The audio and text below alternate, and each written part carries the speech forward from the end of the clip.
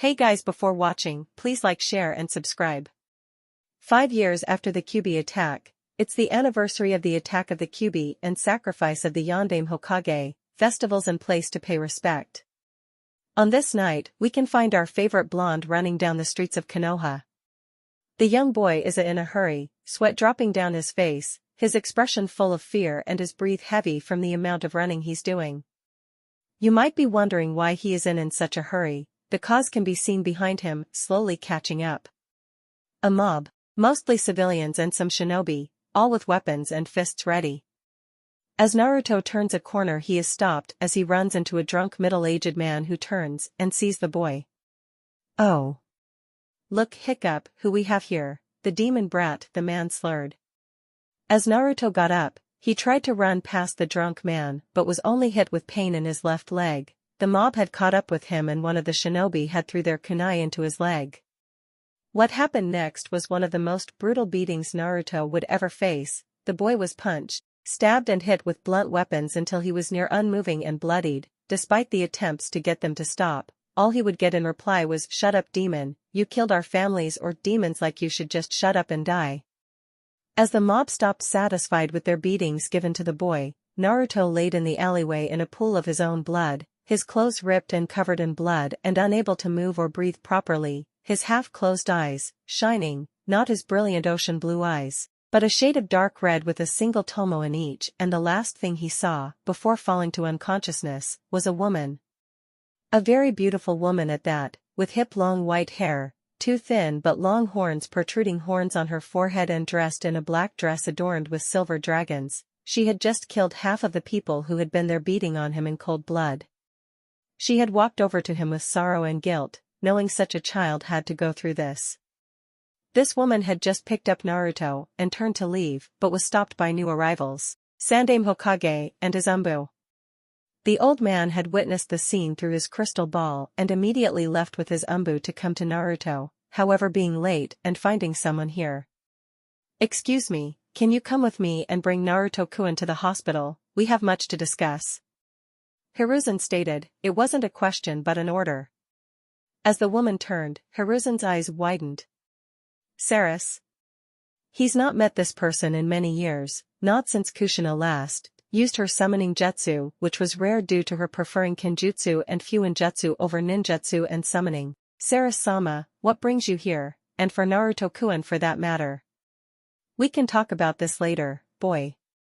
We need to bring Naruto-chan here to the hospital. The Kyuubi can only heal him so much in such a state after all," Saris stated with a firm but worried voice as she looked down to Naruto in her arms. "Of course, Umbu, gather another 2 squads and have this cleaned up and find those responsible. I want them with Ibiki in the hour," Hiruzen said with a serious and demanding voice. "Yes sir," the 4 Umbu said before disappearing. At the hospital, as the main doctor, one without bias against Naruto for what he held had finished healing Naruto and informing Saris and Hiruzen that he'll now be fine with a few days rest. The two got to talking. "So, is there any reason as to why you're here, Saris-sama?" Hiruzen asked, giving her the respect she deserves as she is the queen of the dragons herself. "Yes, and I think you already have an idea, boy," she said seriously as she turned away from Naruto to look at him. "How could you allow for him to go through this? How long has this been happening? I cannot allow myself to ignore this when their child. My family is being abused and nearly killed. And for what, being a Jinchuriki? His status shouldn't have ever been made public in the first place," Saris said with a raised voice. "Does he even know who his family is? I've watched him for the last few days. I can already see him being extremely intelligent, calculative, and can clearly see he's a prodigy even beyond his father, but alas, he's been abandoned and isolated by most the village. He's malnourished and refused sale from most shops, obviously being held back in certain areas, and every time it kills me knowing the only emotion I've seen him display is fear. A 5-year-old boy knowing nothing but fear in the place he's supposed to call home. His eyes are lifeless and are hidden behind a mask of happiness which is so obviously fake it hurts. I'm almost certain in the few days I watched him, he wasn't attacked by the villagers due to the festival that was happening today and had bid their time, and Naruto knew it and was dreading today to come." Hiruzen had no response to that. He was blinded by hope of Naruto being seen as a hero that he is and requested to be so by his father, the Yondaime. He couldn't see past the mask the young boy had put up to hide his true feelings. He responded, but unable to look Sarah in the eyes. I'm sorry for not protecting him more than I have. I failed not just his parents, but failed Naruto himself. There was silence until Hiruzen broke it and asked. What do you plan to do now, Sarah-sama? We are family. I will be taking him for now, but first, I will take him to their house, no. His house which he should have been living in since his birth and explaining everything, the Kyuubi, his treatment, family, and finally how he'll be coming with me for foreseeable future. I'll be training him myself. When was he supposed to graduate the academy? He would be graduating at 12, however, that will most likely increase to 14 in the coming years if things come to pass. Have a messenger come when Naruto turns 10 and I'll give you the dates for his graduation class. And are you sure he's ready to know everything? He's more than ready. The child is like no other. He is of a calm mind and pure-hearted, despite what he has gone through. He may be upset at first, but he'll understand what his parents had to do that night. They did love Naruto more than anything after it killed them to have to seal the Kyuubi into him. It was the only way to stop the Kyuubi before he killed even more innocent lives while under that dreadful genjutsu. Also, he'll need scrolls. Uchiha scrolls to be exact. He awakened it tonight. It was only for a split second before he fell unconsciousness, but I could clearly see the Sharingan awakened in his eyes, Sarah stated. This made Hiruzen's eyes widen with shock. He knew of Minato's lineage, but due to the seal placed on Minato by the Nidaime Hokage to hide his heritage, he was unsure Naruto would awaken it. Umbu, as soon as the old Hokage said that, an Umbu appeared in the room, kneeling in front of him. As you heard, I'll need you to bring Mikoto here now. Be quick, Itachi. Without wasting time, the weasel Umbu, Itachi shunshin to get his mother. A few moments later, two arrivals make it into the room. Itachi alongside his mother, Mikoto. Mikoto being surprised, she was called took in her surroundings, the hospital, what could have happened? She looked over to the bed in the room and saw a mop of blonde hair, still stained with blood. Tears threatened to fall down her face as she faced the white-haired woman and old Hokage. What happened? Is Naruto-kun okay? Both the old Hokage and Saris softly smiled at her for genuinely worrying for Naruto. He's fine, Mikoto-san. He needs to rest for tonight and take it easy the next few days, but he'll be fine, Hiruzen said softly. Anyhow, there's something I need to discuss with you. Itachi already knows, so I'll warn you both now. Everything you heard and will hear must remain a secret. Getting nods in return, he continued. As you both know, is that Naruto is the son of the Yondaime Hokage, Minato Namikaze, and his wife, Kushina Uzumaki. However, neither know who their parents are, correct? Once again, getting nods in return.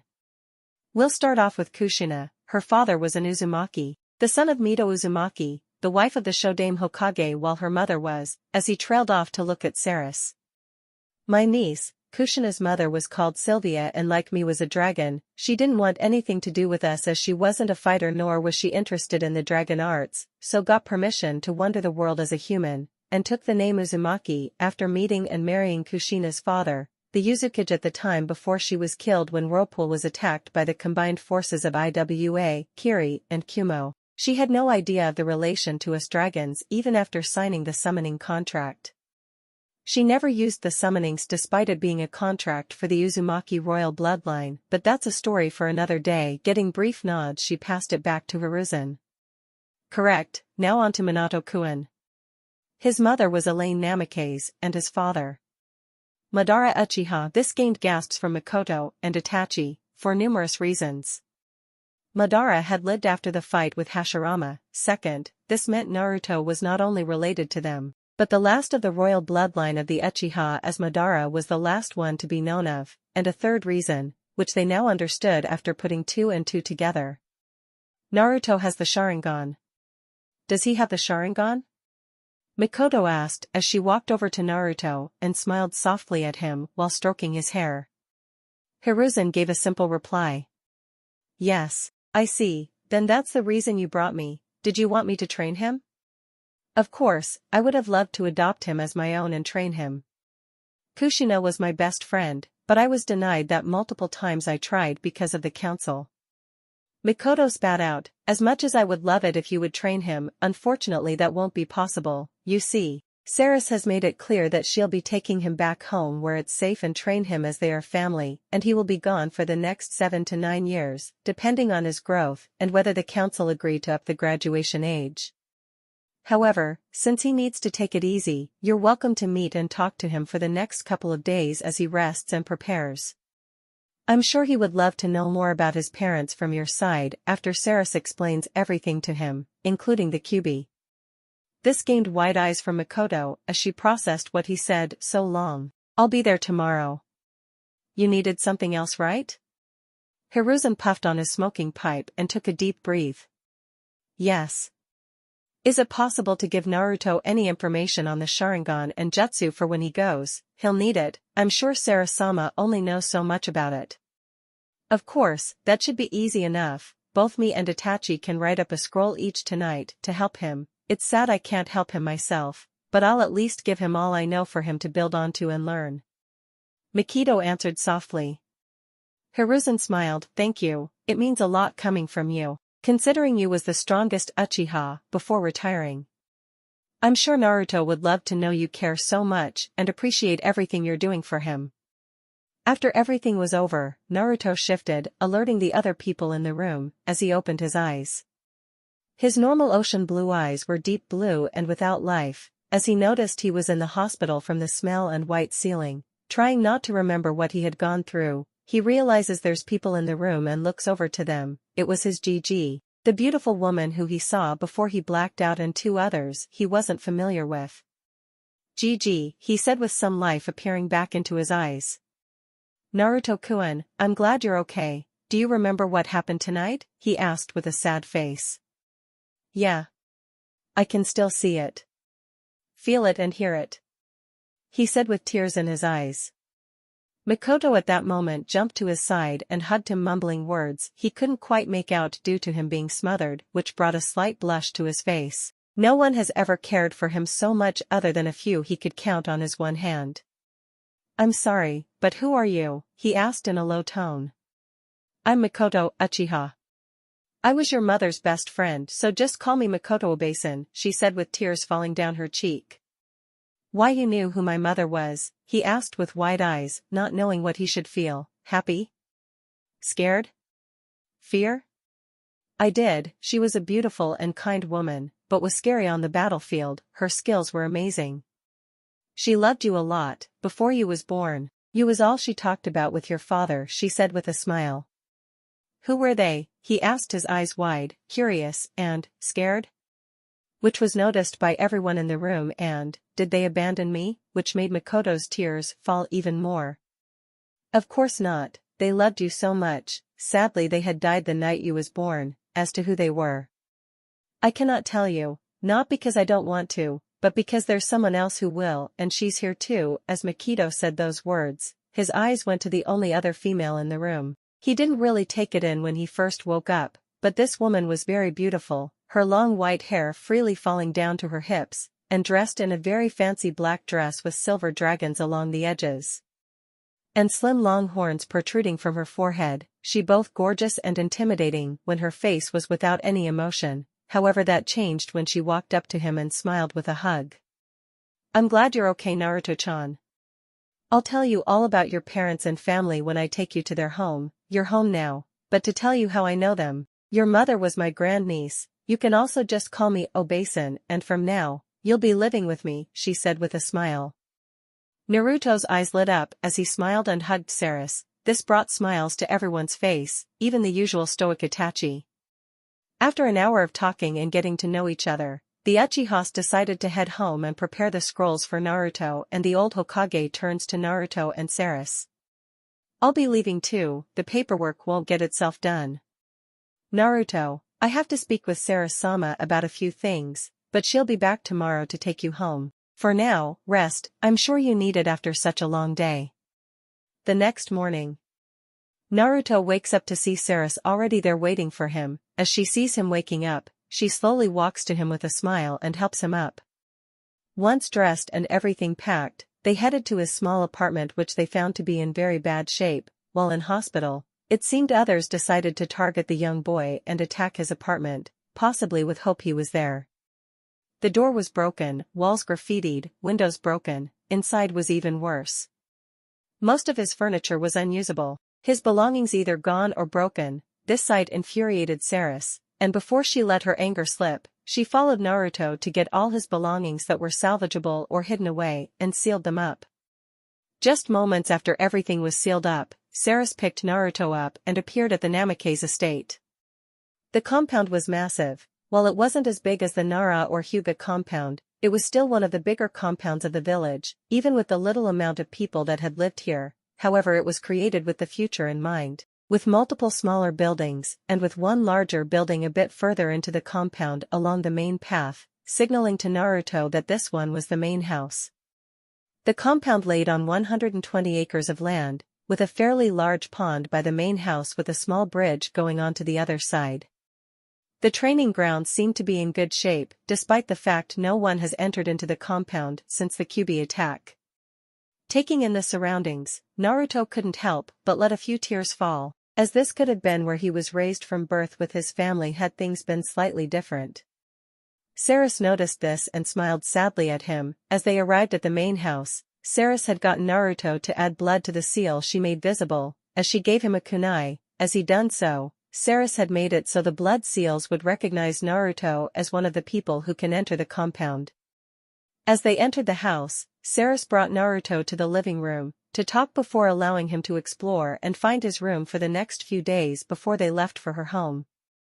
Naruto, now that we are here, I can now tell you who your parents are, but that's not all. I will explain why you was treated the way I have been too, as well as a few things that will be happening soon. Getting a nod in response, she continues. Your mother was Kushina Uzumaki, and as I said last night, she is my grandniece. She was a beautiful and kind woman and loved you with all of her heart. As Mikoto said also, she was someone to run from on the battlefield, as that where her skills really shined, as she was a master at Kenjutsu and Fuinjutsu, which is usually the case for Uzumaki. She said with a smile, your father was very well known, which is why you never knew about him in the first place, but I don't agree with that, but I digress. You would know him as the Yondaime Hokage, Minato Namake's. This made Naruto's eyes widen. He was the son of the Yondaime, but as he thought about that, then why was he treated like he was? It just didn't make sense. However, he then got his answer. Naruto, now that you know who your parents are, I want to tell you the reason for your treatment. Know for why you have been wrongly treated by the villagers. But first let me explain a few things. You see, in our world, there consists of beasts known as the Biju. They are massive beings of chakra, and have their own personalities, and with the power they have, can be considered beings of destruction. The Bijus are known easily by the amount of tails they have, ranging from 1 to 9. However, people wanted to use the Biju for the power they held and started to seal them into people.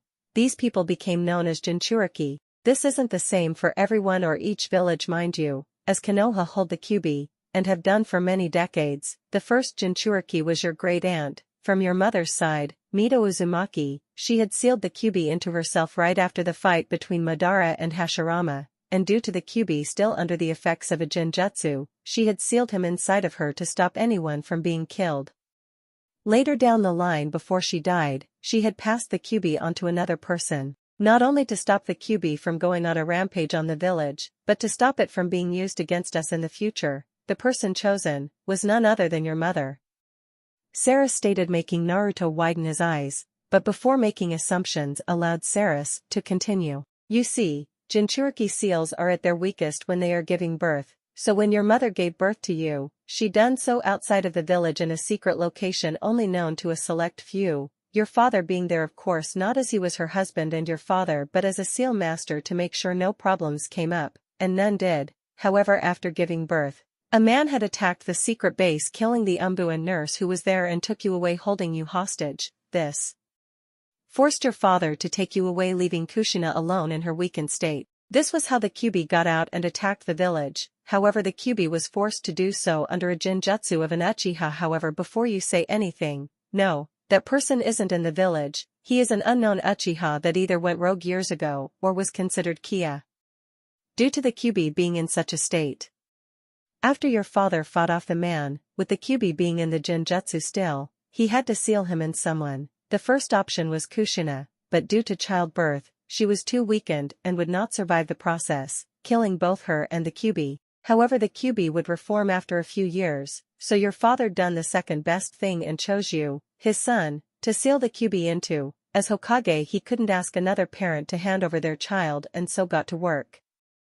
However, the seal he used would sacrifice his own life in the process, but done so expecting your mother to survive. That was until the Kyuubi noticed what was happening and had thrown his claw towards you, forcing both of your parents to jump in the way, impaling the both of them to save you. Before they had died, they finished the sealing and drew their last breaths. With your father's last wish was for you to be seen as a hero. However, we both know how that went. Even in the first few hours, there was countless assassination attempts and a large amount of calls for your death. However, the Sandaime and other clan heads fought against that, and so the reason you was treated was because they think I'm the Kyuubi himself, blinded by their hatred, and so they focus their anger towards me. Naruto said with his eyes tearing up. So young, yet he's so intelligent and kind. He holds no resentment to his parents or the villagers, thought Saris. Unfortunately so, Naruto-chan, do remember that your parents loved you, and if they had another way, they would have went with it. They'd be proud of you have grown, even if you was forced to do so quicker than most, stated Saris. Now, with that out of the way, there are other matters I must tell you, one of them being your bloodline. This got a reaction out of Naruto as she hoped. Naruto looked up with a curious look. Despite the tears, he was eager to know more. Bloodline? I have one? Naruto answered simply. Yes, are you able to channel your chakra? Getting a headshake telling her no, she proceeds to bring him outside to help him unlock it.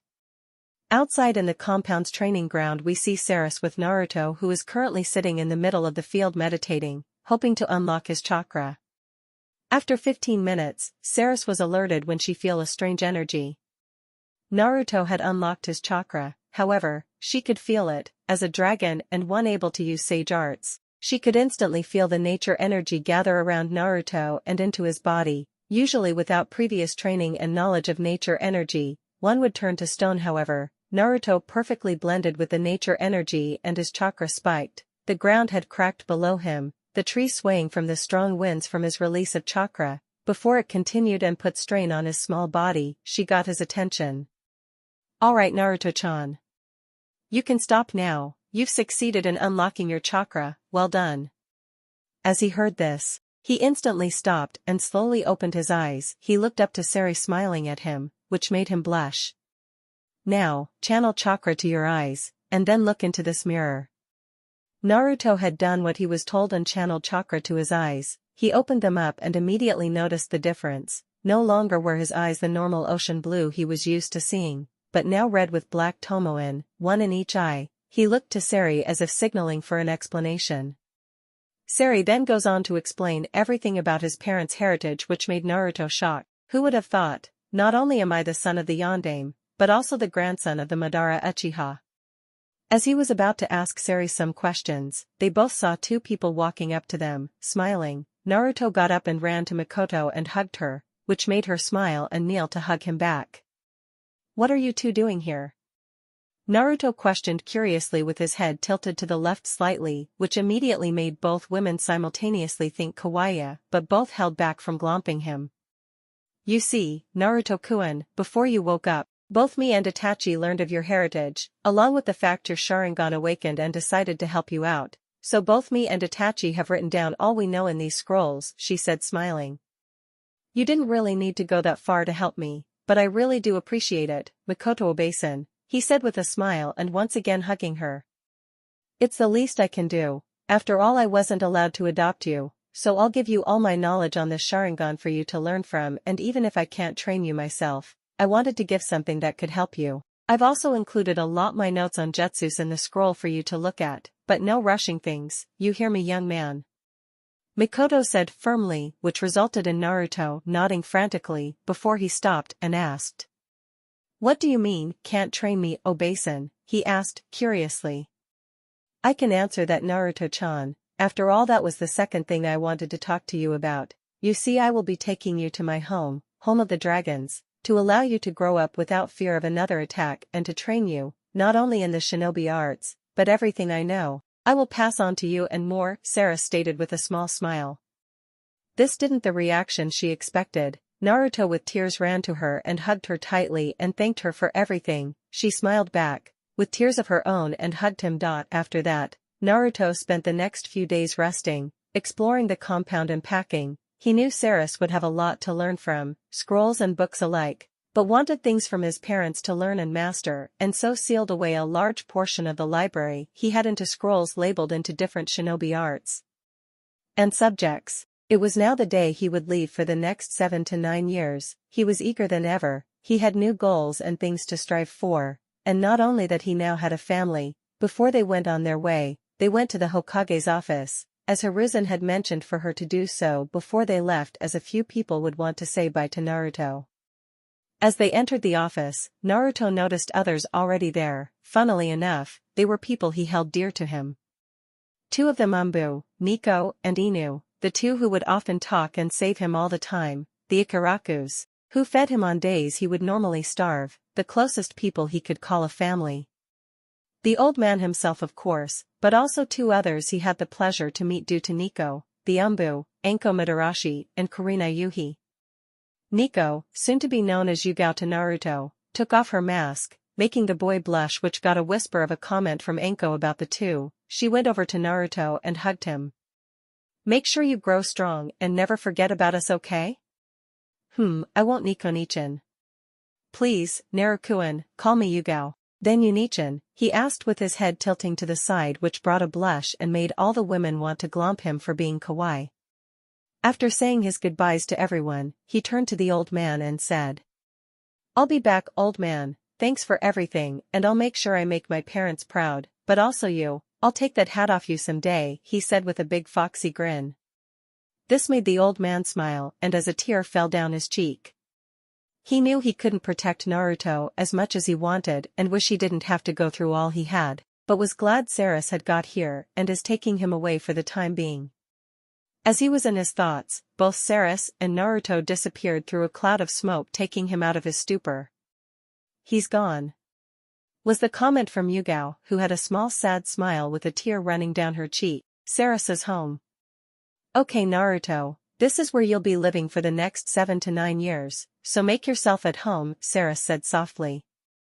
This caused Naruto to grin and make his way to one of the rooms to store his things. After organizing all his things, he decided to head outside for a bit of fresh air and started to meditate for a little while letting the fresh breeze to hit him. While he was doing so, he never noticed another pair of eyes. These eyes were pure red and belonged to a young girl who had black shoulder-length hair, watching him. "It seems he's caught your attention, Sarah," Sarah stated with an unreadable expression. What? Nothing like that, just who is he?" The now-named Sarah replied. "He is Naruto, Naruto Uzumaki Namikaze, the one with the blood of the Uchiha and dragons running through his veins, and my great-grandnephew. I brought him here after finding out he was alive and how he was being treated, but there's no need for you to know about that just yet." "He's of your blood?" a shocked Sarah asked. Her eyes widened as it was known Saris never had children, despite being the boss of the summons. "Yes, that child, he's something else for sure," Saris states with a smile. 2 years have passed, and Naruto is now 7 years old. The years have gone by fast. Over the last 2 years, he has mostly focused on a better diet, light exercises to work the body but not strain it due to being young, basic ninja theory and academics, as well as chakra control. Chakra control was a huge portion of his training. Due to being a Jinchuriki, Saris wanted to minimize any drawbacks to his huge reserve of chakra, which used to be at high Chunin before the training, while it is now elite Jonin-Kage level, which was steadily growing faster and faster as he ages. Over the course of 2 years, he not only got to know Sarah better, but also come to address Saris as mom, which when she first heard him call her that, brought tears to her eyes as she hugged him. With how far he has come in theory and basic chakra control, Saris has decided to move on to heavier training, and had planned for him to move on to elemental manipulation training so to make learning jutsu later on much easier. As Saris took Naruto outside to the training ground to get started on elemental manipulation training, she first had him check his affinities, and passed him a piece of chakra paper. Listening to her instructions, Naruto goes ahead and inserts some of his chakra, and the result shocked him. The chakra paper split into 4 pieces, one strip combusted into a large flame and instantly burned it, leaving nothing, not even ash. The second strip became extremely wet and torn to pieces, leaving a small puddle at his feet. The third strip became rock and crumbled to dust, and the last piece split into hundreds of pieces, and all of them crumpled into balls and dropped to the ground. This showed he had very high affinity to all 5 elements. These results surprised Sarah slightly. While it was possible, the fact all Naruto has very high affinities for all elements is what shocked her. This meant training just went up in difficulty once again. Naruto's chakra levels are high enough now after the 2 years of chakra control and rapid growth of his coils, so she thought it best to have him learn the shadow clone jutsu to help further his training and speed the process up, all the while he himself trains physically and has a few clones to learn the katas for taijutsu and kenjutsu. Luckily they transfer muscle memory, but he will need to do it himself as well to have his body used to the katas. A further 3 years has passed. Naruto is now 10 years old. He has learned a lot in the last 3 years, from elemental manipulation to learning a few jutsus for each element and mastering them before moving to the next jutsu. Naruto also learned a few styles of taijutsu, those being of the Uchiha Interceptor style, the Uzumaki style, and of course his father's style he created, the Hummingbird, which focused more on speed. He also practiced his Sharingan. Since Saris was only knowledgeable to a certain degree, he decided to learn how to use it in his own time. One thing that caught his eye was the fact Makoto left a note stating not to be too dependent on it, which he already thought of, fortunately, so he never used it while learning and mastering jutsus. He would use it to see how some jutsus work, then deactivate it to work on them, but that was all. At this point, he had already managed to unlock the 3rd tomo of his Sharingan in his 4th year training, during constant spars with both Saris and Sarah. When it came to elemental manipulation, Naruto had made sure spend months on each stage of manipulation for each element before moving on to the next. He done this so he could not just master it, but perfect his control over the elements, and plans to continue this trend for the future. So when it came to mastering jutsus to the point of only needing a single hand sign, if any at all, it would be that much easier.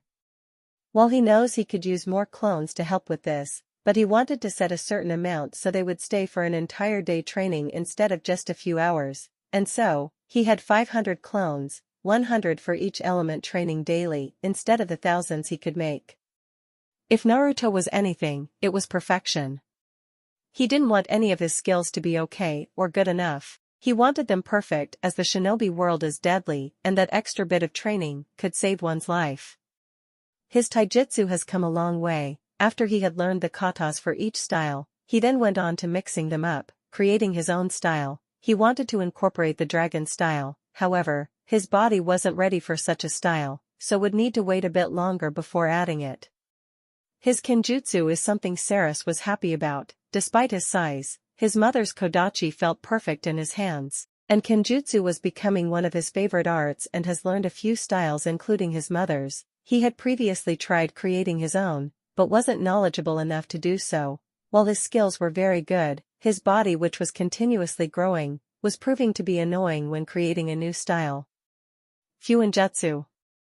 This lost shinobi art was something Naruto couldn't wait for to learn. He knew both his parents were seal masters and only one ninja is left in Konoha who is a seal master, that being Jiraiya, which he found out was his godfather, which wasn't pleasant. However, he would first meet the man before assuming anything. Same with Tsunade, knowing she was family. However, he knew she wasn't in the village for the last 12 years, so he doubted she knew of him.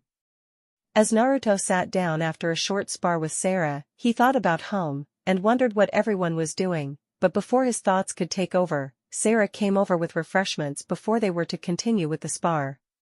It was during this 3 years that he had gotten a message about the Uchiha massacre, which he was devastated to hear about. However, it wasn't for long as he found out a quarter of them survived, including Makoto. However, was confused as Itachi wouldn't do something without a good reason. He hadn't known him long but could read emotions and see underneath as people say it very well, and so thought something was odd about the situation.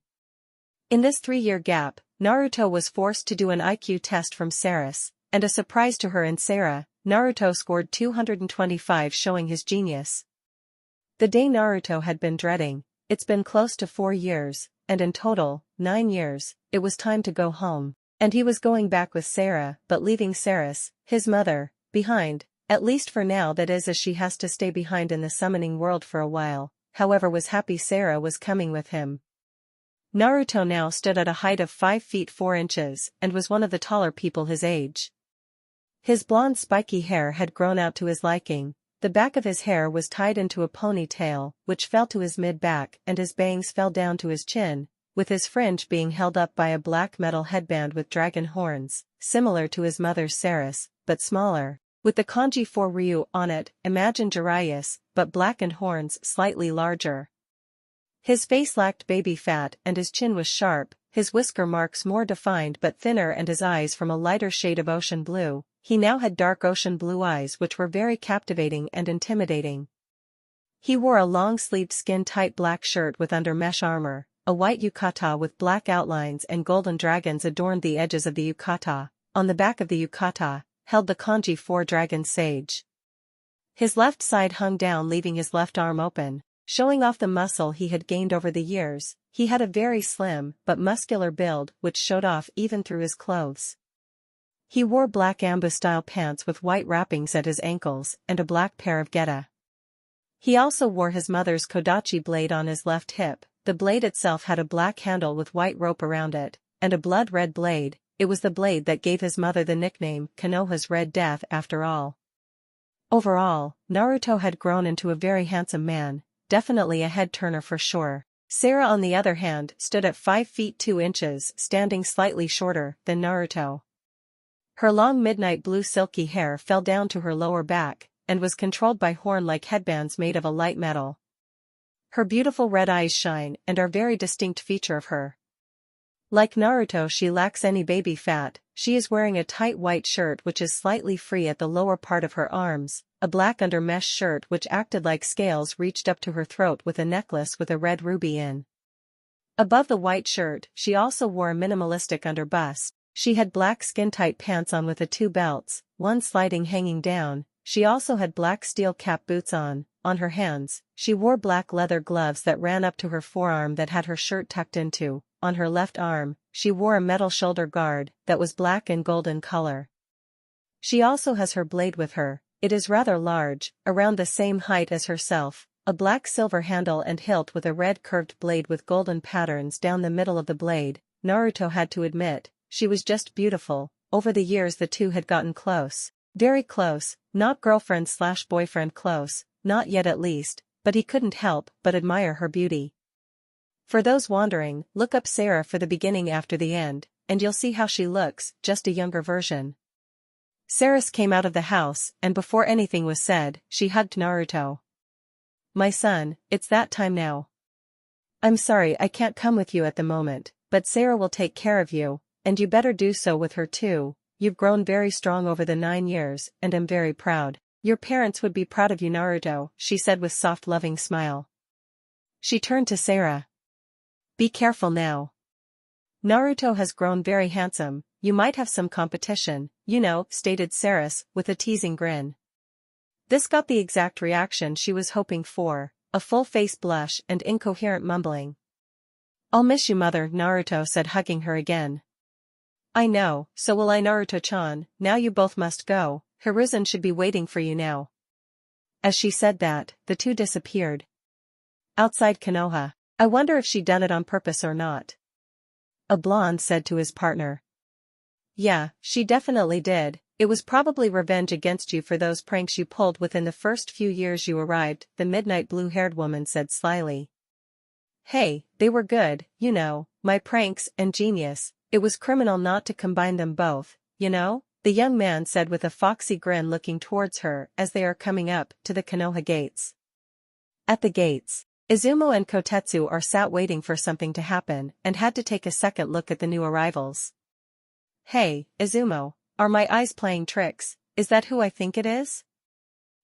What's up now Kotetsu the sentence was cut short as he realized what was said. Oh God, I think it is. Izumo said with a big grin on his face. I'm glad the brat came back, he was what made this village shine, the villager bastards are blinded by their hate, but he looks grown up now. I wonder who the chick is? They allowed the two to go past without troubles and saw as they headed towards the Hokage Tower. Along the way, the two had people turning their heads, glares, but not the ones Naruto was used to, these felt different. Lust. Jealousy. Curiosity. These summed up most of the glares he got, but never paid them attention as the two arrived at the tower. Hokage's office. Hokage-sama, I have 2 guests here for you. Do they have an appointment? They said you was waiting for them, sir. Send them in I guess. Moments later, the door opened, and as he looked up from his paperwork, his eyes widened. The young man in front of him was the spitting image of Minato, then realization hit him. Naruto. Naruto my boy. It's been so long, how you've grown, you look just like your father, but I'm sure you got a lot from your mother. Naruto smiled at the old man, it's been 9 years, but he hadn't seemed to have aged one bit. Maybe the paperwork done the damage already in his early years, he thought still smiling away to the Hokage. It sure has been a while, old man, I'd like you to meet Sarah, she is of dragon blood like me, and have been training together for most of the 9 years. I was wondering if we could be put together, and if you're worried about our skills, don't I? No, we can handle most things that come our way, Naruto stated with full confidence. How strong have you become, Naruto? Curiosity was killing him, he really wanted to know. It has been 9 years since his departure, and he was trained by Sarah-sama of all people. With a smile, Naruto simply replied. I'm confident enough to say, I could beat one of the Sannin, however, that's not counting experience, so they would likely win in the end. A spar though? They have no chance. This made the old Hokage widen his eyes like dinner plates. Is he serious? His chakra feels extremely dense, so I know he's powerful, but he's hiding his chakra as best as he can, just goes to show how much chakra he really has. That's amazing, Naruto, to become so strong, and if it's experience, then you can get that soon enough. Now how strong would you say Sarah here is? Honestly? She had been training slightly longer than I, but my advantage of being a Jinchuriki helped me in the long run, but she's just a little weaker than I am currently. We're both very strong shinobi, and can handle most threats easily. Especially together, Naruto stated with a foxy grin as he laid a hand on her shoulder as she smiled with him. Hiruzen smiled and chuckled to himself on the inside. He could already tell, the two would be together in the future, it was just a matter of time. Very well then. I'll have the documents for both of you to take the exam, just hold on a few moments. The exam will take place at the academy at 10 a.m. Be at room 204 and give this letter to Iruka Umino. The day ended and the both of them had reached Naruto's compound, a further 9 years since anyone had been in it, yet it was spotless, no dust had been collected, which Naruto was happy for. It meant less things to take care of over the next few days.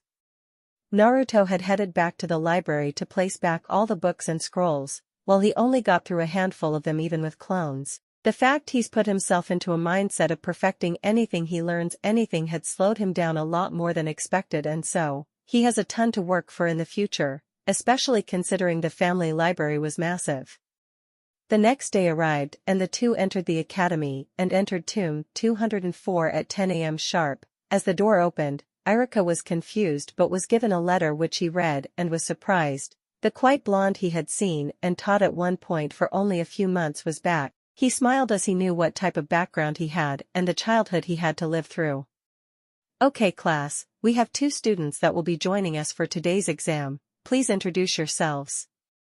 Naruto Uzumaki Namikaze, at your service, he said with a smile, his dark blue ocean eyes digging deep into everyone who had laid their eyes on him. Sarah, she was cut off by a nudge and a quick look from Naruto when she started again, with a blush that was unnoticed by most. Sarah Denoir, also at your service. What, Namikaze? Was the reply by most. Well, I am the son of the Yondaime Hokage, Minato Namikaze, and his wife Kushina Uzumaki. You can't be his son, everyone would have known. Was the unintelligent reply from a pink-haired banshee. Yes, the son of the Yondaime, both parents dying due to the Kyuubi attack. Let's announce the birth of his son to the world, while the village is weak, and make the village and child susceptible to attacks. Not very smart. Of course they hid that information, especially considering I am the Kyuubi Jinchuriki. Now this got some reactions. Some looked in fear at the mention of Kyuubi, some with hatred and some with curiosity. Iruka was shocked. He just openly told them his secret. Was he not bothered what they thought of him? Jinchuriki? What does that mean? Shikamaru asked. Exactly that, a human sacrifice. My parents sealed the Kyuubi into me when it had attacked the village in order to not only save my life, but the lives of everyone in the village. Anyway, Iruka-san, sorry for delaying the exam, we can start anytime. Right, thank you. Take a seat you two, and we'll begin with the exam right away. Time passed, and the written exam was finished. Both Naruto and Sarah both finished about the same time, with most of the time still left. They could finally go out and start the physical part of the exams. One by one the students were called up, to throw kunai and shuriken at stationary targets, and worst part of it was, the passing mark was only 6 out of 20 total, or 3 out of 10 for each tool. It was simply embarrassing. Both he and Sarah were stood here waiting to do this exam. Everyone had gone. The most competent shinobi to be were, Kiba Inuzuka, who scored a total of 13 out of 20, Choji Akamichi, with 12 out of 20, Shikamaru Nara with 14 out of 20, Shino Aburame, with 16 out of 20, a kid named Sai who scored 17 out of 20. Sasuke Uchiha. Mikoto's son, who seemed to be nothing but an arrogant fool with no social skills. He had wanted to see how good Mikoto's son was and was slightly disappointed, as he scored a 18 out of 20. For the girls, there was Hinata Hyuga, who scored 15 out of 20, Ino Yamanaka, who scored 13 out of 20, and Sakura Haruno, someone who didn't look like they had trained once, scored an embarrassingly low 9 out of 20. Kunoichi. All around the world would be ashamed. She probably will only pass due to her written exam, or if she has any ninjutsu skills. She had potential, but she never cared for it, or she would have trained. Next up was Sarah. She scored 20 out of 20 without a problem, and then it was my turn. The assistance instructor passed over to me. Fake kunai and shuriken, if normally thrown by an academy student, they wouldn't even come close to reaching the posts, never mind sticking to the targets. Sarah noticed and looks towards Naruto, who looks back and smirked, knowing exactly what he was going to do. She rolled her eyes and shook her head, as Naruto stood, ready to throw. He applied wind chakra to the fake kunai and shuriken and threw them towards the targets. Fortunately, Naruto was last, as the targets were completely decimated by the tools thrown, the kunai and shuriken completely going through the targets, leaving massive holes and continuing into the trees behind them. As he walked away with his show he half-heartedly put on, he went and stood with Sarah, who was laughing at the looks they were getting. Considering what Naruto just done was child's play and could do it in his sleep, it was nothing compared to what he could do at full power. Or even half power, so everyone being shocked was hilarious to her. In the Hokage office, the old Hokage and future Jonin senseis stood there shocked as they were watching the exams through the crystal ball. Are those two serious? I can believe the girl, but what the blonde done, most Chunin couldn't do, Asuma stated with his mouth gaped open. The other Jonin agreed, while Kakashi was having a good look at the young man, as he thought, he looks familiar, but where? They all look up to see the old Hokage laugh, which he noticed they were confused as to why. Those two, they're a special pair of students. They're as strong as I am. Hiruzen stated, waiting for the statement settled in. What? You can't be serious, right? A random Jonin commented. Ha ha ha ha, I wish I was, but no. Naruto and Sarah are simply that strong. He came back yesterday as planned and he is way stronger than I expected. The spar I had yesterday evening at his compound was refreshing. I wish I was younger again so we could have gotten more serious, but these old bones won't let me, and I assure you now, both of them are as strong as the Sannin who are Kage-level shinobi. Where have they been if they were that strong? Asked a curious Kakashi. Well, Naruto had left 9 years ago to train. Kurenai, I'm sure you can recognize him, no? He said with a smile. Kurenai looked at him blankly for a few moments. Naruto. 9 years, she then realized who the young hunk of a man was. Oh my god. That's Naruto? God, he's grown so handsome, thought Kurenai with a smile. A chuckle from the Hokage confirms it, this spurred on further questions. What do you mean, Kurenai? Before she was able to say anything, she was cut off by the Hokage. He is Naruto Uzumaki Namikaze, the Jinchuriki of the Kyuubi, and the son of the Yondaime Hokage, Minato Namikaze, and his wife, Kushina Uzumaki, Konoha's Red Death, he said with a smile, to gauge the reactions. So, he really is Sensei's son, he really has grown up, Kakashi said with a nice smile. So who's the girl and where was he the last 9 years? Asuma asked. She is Sarah, and has been with Naruto for the last 9 years. As for Naruto, it is simple, he was home, with his great-grand-aunt, being trained and lived without fear of being attacked, the dragon summoning world, after all, he is the great-grand-nephew of Sarah-sama. As soon as those words were spoken, the room was silent, everyone heard that name before, and it was scary to think, Naruto was blood related to that person. Seriously? Asked all of them. Hiruzen smirked, yes, now, keep what you heard a secret.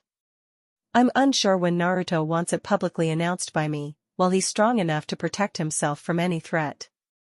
I'd like to ask him before doing anything like that, back at the academy. The taijutsu exam had passed and the scores were taken, of course, both Naruto and Sarah made a perfect score. They are now heading back inside to move on to the ninjutsu portion of the test. As they lined outside of the class, each student was called in one by one as they were to demonstrate 3 simple E-rank jutsus, the Kawarimi no Jutsu, Hench no Jutsu and Bunshin no Jutsu. Sarah was called next and she entered, not long after walked out with a bored face, with a headband in hand signifying she had passed. Last but not least, our favorite blonde was called in. As he entered he saw the 2 instructors, Iruka Umino and Mizuki. However, an obvious glare of hatred from Mizuki which was completely ignored. As Iruka named the jutsu to be performed, Naruto had done so perfectly, despite the fact Mizuki had tried to sabotage him. As Iruka asked for the Bunshin no Jutsu, Naruto performed the Shadow Clone Jutsu instead and Mizuki had an evil grin and pointed it out. I'm sorry but you fail, the exam clearly states the Bunshin no Jutsu and if you cannot perform it, you cannot pass. In the Hokage office, those watching were pissed off, hearing this, and were ready to march in when the angry Hokage told everyone to stand down, as he wanted to see how this plays out.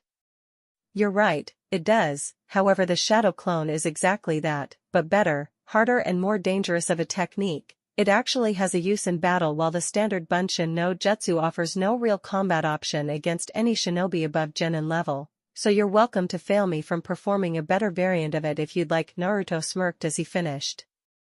Iruka interrupted and said, it's alright Naruto, you pass, and I wholeheartedly agree with you. Congratulations on becoming a genin, with a smile which was returned by Naruto's own as he took the Hishiate off him.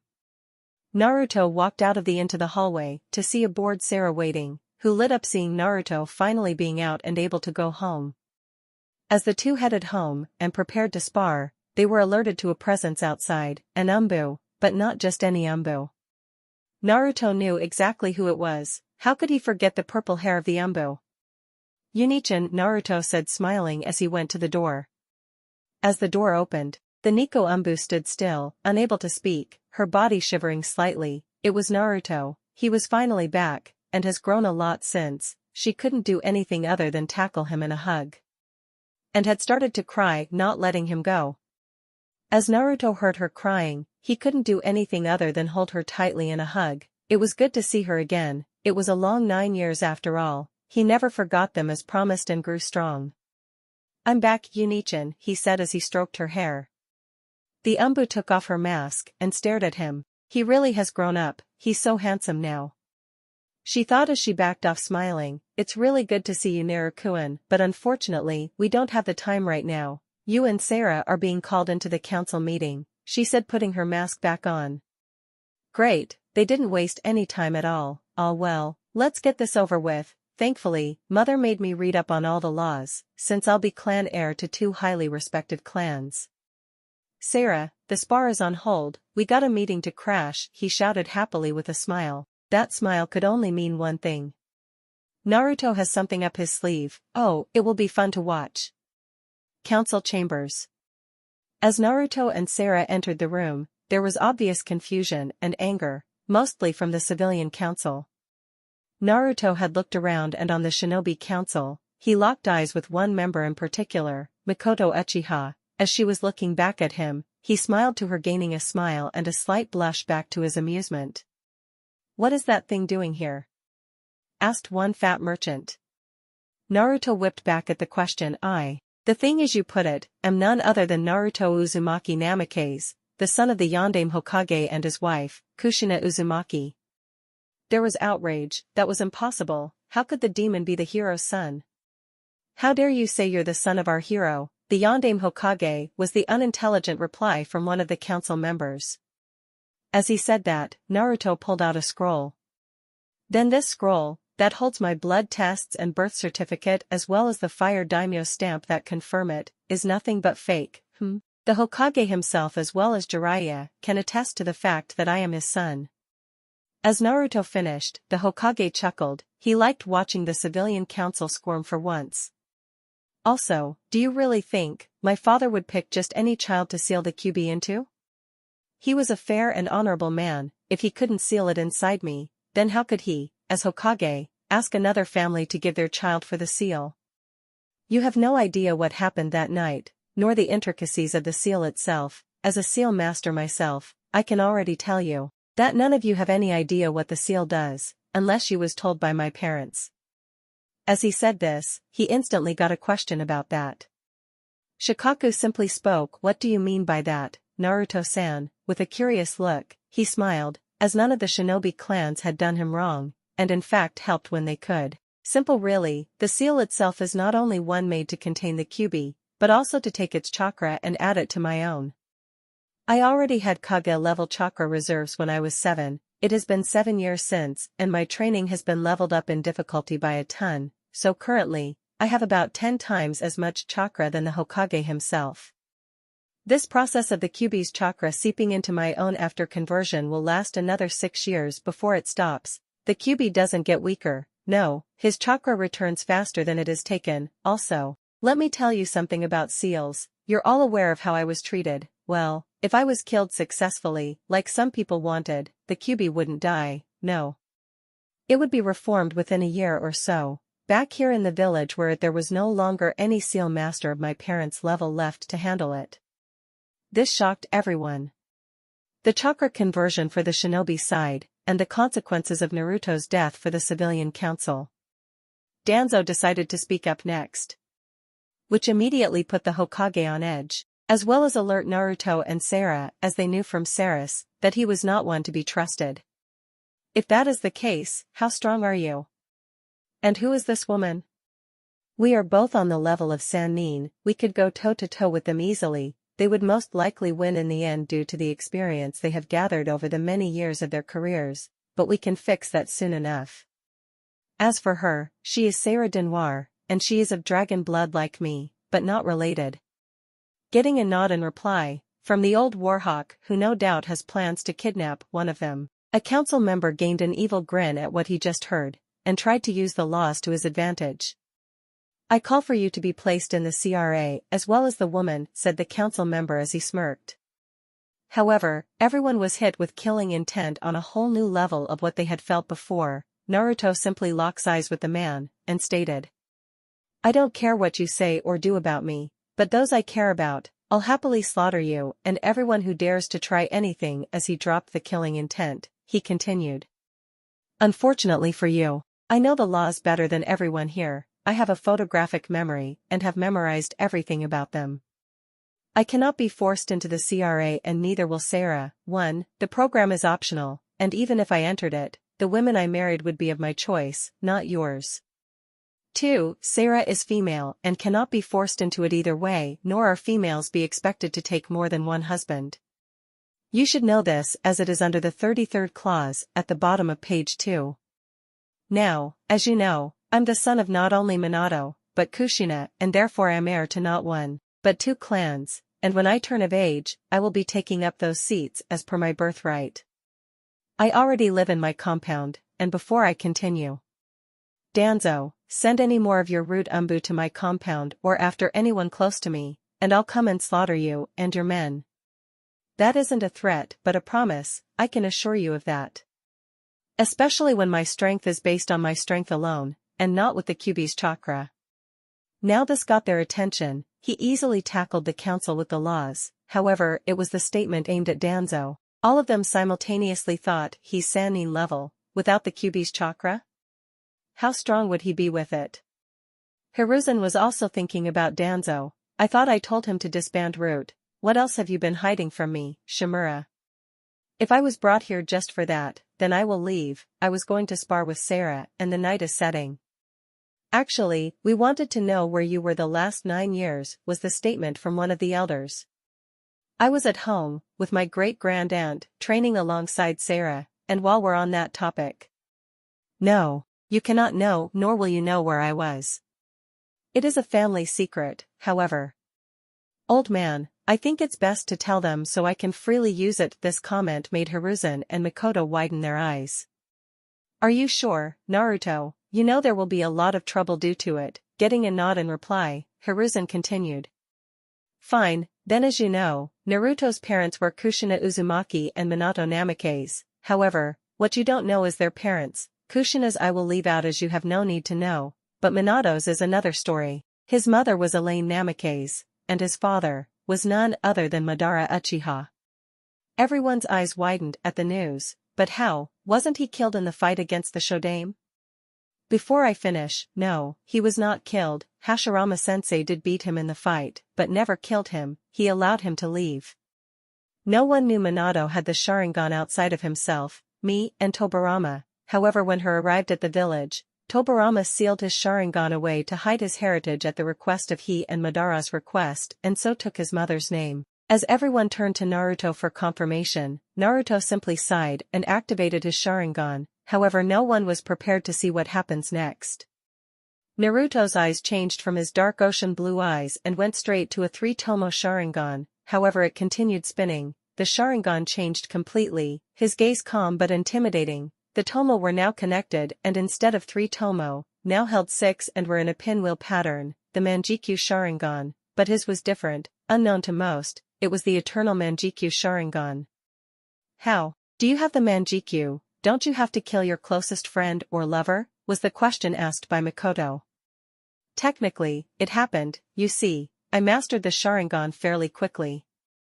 Unlocked it at 5 and had it mastered at 9. However it was only last year when I was able to finally meet the Kyuubi, and due to my bloodline and being related to Madara, he wasn't so happy, and forced me to watch me kill my loved ones over and over before we were able to communicate civilly, and because of what he done. It had forced me to awaken my Manjikyu, however this one is different. I was told it was the eternal Manjikyu Sharingan, so I won't go blind from overuse, not sure how. But most likely due to my heritage and the blood mixing between my parents and grandparents. Do you have that one mastered? A curious Hokage asked. No. I couldn't unleash the power back where I was just in case, and I was focused on my other shinobi arts, rather than depending on the Sharingan, which is just a tool and nothing else. However, I do plan on doing so back at the compound once I set up a seal array to protect my home, Naruto said, chuckling at the last part. Well, if no one has any more questions, then I'll be ending this meeting now. You two, come with me to my office. The teams were already picked out before you arrived and wasn't sure how strong you would be when you came back, so left you out of team selections. I'll be putting you on a team with someone I trust to handle the more dangerous missions, and if your performance is satisfactory, I'll promote you and give you the title of Sannin alongside the others. This made everyone gasp. It wasn't every day you heard the Hokage promise such a promotion. However, if what they both said was true, they are extremely powerful and deserve such a title. Alright old man, let's make it quick, got a spar to win, Naruto said with a foxy grin. However, the comment gained a tick mark on Sarah's forehead and a punch in the ribs. The power was felt by everyone. That punch must have hurt equals, however, as they looked at Naruto, he just brushed it off like it was nothing. Ouch, come on Sarah-chan, you know I was joking. he said with a smile. Sarah simply eye-rolled and moved to follow the Hokage to the office. Before Naruto followed her, he turned round to Makoto and said, "I'll come by after team selections tomorrow, Makoto-chan. It's been a long 9 years after all." With a foxy grin across his face, he walked out of the room, power extruding from him as he walked. As they reached the Hokage's office, Hiruzen sat down in his chair and looked in front of him towards Sarah and Naruto. "Alright, as you know, I have already made the teams, so you two will be on a separate team. It will consist of one more person, who will be watching your performance, and if all goes to plan, you'll get that promotion soon enough.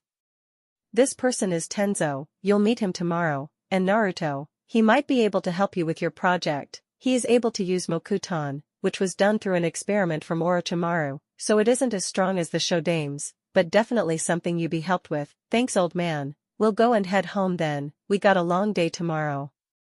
"Alright, see you later, Naruto, Sarah," he replied softly. The next day, we see both Naruto and Sarah walk in casually next to each other as they walk towards the academy. As they walked into class and sat down leaning onto each other at the shoulder and heads together, they closed their eyes, ignoring the looks they had been getting, some of envy and jealousy and some of lust and anger. As time went by, Iruka had walked into the class. "Alright, quiet down now, so I can announce the teams. Team 1 is Dash.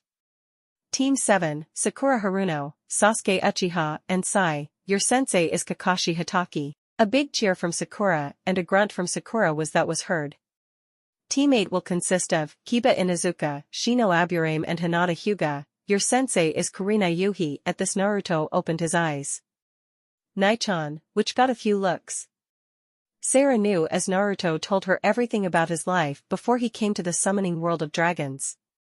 Team 9 is already in circulation, so Team 10 will consist of Shikamaru Nara, Ino Yamanaka, and Choji Akamichi. Your sensei is Asuma Sarutobi. Team 11 will consist of Naruto Uzumaki Namikaze and Sarah Denoir. Your sensei is Tenzo. You'll have your senseis pick you up from here after lunch, and before you go, congratulations to all who have passed to be genin. I'm proud of you all," Iruka said before walking out of class for lunch. Back in the classroom after lunch, senseis for teams 1 to 6 came early and took their students away. Not long after, 2 new senseis came in, Asuma and Kurinai. As she looked around for her new team, her eyes found their way to rest on Naruto. Naruto, who had opened his eyes after feeling the chakra signature, smiled and said, "It's been a long 9 years. Nai-chan," giving her a foxy grin, making her smile and nod, blushing slightly. Not being noticed by many. Asuma leaned in to tease as he noticed, "You like them younger, huh, Kurinai?" This earned her a big blush as she blurted out, "Alright, Team 8, come with me to Training Ground 3, making Asuma laugh. Team 10, follow me," as he too walked out. The only teams remaining were now Team 7 and Team 11. 3 hours have passed, Naruto and Sarah not caring as they led against each other, their eyes closed and meditating. They were slowly losing focus due to a certain pink-haired banshee. "Aargh, it's been 3 hours already, where is he?" the pink-haired banshee screeched out. "God damn it, shouting isn't going to make him come here faster. You're a Kanuchi, for God's sake. Some of your missions will have you waiting in place for days. 3 hours is nothing." "Not shut up and wait," was the reply from Sarah, earning a smile from Naruto. Not long after, 2 new arrivals had come. Kakashi and Tenzo had arrived. Team 7, meet me on the roof in 5 minutes. Team 11, follow me to Training Ground 44". At Training Ground 44.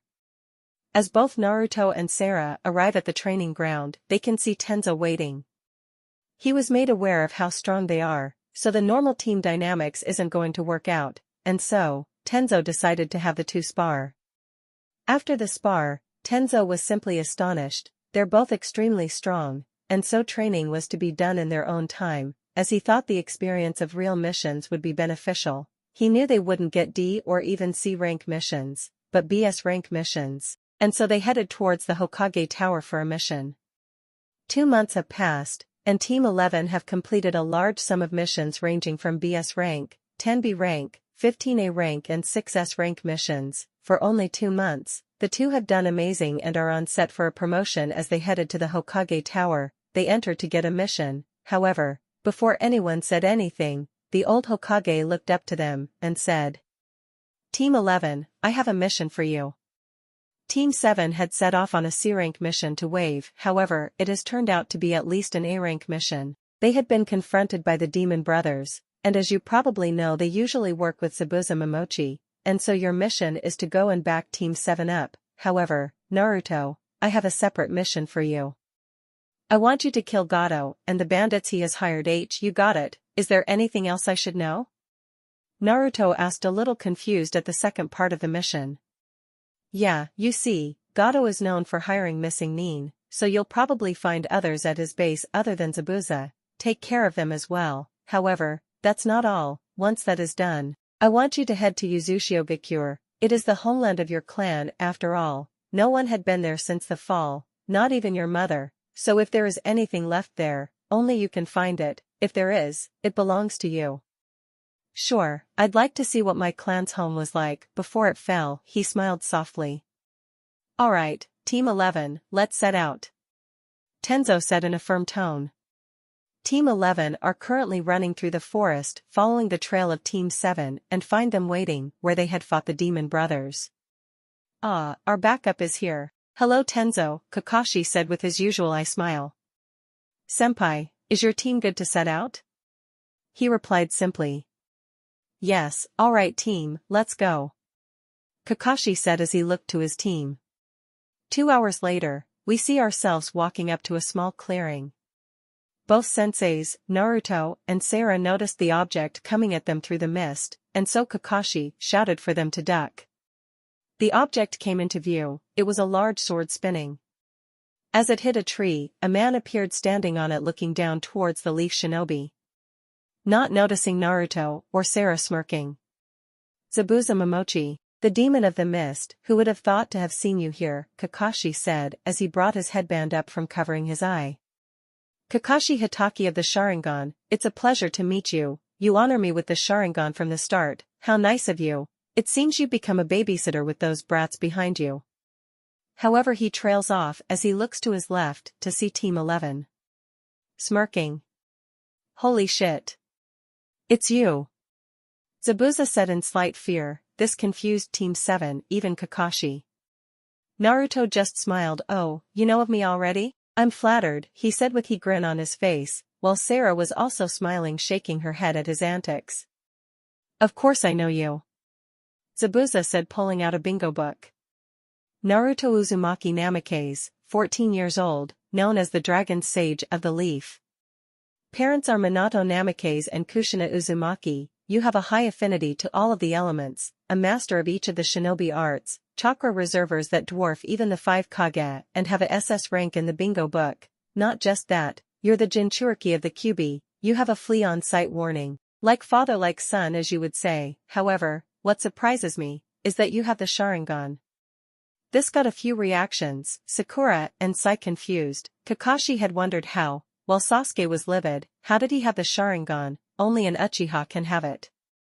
Then there is Sarah Denoir, also 14 years old, known as the Dragon's Claw of the Leaf. Very fitting as the lover of the blonde over there. Unknown origins, like Naruto, have an affinity to all 5 elements, however, prefer to use water, wind and lightning, chakra reserves equal to the Kage, and a master Kenjutsu user, while very skilled in ninjutsu and taijutsu, an S rank within the bingo books, with a do not engage warning. Zabuza finished with a sweat dropping down his neck. He knew he couldn't fight them, not even one-on-one, so how did he get out of this situation alive? The Leaf Shinobi, after listening to this, were shocked at the information given just now. How are these two so strong? Sasuke himself was in his own little bubble, thinking he'll go to the council to demand him to have Naruto give him his power, only if he knew. It honors me to know that you know so much about me. However, I am on a mission right now, and that's to back up Team 7. Now will you do us a favor and leave the bridge builder alone? However, I have something I'd like to ask of you. What's that, Gaki? Zabuza replied, curious. I want you to show me where Gato is. I'll even pay you what he was going to before I kill him, but first, how about a small Kenjutsu spar? Sure, I'll bring you to where Gato is after. and I hope you keep your promise of the payment. Of course, now. Let's dance. Sarah looked at him with a deadpan expression, and shakes her head. His Uchiha blood, more Madara's personality than anything to be exact, comes through to the surface anytime Naruto fights. Naruto got into a kenjutsu stance, which Zabuza recognized and felt fear. The Uzumaki sword style was known to all sword masters, and it was terrifying to fight against. Seconds passed and neither moved. That was until Naruto noticed Zabuza grip his sword tighter, and so moved with speed no one could see and went straight at Zabuza, who was lucky to have blocked the first hit. Uzumaki style, Moonlight Crescent, Naruto shouted as he poured water chakra through his blade and slashed at Zabuza with some distance still between them. The others watching were confused until a large water-shaped crescent formed from the slash and flew with insane speed towards the missing Nin, and had witnessed that the move had sliced through multiple trees as Zabuza had ducked just in time. The match was run short as Zabuza got up to his feet and shouted, "All right. You win. Damn, Gaki is insane. Uzumaki are always like this." Another figure with a mask came out as he said this, and got to his side. "It's fine, Haku, we'll lead him to Gato. The bastard would most likely backstab us in the end anyway.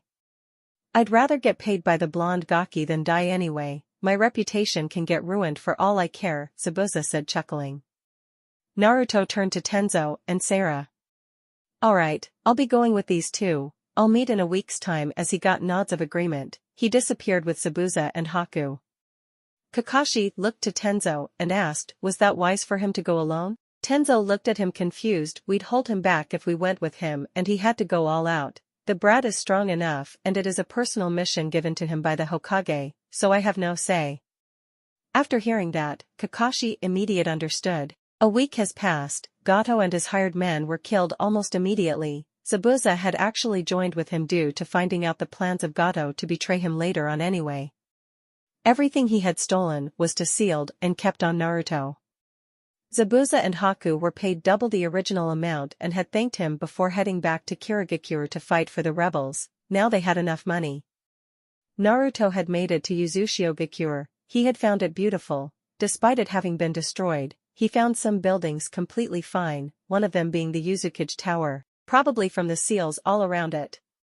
When he entered, he was surprised to see it mostly clean. It seems, the seals only allow those of Uzumaki descent to get through. As he moved towards the main office, he could see the seals were much stronger, and so took his time, just in case they activate. Once he entered the room, he was able to find multiple scrolls, most of them holding fuinjutsu that even reached level 20, where most people thought level 10 was the highest and therefore seen as a seal master. He was impressed. The other scrolls held jutsu, ken and taijutsu, as well as some chakra exercises that were designed for the Uzumaki due to their huge chakra reserves. He spent another few days in the village to make sure he got everything and made his way back to Wave to meet back up with his team and Team 7. Making it back to Wave, Naruto had used his sensory abilities to easily find where they were and knocked on the door. The door opened and a young beautiful woman had answered, asking him who he was. "Sorry, my name is Naruto. Team 11 and Team 7 of the Leaf should be here. Is okay if I come in?"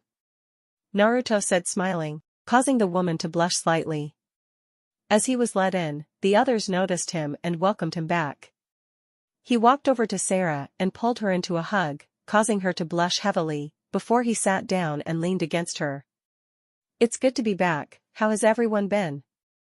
"Not too bad. There was a few run-ins with bandits, but nothing too difficult. What about you?" Kakashi asked with a nice smile, knowing what his missions was from Tenzo. "Yeah, not too bad myself. I killed Gato and most of the bandits, and I have everything sealed away." And on that note, Tazuna, this scroll has everything Gato stole with a bit extra due to the troubles. It also has the documents that are currently signed into your name, and so you're now the new owner of Gato's company. "Congratulations," Naruto softly said with a foxy grin. Tazuna, Tsunami, and Inari, hearing this, were shocked, but extremely happy, and cried. The mission continued without much trouble, and the day came when they could head back. It only took 2 days to get back to the village and made their way to the Hokage Tower. When they all entered the office, Naruto grinned as he and the old man locked eyes and excitedly asked. "Yo, old man, you know I'm in the bingo books now?" Told you it wouldn't take me long, still can't believe IWA still have a grudge for my old man, but all well. They can't do anything to me, or they'll end up like the last group, he chuckled. The Hokage simply chuckled and then asked for the report from the two teams, Naruto of course leaving out the personal mission and only including the parts relevant to the wave mission. After the report was made, Hiruzen thought now was the perfect time for the promotion. Naruto Uzumaki Namikaze, Sarah Denoir, stand forward. Hiruzen said with a firm tone. As the two stepped forward, he continued. As promised, I have taken the reports in from Tenzo and your mission records speak for themselves. You both have completed 10B rank, 16A rank and 6S rank missions, with you Naruto, completing an extra A rank mission and S rank mission, and so I, Hiruzen Sarutobi hereby announce you both as an elite Jonin and the title Sannin. You will have the same rights as the others, and the only person you answer to is me and me alone, understood? Yes sir, was the quick reply from the two people in question. The others who had yet to be dismissed were in shock. These two have just been given the title and rank of the highest just under the Hokage himself. Sasuke was seething with anger, but didn't let it show. How could these two have such a rank, but not him? That was when he remembered about Naruto having the Sharingan, which he spoke up on. Naruto, I haven't asked yet, but how do you have the Sharingan? It should only be Uchiha who have it, Sasuke asked firmly. Naruto simply turned to him and said, because I have Uchiha blood in my veins. My grandfather was Madara Uchiha, my father had his Sharingan sealed by the Nidaime Hokage to hide his heritage when he was younger and never got around to unsealing it. That can't be, Madara died long ago, as his anger started to show.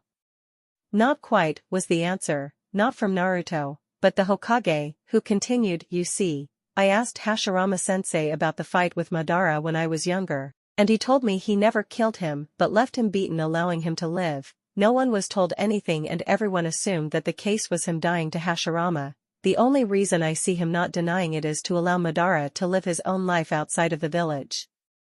There was now silence, until Naruto spoke. All right, if there isn't anything else, I'm going to leave. I have to meet with Mikoto since I promised. I'll see you later at home, Sarah. Sarah smiled and said her goodbyes as she too left. But before Naruto could go, he was stopped by Sasuke, who asked, Mikoto, why do you need to see my mother? She not tell you anything about me? She's my godmother after all. I met her when I was 5, but not long after left with family and have been gone for the last 9 years, so have tried making time when I can to meet up with her and talk and spend time with her. I see, was the simple answer given by Sasuke as everyone left after being dismissed. Naruto is returning home after spending time with Mikoto, and notices the sun setting. As he opens the door, he can sense Sarah in the living room, so heads towards her and stops at the sight. On the couch, she is fast asleep. He takes a step back and quietly goes and grabs a blanket for her. As he is about to lay it over, her eyes open slightly, still very tired, but could make out the person was Naruto, and pulls him onto the couch and lies her onto his shoulder and falls back to sleep, smiling. Naruto brings the blanket over the both of them and allows sleep to take him. Naruto opened his eyes to see a sewer, water at ankle height, and so decided to see Kyubi and see what's up. As he makes his way to him, he looks at the big gates as Kyubi opens his eyes and looks down toward Naruto. So you have come, we must talk, Kyubi said in loud voice. Sure, is it time to practice? Naruto asked, having a good feeling why he was called here in the first place.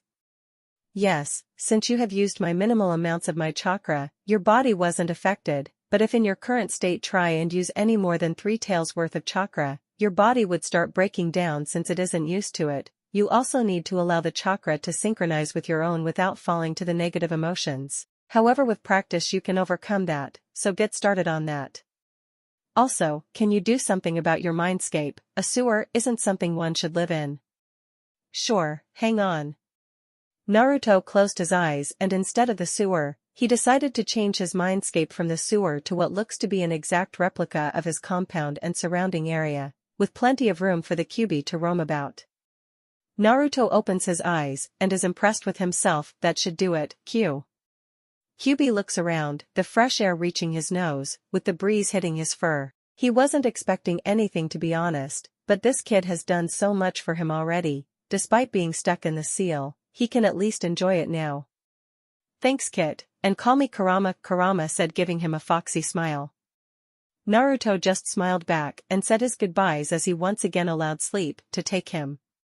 The next day, Naruto wakes up and opens his eyes and remembers what happened. As he smiles down at Sarah still sound asleep, he decides to close his eyes and go and see Kurama.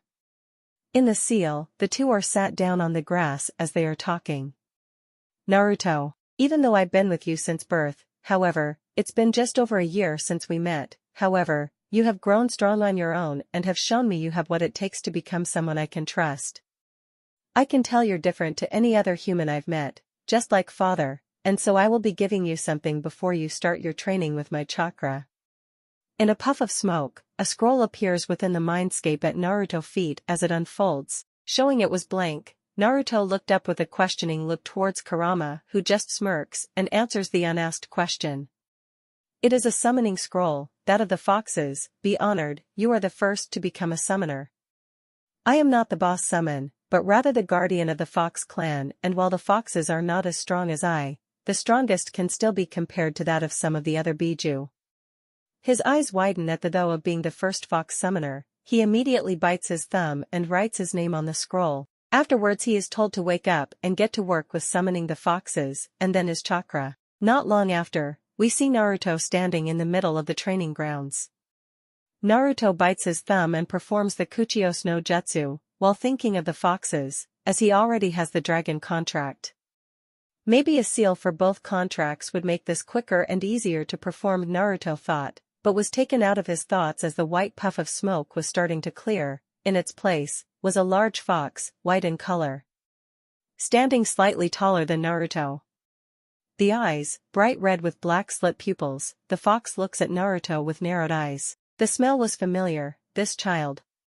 Child, was you the one who summoned me? The fox questioned. Sure did. If I may, what is your name? I am Naruto Uzumaki Namikaze, the Jinchuriki of the Kyuubi, Kurama, he replied with a foxy grin. At those words, the fox's eyes widened. Kyuubi's Jinchuriki, the fox, thought. Which means Kurama finds him worthy of our contract. Interesting. I am Kumiko, the boss summon of the Fox clan and a combat specialist. It is a pleasure to meet you, Naruto-kun, and as the boss summon, I welcome you as our new summoner, the fox said with a smile. Thank you, Kumiko-chan. I don't mean to be so rude, but as a boss summon, I thought you'd be larger, like Kurama, Naruto said curiously. Kumiko, liking the fact Naruto called her so casually, smirked and simply replied, don't let appearances blind you, Naruto-kun. I have placed a seal on myself to limit my size. You could say I could rival Kurama in height, power, not so much, but I am by no means weak, as I have the strength to rival even the lower-tailed beasts. Naruto nodded with a smile. Kumiko decided to continue at the silence. As a summoner of our clan, Naruto-kun, it is wise to have one of us be with you. I would do it myself, but as the boss summon, I cannot. Therefore, you'll need to summon another to stay with you. If you can go ahead and summon another fox, you'll meet your personal summon. Without haste, Naruto got straight to summoning another fox. This time the smoke cloud was smaller, however when it cleared, he was surprised to see a smaller version of Kumiko. I see you have summoned my daughter. You really are interesting, Naruto-kun. Mother. What happened? A smaller white fox asked. Yuri, you was summoned by this child here, Naruto Uzumaki Namikaze, our first summoner and Kurama's Jinchuriki. This statement made the young kid's eyes to widen. As you have heard, my name's Naruto. It's a pleasure to meet you, Yuri. Naruto said with a foxy grin as he pet her, making her purr slightly, a scene Kumiko found amusing. As I said earlier, Naruto-kun, my daughter here, Yuri, will be your familiar. Kumiko turns to her daughter, Yuri, and says, as the first fox summoned after I the boss summon, Yuri, you are to be his personal summon, take care of him, okay. Getting a nod in reply, she turns back to Naruto, I trust you with my daughter, take care of her, and grow strong together, and make us, the Fox clan, proud, she finished with a smile as she disappeared back to the Fox realm in a cloud of smoke. Naruto turns to Yuri and asks, well, I hope we get along, Yuri-chan, let's head back home for now, I'll introduce you to Sarah. Yipping in return, she climbs onto Naruto's shoulders as the two made their way back to the house. As they walked in, they met with Sarah, who looked at them and her jaw dropped as her eyes widened. All she could think of was how cute her fox kit was. She ran over and took the fox into her arms and hugged her. Who is this little one, Naruto-kun? Kurama offered me the fox summoning contract, and I accepted. I had summoned Kumiko, the boss summon, but this little one is her daughter, Yuri, my personal summon, he said to her, smiling, making her smile back as she placed Yuri back onto his shoulders. Are you still planning on practicing the use of Kurama's chakra? Asked a curious Sarah. Yeah, but I still need to put the seal array in place first, especially to hide the chakra signature. I don't want people getting scared and having loads of ninja outside my door, thinking he escaped to kill them. Darn blinded villagers, they'll come around, but not yet. Naruto then spent the next few hours setting up the seal array, from protective barriers, to seals to hide chakra signatures and spacetime seals to undo damage over time. For the up-and-coming damage he will do without a doubt, definitely a seal he wanted, not wanting to ruin the landscape from his training if he spirals out of control. On the side, Sarah sat with Yuri. She was there ready to help hold back Naruto with seals if he lost control, but had doubted he would so easily. Naruto's will was incredibly strong. Alright, let's start with one tail's worth of chakra, then we'll go from there. A cloak of red chakra quickly engulfed Naruto, his fox features becoming more defined, his eyes, now red with black slits, his canines now larger and protruding from his mouth slightly, his whisker marks now thicker and darker and his nails sharp like claws. Naruto then took a deep breath and started training his body. Putting his body through strenuous training while using Kurama's chakra would allow his body to adapt that much faster, but also painful. He knew he couldn't use shadow clones for this, so went all out to tire himself. Hours later, Kurama's chakra is slowly dissipating while Naruto is breathing heavily while kneeling. He really went all out. He hasn't been so tired in a few years. He trains hard and spars with Sarah, but cannot go out without the chance of her or him being hurt very badly and possibly maimed, and so had to hold back a bit, but this training really pushed Naruto to his limit physically. The damage done to the area was massive, but due to the seals in place, were slowly being fixed. This type of training continued for the next few months, with a few missions with Sarah and Yuri in between. They never needed the money. Naruto's inheritance and constant income from his family's owned businesses could keep them out of work for generations to come, but wanted to keep their skills sharp and earn more experience. 4 months had passed since the wave mission. Naruto could handle 5 tails of Kurama's chakra without any sign of losing control, but any higher had a higher risk of doing so and was hard on his body, which was still growing, and decided to leave the training be for now. When he was resting, he had Tenzo help him with combining elements together. Normally, one would need to have a Kekai Genkai to do this, however, with such high-level affinities, Naruto had theorized he could do it, and with time, he was able to use Mokuton. He was unsure how well he could use it, until Kurama told him, his level of Mokuton, despite being in its infancy, could be if not would be stronger than even that of the Shodame's Mokuton, which surprised him, but also made him excited at the possibilities that he had at his disposal. Naruto was now sat in a tower in the middle of the Forest of Death, waiting for all Chunin hopefuls to reach the tower. He was informed of the exams a week before they started alongside the Jonin sensei. Flashback a week ago. The Sandaime Hokage was sat in office, looking towards the Jonin sensei of Genins. 3 of them stuck out of the crowd, Kakashi, Kurenai and Asuma, senseis to teams 7, 8 and 10. Naruto himself was sat on the windowsill listening in as he too was called here. Yuri sat on head as he was looking outside. As you all know, the Chunin exams are starting in a week's time. Now, I would like to ask you, as senseis, are your teams ready for them? Hiruzen said seriously. Some of the Jonin senseis were a little on edge as they were unsure if they were. However, Kakashi stood forward.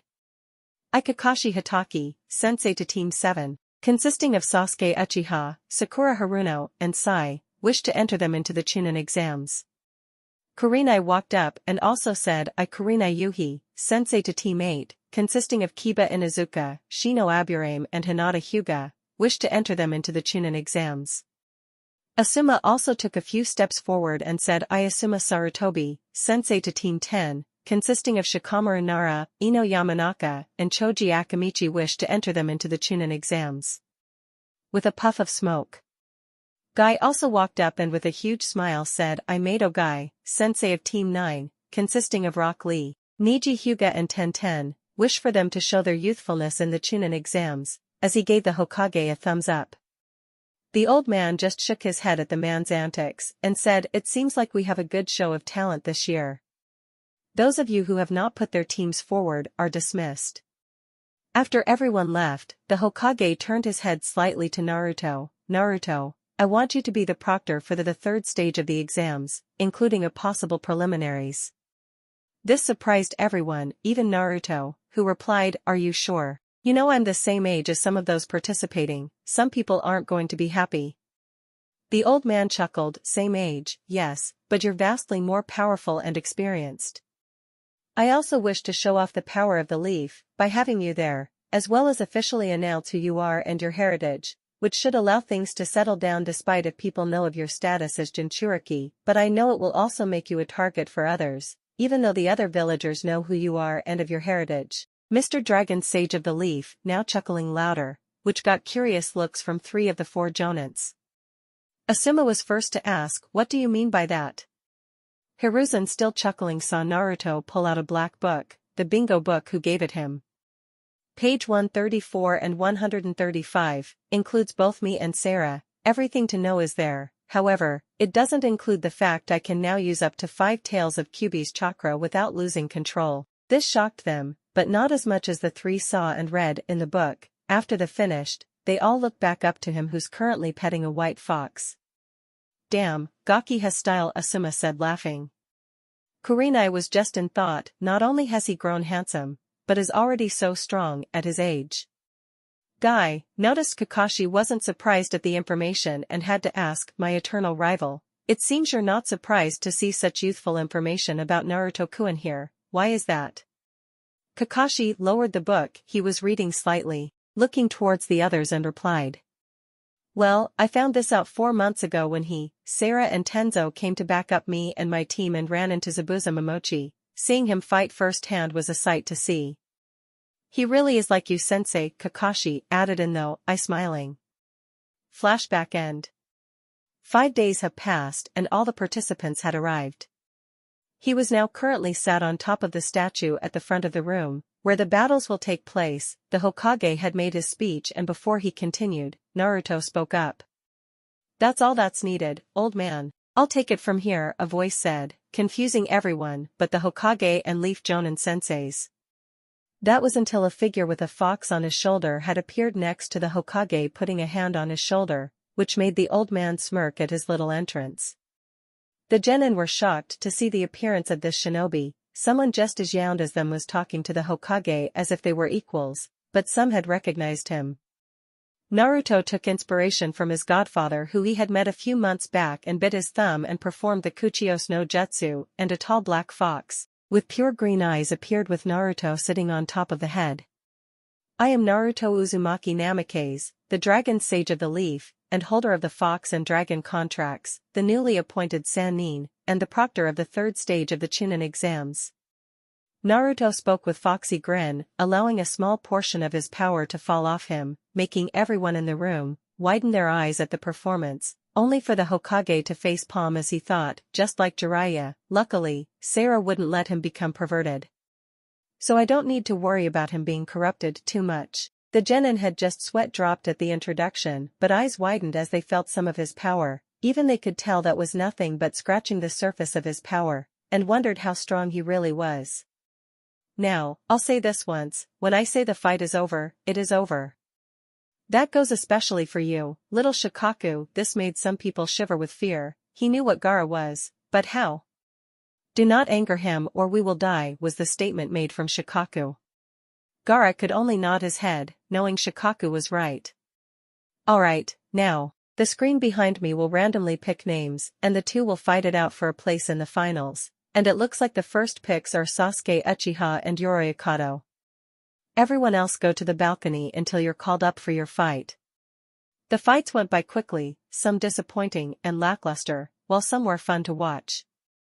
Rock Lee and Gaara's fight was the most enjoyable for Naruto to watch, however when it came to Neji versus Hinata, he was livid. He had called the fight in Neji's favor, but when Hinata tried standing up again and talk, Neji's anger got the better of him and had gone for a killing strike. Before anyone could move, Neji was face to face with a pissed-off blonde, killing intent drowning everyone. Fear was on all the Genins' faces. No one had felt such intense killing intent apart from some of the senseis and Hokage. Naruto was stood in front of Hinata to protect her. His eyes had changed from the dark ocean blue to his Sharingan, or to be more specific, his Manjikyu. It put everyone on edge, even the Hokage.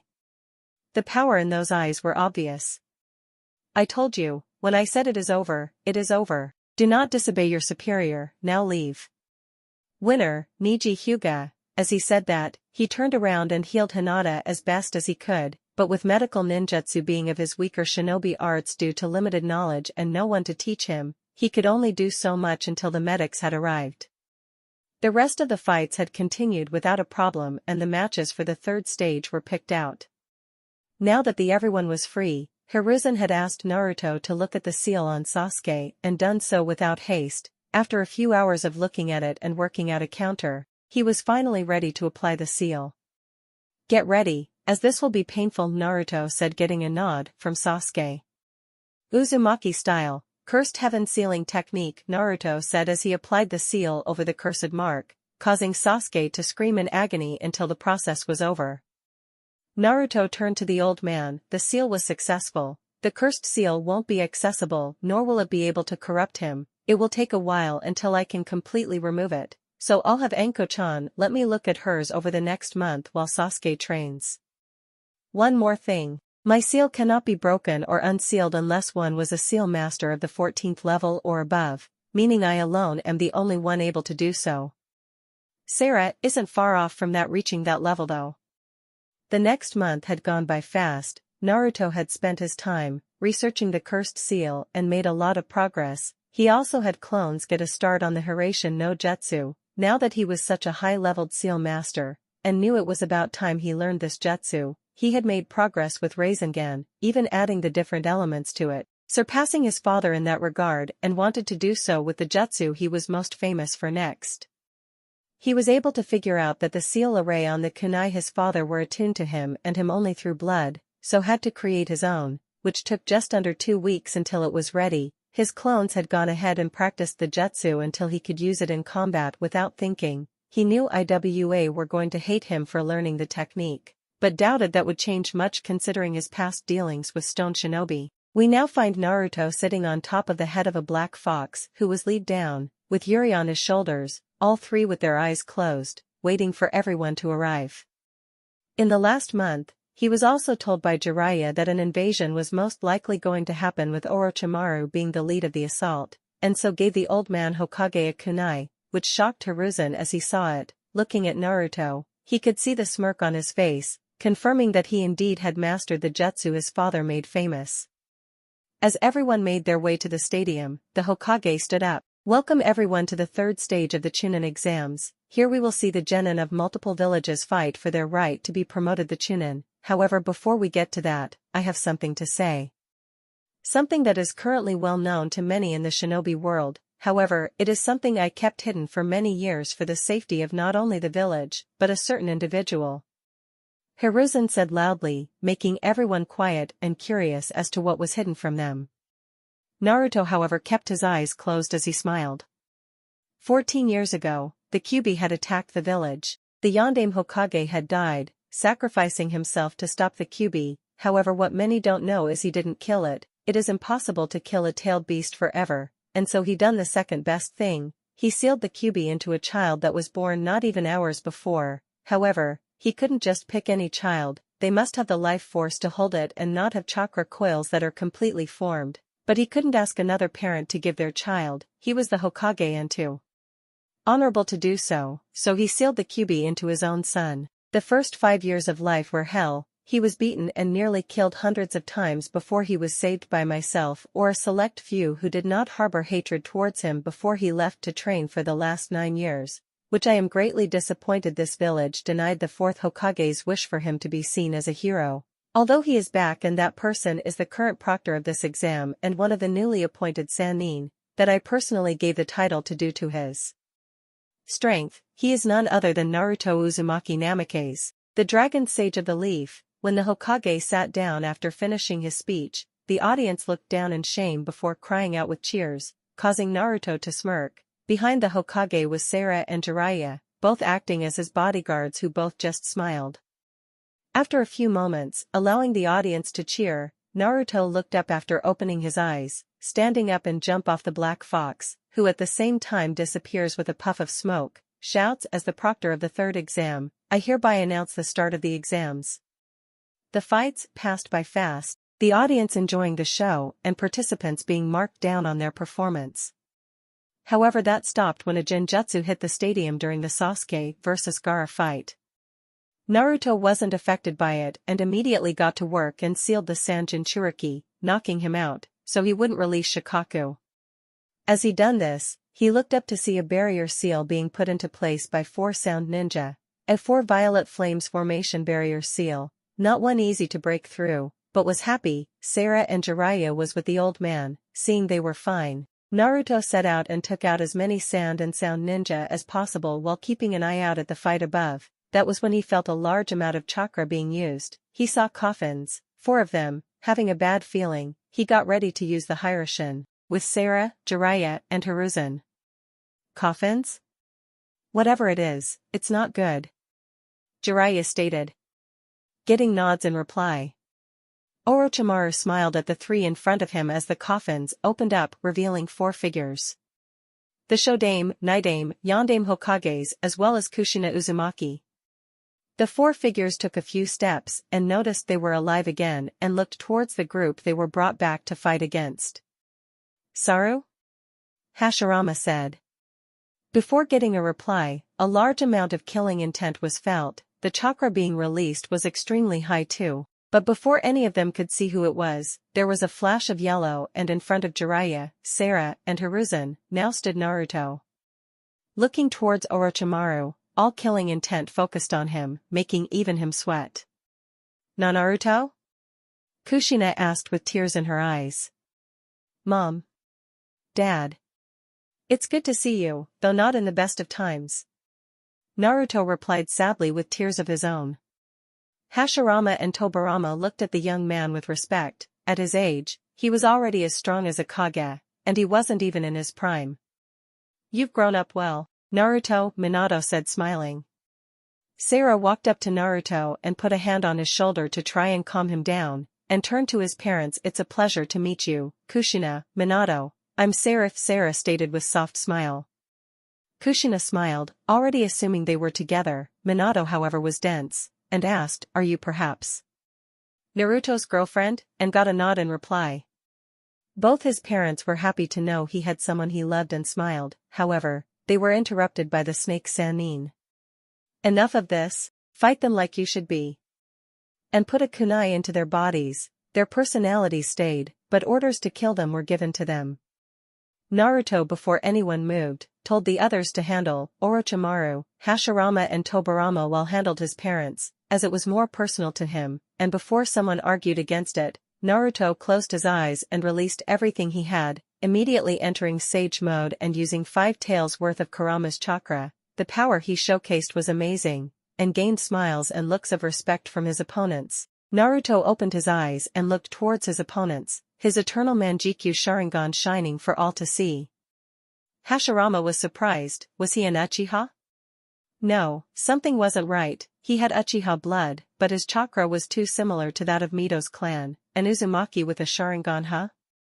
Tobirama, though, was of a different mind. He knew exactly who this boy was now. Since he was the one who sealed away Minato's Sharingan, he smiled, seeing that the young man in front of him had none of the hatred Uchihas had, who had awakened the Sharingan. His heart was pure. "Child, how do you have the Sharingan?" asked a curious Hashirama. "My grandfather was an Uchiha," you knew him very well, GG, he was called Madara Uchiha. Tobirama knows, he was the one who sealed away my father's Sharingan after all to hide his heritage, Naruto replied with a samel smile. So he found someone to love, and had a family, good on him, and you call me GG, why? Hashirama said with a big grin before turning to a curious expression. Mito is my great-grandmother, so I have Senju blood running through my veins too. Naruto stated with a smile, and to show it was the case, he put his hands together and channeled an insane amount of chakra. Mokuton, binding of the dragon, he shouted, a dragon of wood, instantly came out of the building's roof below them and went straight towards the 4 revived Edo Tenseis. This simple act put a huge grin onto Hashirama's face. Someone had the Mokuton. You have my Kekai Genkai, impressive, I hadn't expected it to be passed along. Yeah. I have extremely high affinities to all 5 basic elements, however, it wasn't until I started to experiment with combining them that I had found out my Kekai Genkai had awoken. Kurama, the Kyuubi, told me it felt even stronger than yours and would love to test it, however, I must fight my parents. It's a personal attack reviving them to fight against me and I need to handle it myself. As Naruto said this, he quickly shunshined and forced Kushina and Minato to chase him. As they gained some distance from the others, Minato and Kushina got into their fighting stance, Naruto done the same, taking out the blade that once belonged to his mother. Kushina smiled, so, you have taken up my blade? Naruto simply nodded with a smile. Kenjutsu is one of my favorite shinobi arts after all, the blade is very beautiful too. Just like that girl of yours, Minato chimed in, making Naruto blush. I wish we could talk more, Naruto-kun, but it seems we are being forced to fight now, Kushina said sadly. Naruto closed his eyes at that and took a deep breath and reopened them, holding his Kodachi in his right hand, and a 3-pronged kunai in his left. Outside the barrier, everyone was just staring in awe. Naruto not only showcased his power, but was about to fight both his parents, both extremely powerful shinobi, one of them being the 4th Hokage himself, and his mother a well-known S-rank shinobi. They couldn't believe he was fighting them alone, but what happened next shocked them even more. Naruto took the first move, instantly channeling chakra through his blade, shouting. Uzumaki style, 13th step, Cataclysm. Naruto then struck towards his opponents with an attack that combined both water and wind chakra. The power of the strike itself was overwhelming, destroying everything in the surrounding area. Naruto saw his father preparing a Rasengan while throwing his own kunai. Naruto smiled and threw his own kunai towards him and created a Rasengan of his own, however combined with wind. Futon, Rasen Shuriken, shouted Naruto as he appeared behind Minato where his kunai landed, ramming the Rasengan into his father, destroying the Edo Tensei temporarily. As soon as he done that, he had to dodge golden chains coming at him at all directions, ducking below the chains coming at him from the front. He dashes towards his mother, his speed with Kurama's chakra increased tenfold, allowing for him to immediately appear in front of her, punching her in the gut, and applying a seal to paralyze her while he deals with his father. At that moment he jumped into the air as Minato tried to slice him with a kunai, earning a smile from him. Naruto using Kage Bunshin made an extra clone ready for a combination jutsu. Katon, Great Fireball Jutsu, Naruto's clone shouted. Futon, Breath of the Wind God, Naruto shouted, blasting the fireball, increasing the already large fireball to be massive in proportion and sent it flying with speed toward Minato. The fireball hit him straight on, disintegrating him on the spot. As he was reforming, Naruto slapped him with a seal like Kushina's. You've grown strong, Naruto. I'm sorry we couldn't be there for you, but no, we are proud of you, and take care of Sarah, she seems like a good woman. Minato said. Naruto-kun, you've grown to be a strong, handsome young man. Sarah can scare the fangirls away, so I don't need to worry about that, Kushina said, chuckling with tears falling down her cheek. You really have made us proud. You're already strong, but never stop training. Keep in shape and get stronger, and be happy. As much as I would like to stay, you need to undo the Edo Tensei, Naru. Naruto nodded and went through the hand seals to undo the Edo Tensei. As Kushina and Minato were slowly disappearing, Minato told him, Naruto, we'll meet again when it is time to control Kyuubi's full power. I sealed a part of mine and Kushina's soul into the seal so we would see you all grown up, but seems like we got to see you sooner. Now I know you can control 5 tails worth, but wait a few years before going further. Allow your body to grow first, getting a nod in return. It's time for us to go, Naruto/Naruto-kun, goodbye my son, both Minato and Kushina said with a smile. Naruto hugged them with tears falling down his cheek as they disappeared. Outside the barrier, everyone who had watched were shocked. Naruto won, and with ease. It was a fantastic battle even if short. Naruto turned on his feet and leapt to where the others were. He landed to see that Jiraiya and Sarah were done dealing with the previous Hokage and had undone the technique, while Hiruzen was sat down getting his breath back after forcing Orochimaru to retreat with the sound 4. It seems you're done on this side, are you okay? Naruto said, deactivating both his Sharingan and Kurama's chakra. Sarah walks to him and hugs him tightly, earning smiles from the other two next to them. I should be asking you that, you had to fight your parents, she said softly but with a worried tone. She knew he was powerful, but it was his parents. Mentally, that would be a disadvantage to anyone. Yeah, I'm good. I was finally able to see them and talk to them. I'm just happy I made them proud. He said with a small smile as he hugged her back. Days had passed since the end of the invasion. Some people had died sadly, however, everything was at a minimal loss, thanks to the advance intel on the invasion. Hiruzen had decided that he will retire and offered the title to Jiraiya, who had denied it and so had chosen Tsunade as his replacement, and had asked Jiraiya and Naruto to go find her. Sarah decided to stay back and train while he went to find her. This would also be good time for her to spend time with some of the other girls she had met over the time she was in the village, mainly Yugao, Kurenai, Anko, Mikoto, and Hinata. Naruto and Jiraiya were currently in a village west side of the Land of Fire. They had found that Tsunade was last seen in the next town, Tanzakugai, and decided to stop for the night before heading out. Jiraiya had gone out for some research and so let him go goof off as he went to the hotel they were staying at and led down to rest. He heard a knock at the door and could feel the amount of chakra they had. They were Kage level. Naruto decided to see who it was and opened up to see someone he wasn't expecting, Itachi Uchiha and Kisame Hashigaki. Naruto-kun, we need you to come with us, Itachi said with a stoic face. It's been a long time, Itachi. Naruto calmly said, earning a slight smile from Itachi, which went unnoticed by Kisame. Itachi, can I cut off his legs? No, Kisame, we need him alive for when the sealing happens. This got a raised eyebrow from Naruto. In that second, Itachi had activated his Manjikyu Sharingan and used Tsukiyomi on Naruto. Do not worry, Naruto-kun, while it is a genjutsu, I can control the time in here, so 72 hours is only 3 seconds outside. We need to talk, Itachi said. Naruto simply nodded and signaled him to continue.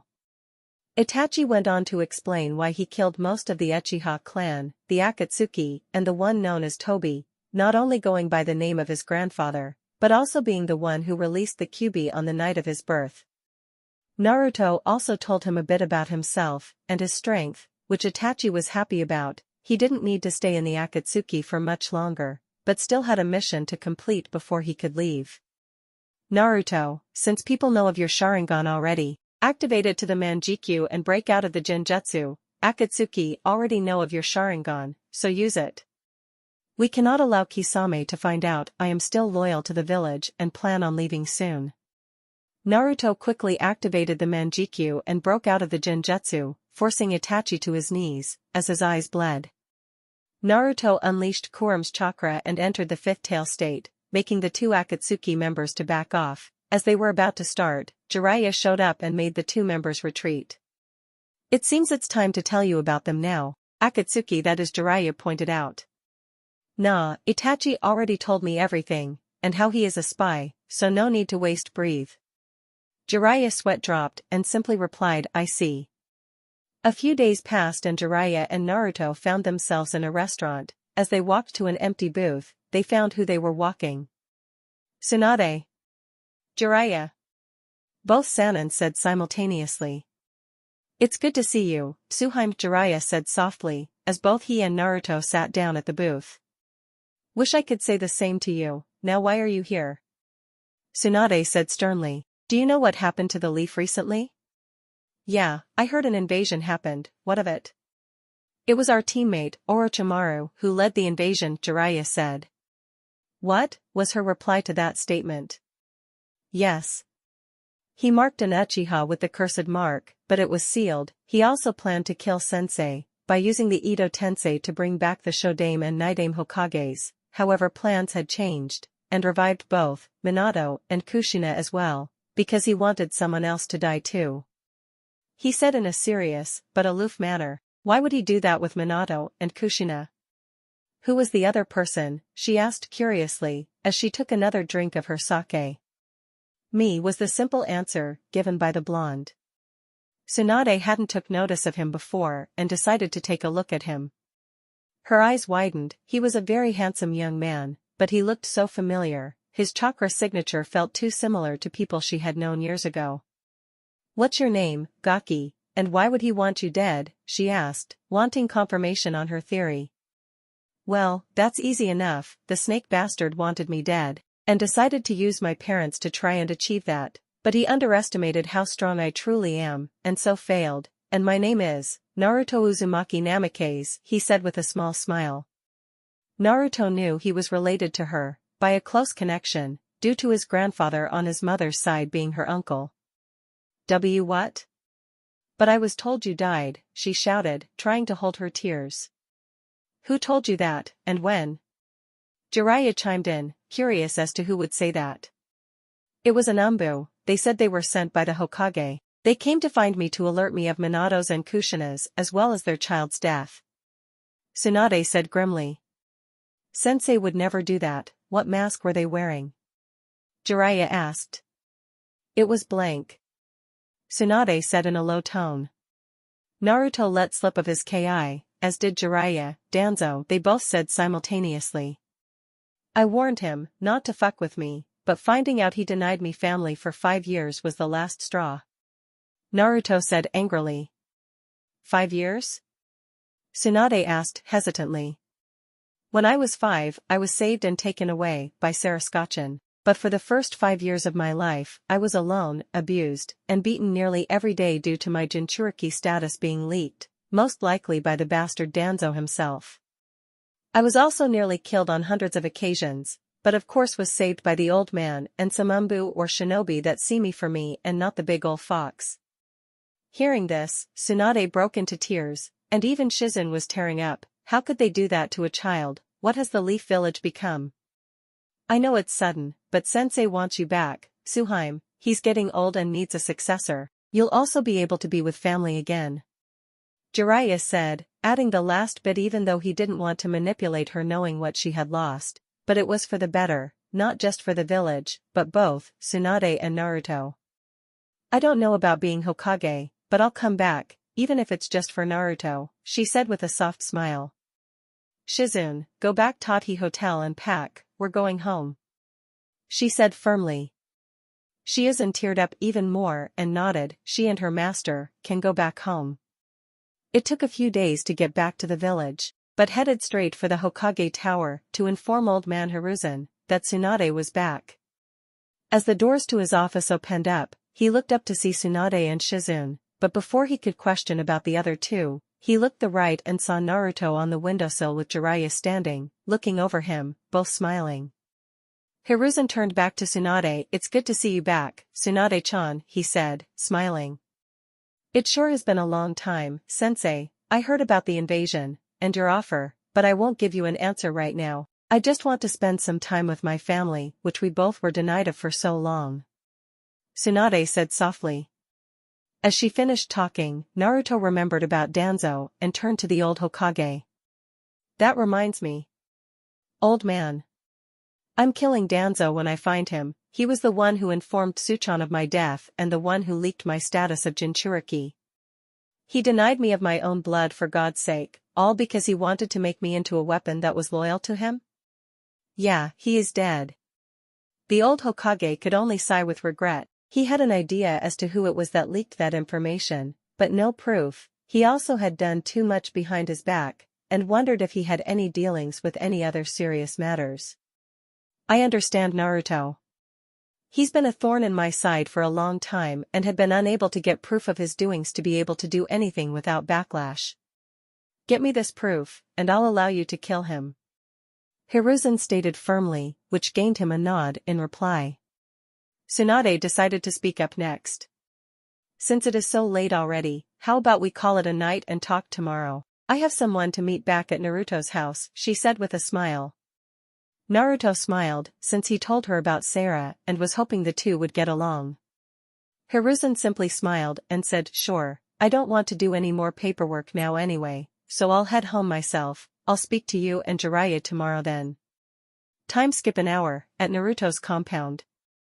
As Naruto enters the house with Tsunade and Shizune, he is met with being tackled by Yuri, who welcomes him back. As he puts her onto his shoulder and walks into the living room, they see that Sarah was there. As she turns to see them, she smiles and stands up to hug Naruto. Seeing this, Tsunade just smiled and was lost in thought.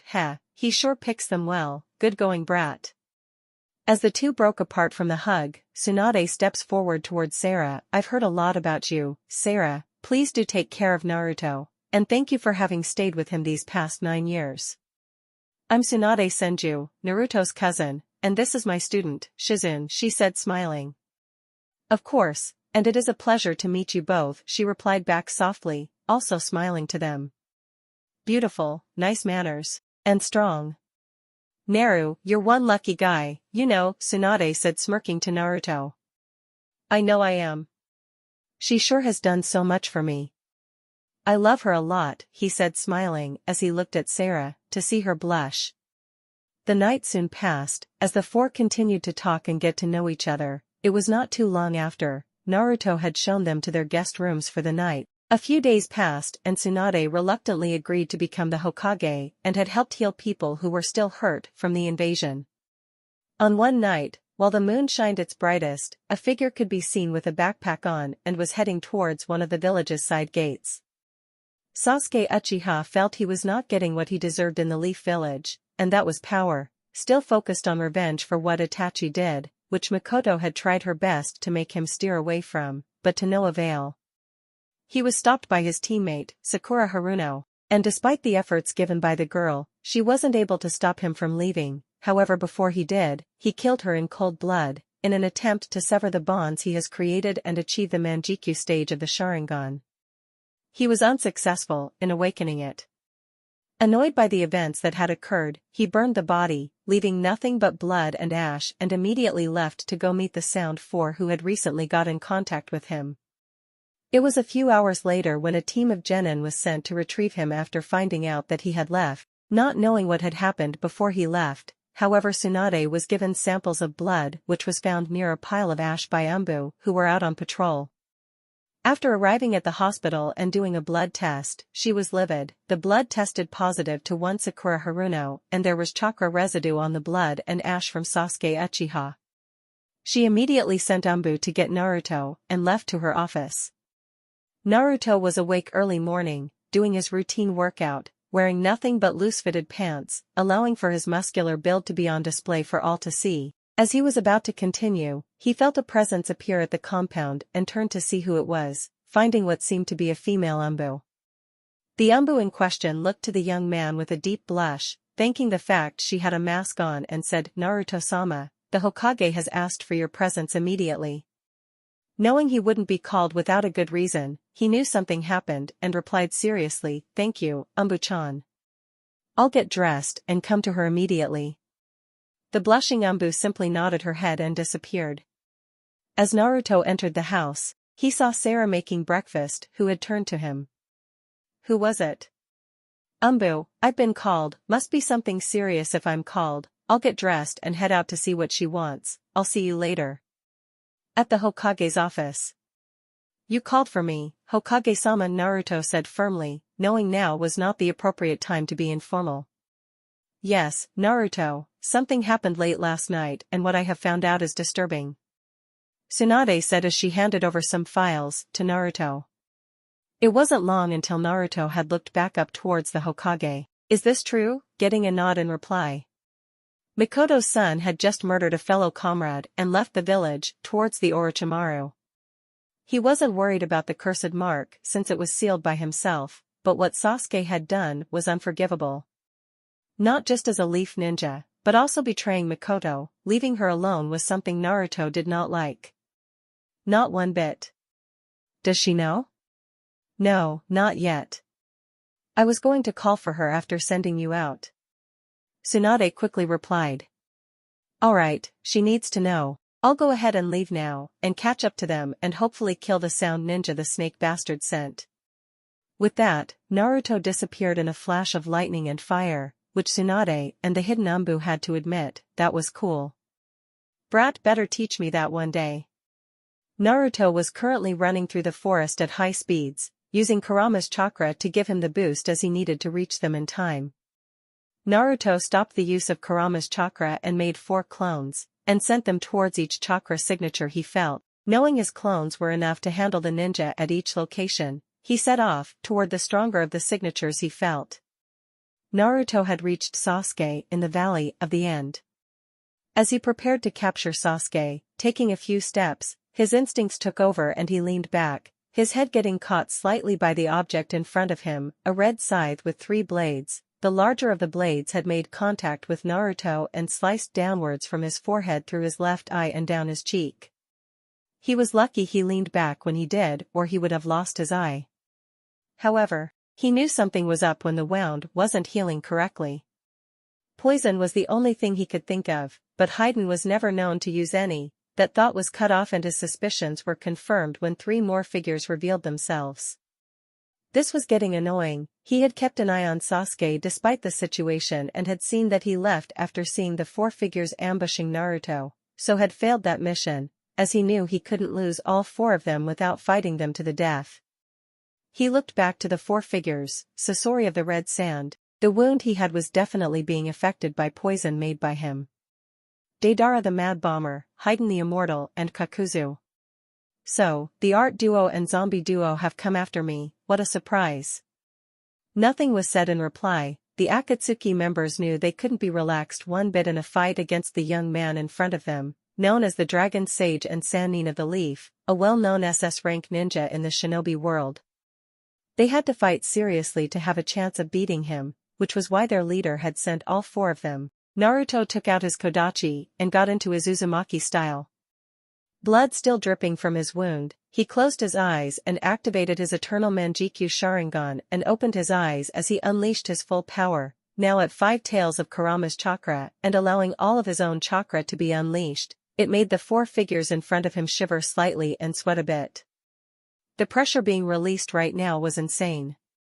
Before Naruto moved, the 4 had noticed. Naruto had also had his eyes change slightly, no longer were they the normal red and black of the Sharingan, but his scara had changed to black and around his eye now held a black eyeliner, and had sage marks on his face. This was going to be extremely difficult for them.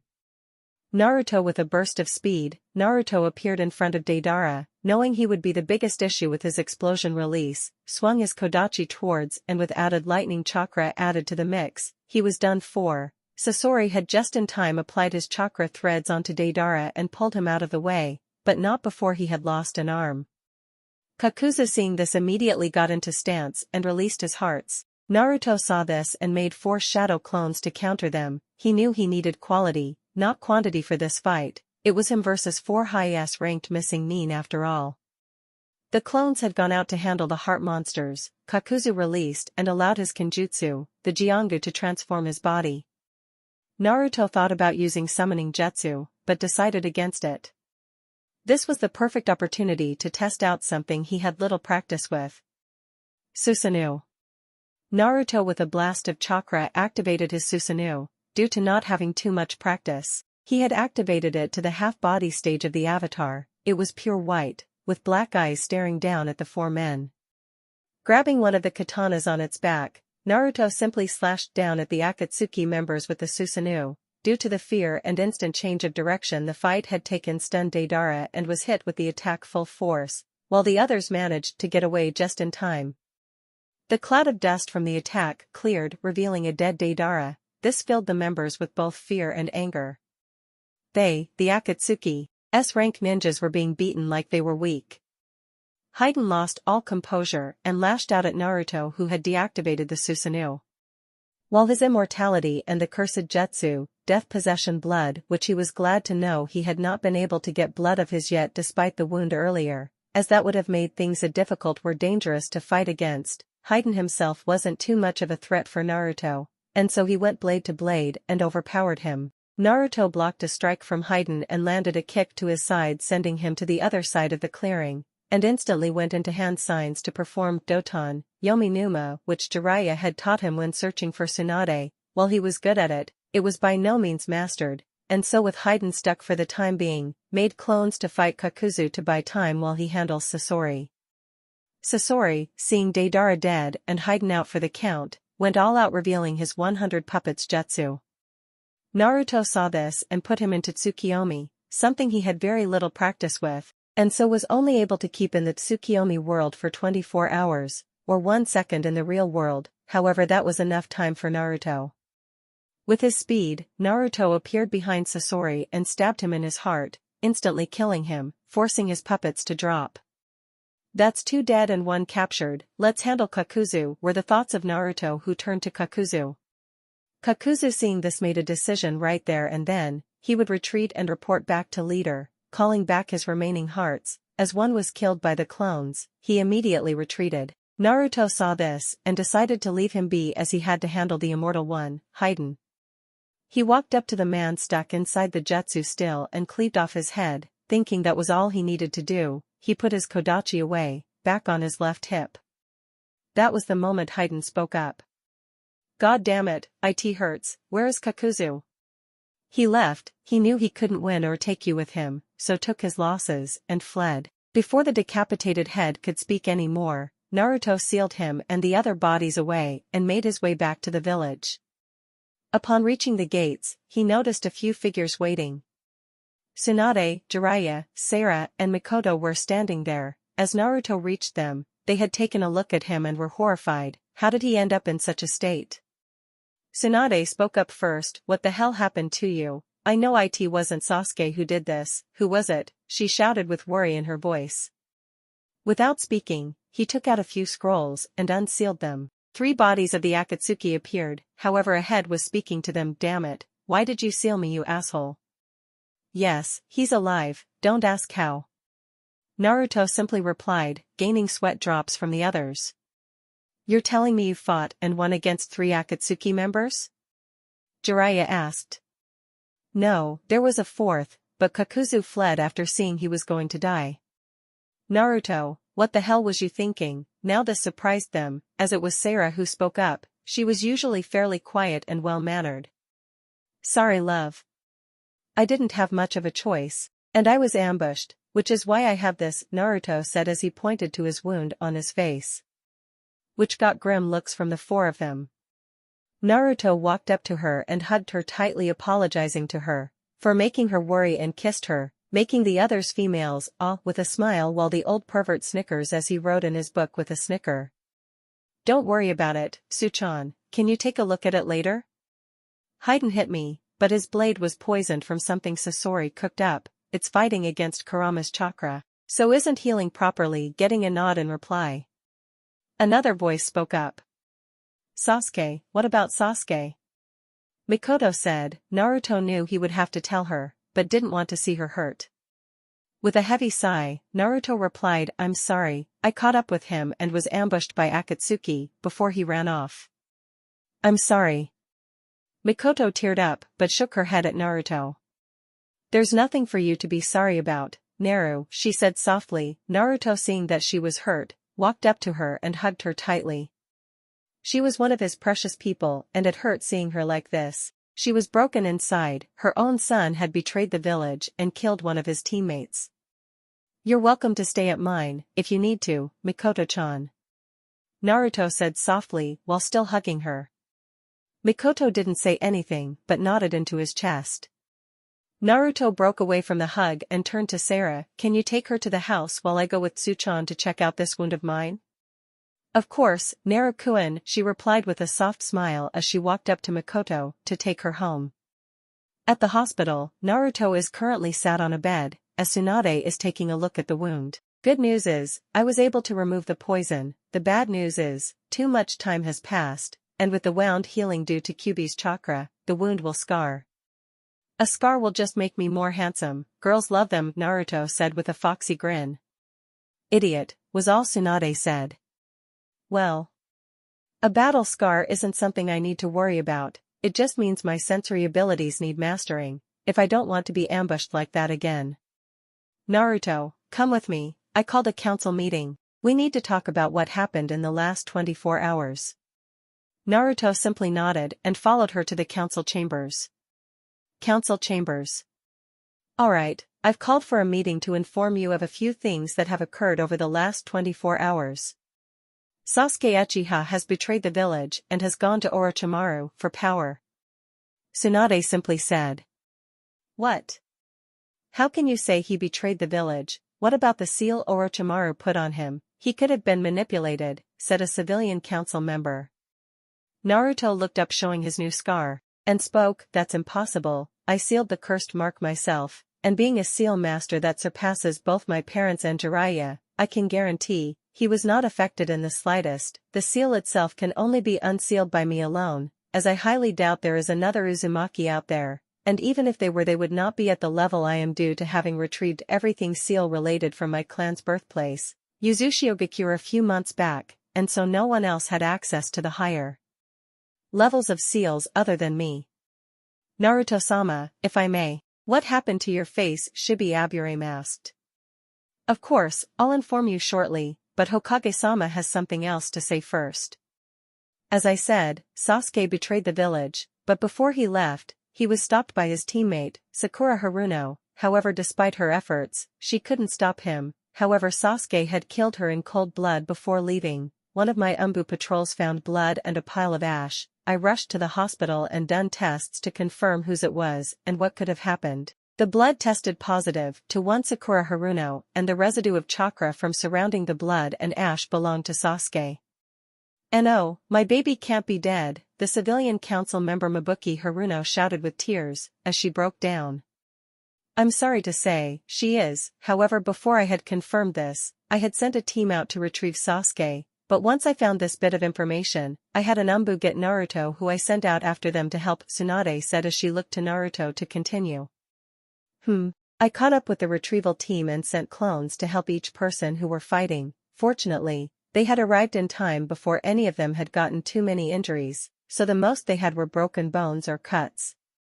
I myself continued after Sasuke, who I caught up with at the Valley of the End, Naruto spoke firmly, allowing the information to settle in.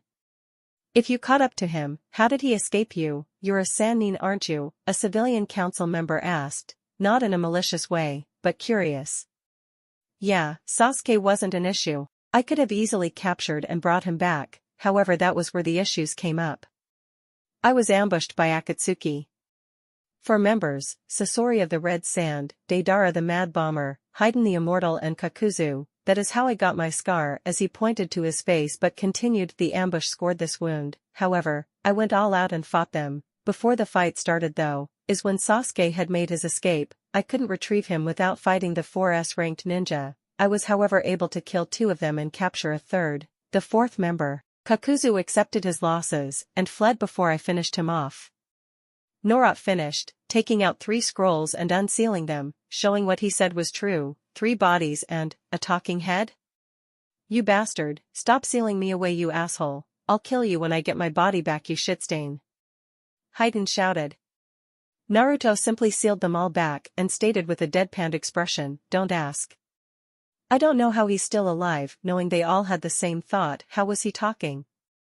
The council accepted this and couldn't fault Naruto at all. It wasn't every day one had to fight against 4 high S-ranked missing nin, and to come out of it alive was all the more impressive. What is going to happen to Sasuke Uchiha now, was what one civilian asked. He'll be labeled a missing nin, without a doubt, was what Suminazuka said as she looked towards the Hokage as she nodded her head to confirm her statement. Then what about the other Uchiha, and Mikoto shouldn't she be handled accordingly, and isn't she supposed to be here, was what one stupid civilian merchant said. The Shinobi Council knew Naruto was extremely close with Mikoto and wouldn't allow anything to happen to her or the other innocent Uchiha. Some killing intent was let out from Naruto as he spoke. Nothing will happen to them, and especially to Mikoto-chan. From this moment, she and the rest of the Uchiha are under my protection, not only under the name of one of the Sannin, but as the heir to the Uzumaki and Namake's clans, and will not be touched. They have no relation to Sasuke betraying the village, especially Mikoto. She done all could to stop Sasuke from following the path of revenge and power. She has not lost one, but two sons who chose to betray her and the village. She isn't here currently as she is with Sarah at my home, as she isn't in the best place emotionally. Naruto said, letting his killing intent drop back down. He couldn't mention Itachi wasn't a traitor and knew if he did, it would bring up too many questions right now. Well, that's that. Sasuke will be labeled as a missing nin, as a C rank. Tsunade said sternly. Does anyone else have anything to say on the matter? Tsunade asked, getting nothing in return. She stands up and finishes with then the meeting is over. Naruto is currently heading home, and noticed something that boiled his blood. Rudambu were around the Uchiha compound. Had he left the bastard alive for too long? It was finally time to act and kill Danzo. Naruto took out his Kodachi and killed the rude Umbu who were about to attack and kidnap some of the Uchiha members. Seeing this, the clan members thanked him and were told in return that if they need to go to his compound, as from this moment on, the Uchiha were under his protection. Getting nods in reply, he smiled as he left to finish off the bastard who has crossed his path more times than he should have. Naruto made a clone and had it sent to the Hokage to let her know of what will happen and to contact Hiruzen if she wanted to know more. He narrowed his eyes and went straight to the den of the bastard Danzo. As he reached the hideout, he was ambushed by Rudambu. They however had no chance. The fury Naruto held was too much and he massacred them. Each step he took was one more step towards Danzo's death. Danzo had come out after hearing the noise and narrowed his eyes at what he saw. His men had been slaughtered, but he knew by who. He was warned once already, but he still grieved for more. He unsealed his right eye as well as his right arm, which both held Sharingan, his right arm filled with stolen Sharingan from the corpses of the Uchiha from the massacre many years ago. Danzo had watched as Naruto finished with the last of his men. He was now standing there, his own Sharingan blazing, but what allowed fear to creep up into Danzo's mind wasn't the fact it was a Manjikyu, no. It was the look he was being given by Naruto himself. The hatred showcased from those eyes of his were terrifying. Also, despite how strong he was, he at least expected his men to damage him, but no one did. Naruto looked on at Danzo, who had finally released his seals on his eye and arm. He had already knew of the stolen Sharingan as well as the fact he had Hashirama's cells injected into himself, but he didn't care. The man in front of him was dead and that was all that mattered. It didn't matter how strong he is, Naruto would kill him. Naruto looked on and said, "You was given a warning, and you ignored it. I had already planned on killing you after finding out I was denied everything because of you. All because you wanted a loyal weapon of your own made from me. You'll die for your greed." You had the audacity to have your men attack and kidnap the Uchiha not even a day after I announced they were under my protection. That is an insult to me. Now, let's dance. With a maniacal grin on his face, fury still leaking from his eyes. Danzo knew while he wanted a good fight, like his grandfather always did, he knew Naruto was only leaking pure anger, which was easily recognized by the strong aura he had released when his chakra spiked. Naruto activated his Susanoo and immediately swung at Danzo. He wanted to keep his distance until he could figure out all of his tricks. He knew of the Kenjutsu of the Sharingan, Izanagi, and could easily come to the conclusion Danzo knew of it as well, considering he had so many Sharingan implanted into that arm of his. Danzo, not expecting the speed, had to activate Izanagi, as the first strike had hit. 1 Sharingan down, 10 to go. Danzo rushed at Naruto. Futon, Shinkajoku, bullets of wind blasted towards Naruto and his Susanoo. However, he was not worried at all. They had no effect on him. However, as soon as the barrage of shots were finished, Naruto deactivated the Susanoo. Now Danzo was skeptical. Naruto didn't have a reason to do so, so what does he have planned? Danzo was pulled out of his thoughts as Naruto announced his next jutsu. Mokuton, Dragon's Wrath. An explosion of rubble blasted the surrounding area as two massive wooden dragon heads came through the floor and dived towards Danzo. He had tried to parry the attack off with his own futon jutsu, but was unsuccessful. Forced to sacrifice another eye, Danzo used Izanagi, this time disappearing out of sight after his body had died. Danzo appeared behind Naruto and stabbed him in the chest, blood splattering out everywhere. Shouldn't have underestimated me, Uzumaki. Now that you're dead, I'll take care of that woman of yours and make sure she is put to use. A weapon, loyal to me, a breeder to bring the dragon blood to Konoha under my forces, or simply kill her after torturing her. What do you say is best for her fate? Danzo smirked. Naruto simply coughed up blood, and turned his head to meet Danzo's eyes. He done the last thing Danzo expected. He smiled. Not an ordinary smile, but a creepy maniacal smile. You think this is the end? How about you take a closer look, Danzo? As Naruto said that, Danzo's eyes widened. Shit. Danzo thought. The Naruto he thought he stabbed dissipated into a cloud of mist. Before Danzo could move or even think about what happened, Naruto spoke up. It is too late.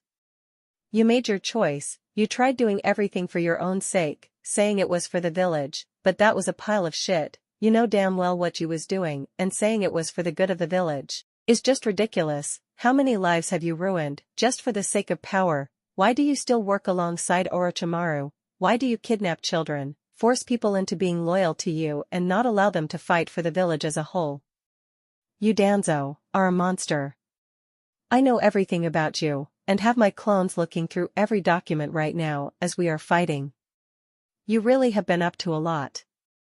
But it ends here. You have been in my genjutsu since the start and you never realized. How many times have you used Izanagi? 2 times? 3 times? Check again, I'll allow it. Danzo hearing this was angered. Not only has Naruto sent a clone to get all the documents that held secret and important information about his dealings, but he already knew of his workings with Orochimaru, and to be told he was eye on a genjutsu this entire time, how? He had the eye of Shisui Uchiha, the strongest genjutsu was in this eye he stole. He had looked down to his right arm to see what Naruto was talking about, eyes widened as he noticed not the 2 eyes, he thought he had sacrificed through Izanagi, but 9 were closed. He now only had 2 Sharingan left, one on his arm and the one implanted into his eye socket. How did he manage it? How did he have such visual prowess? It wasn't the time to ask questions, he needed to retreat or somehow find a way to kill him. Naruto, already knowing what he was planning from his body language, smiled as he walked out into sight, his kodachi now in his right hand. It is over, Danzo, Naruto simply stated. Naruto had cornered him and he never realized it. Danzo, thinking he was going to get out, summoned his personal summon, Baku, and had it by time for him to escape. As Baku attacked Naruto, he ran, however never made it far. He dashed towards the exit but was stopped by a barrier. He was trapped. This barrier wasn't normal either. He had skills in Fuinjutsu, but knew even from a quick glance, this barrier was out of his league. The damn Uzumakis were always good at Fuinjutsu, and cursed his luck, he had turned back towards where Naruto was, to see what the situation was. He was in fear. Naruto was now standing tall on top of a thick black dragon, twice the size of his own summon, Baku. The strength the beast let out was ridiculous. It didn't take much time until Baku was forced to retreat and disappear. Naruto leapt of the black dragon, who stayed back as Naruto gripped the kodachi in his hand as he walked over to him. Tsukiyomi! Naruto shouted. Danzo looked around. He was tied to a post. He knew he was caught in a genjutsu now, but couldn't break free. He looked towards Naruto, whose eyes were shining bright. His Manjikyu Sharingan was a sight to see. Even Danzo would admit, the power his eyes held was impressive. This is my world, I can control everything in it. While I'm not as good at this as Itachi, I am not far behind. This will be the perfect stage to practice it on. Now, for the next 48 hours, you will be tortured, and I'll enjoy it thoroughly. You know, my clones collected everything you had, jutsus to documents, to secrets you would rather take to the grave. Who would have thought that I would come up with some information regarding my birth, my parents? To know that you leaked the information of the location to my birth to the masked man that attacked that night has, quite frankly, pissed me off. You're the reason I was nearly killed every day of my life for the few years of my life after leaking my status as a Jinchuriki, but also the reason my parents are dead, the reason the village was attacked in the first place. At that, Naruto stabbed Danzo in the legs. Now I can't change the past, nor can I deal the same damage done to me and everyone that was a victim of your schemes, but I can make sure your last moments are worst you have ever felt. Naruto then stabs him in the arms. I knew letting your whore of a mother to not be trained by me or bred would be a mistake. That's all you Jinchuriki are, weapons to be used and discarded, you don't have free will. It's always you Uzumakis who ruin my plans, you and your mother were always meddling where you shouldn't. Danzo spat. Naruto simply looked at him with pure hatred in his eyes. You can speak about me all you want, but not my mother. Force her to breed? You said that about Sarah too. You're a disgusting bastard, you know that? You know, I would let you live so you could suffer for longer, but I won't chance it, you'll die today, not just for the crimes you have committed, but for the insult at the woman I love, and especially the insult on my mother. Naruto allowed the torture to continue for the remaining time of the 48 hours set, leaving the world of Tsukiyomi. 2 seconds had passed, Naruto walked up to Danzo and sliced his head off before he could make a move. This was the scene Tsunade, Hiruzen and Jiraiya had arrived to see. Hiruzen sighed heavily, his teammate was a thorn in his side for many years, and knew he was up to no good, but had no proof. He turned to Naruto and said, so, the deed has been done, he was a bastard for sure. Did you know he was the reason my birth was leaked, why my parents were attacked, why the Kurama was let out and put into a genjutsu to attack the village? That he was working with Orochimaru, even to this day. There's a lot more to that, and I have all the evidence. I sent my clones prior to collect it all before I killed him. Fortunately, his reverse 4-symbol sealing technique was cancelled by my barrier, otherwise this entire area would be taken with his death. Naruto, not taking his eyes off the now dead Danzo, looks like a massacre in here, was the statement given by Jiraiya. They continued to come at me, despite me trying to warn them to back off, goes to show, the loyalty seal wasn't needed on a lot of his men. I knocked out half of them, they were the ones who hesitated in fighting me. I may have came here with only one thing in mind and that was to kill, but only those that had deserved it or stood in my way, those being forced in such situations had no reason to be killed. Tsunade just looked at the boy and sighed. She knew this would make trouble and she was not looking forward to the paperwork. You said you had the evidence of his crimes and his dealing with Orochimaru, right? Where is it? Naruto at this point turned to her, tired eyes could easily be seen on the young man. I had my clones take them back to my house, Sarah was to be told of what happened, and she would put them in the office only me and her can access, I can bring them to you when you need them. Getting a nod in return, he just sighed as he walked away. Hiruzen looked towards Naruto and asked, Are you okay, Naruto? Something troubling you? Something Danzo did or say? Hiruzen was a little saddened about Danzo, his old friend dying, however he knew he would have to be handled sooner or later and he was more worried about his surrogate grandson at this point in time. It was just him talking crap, mostly him insulting Mom. Despite having only met her through a battle due to Edo Tensei, she still means everything to me and I love her like any son would, so hearing him talk like that about her, especially after everything she's done for this village, it really got to me. A long sleep will do me good though, thanks for asking, GG. Naruto said softly, with a small smile. Hiruzen nodded, and could understand where he was coming from. An orphan from birth, having found out who his parents were and how they died, meeting them in battle after being brought back to life, to find out they loved him and were proud how much he has grown. He of course would be angry after his mother was insulted, especially one of royalty. Jiraiya spoke up as Naruto disappeared. Well, at least this mess is over with, we all knew how Danzo was. To have tried to attack and kidnap some of the Uchiha after his announcement though was something I hadn't expected someone like Danzo to do so openly and quickly. The two beside him nodded in agreement. Naruto appeared back at his compound, blood on his clothes and tired, more mentally than anything, it takes way more for him to tire out physically. As he entered the house, he went straight to his room, wanting nothing but to sleep. He woke up the next day, wearing another set of his usual clothes. He headed downstairs to get something to eat. He entered the large kitchen to see both Sarah and Makoto there already, drinking tea and talking with each other. He smiled seeing that Makoto was looking better already. The two women noticed his presence and turned to him, seeing him smile, bringing blushes to them both.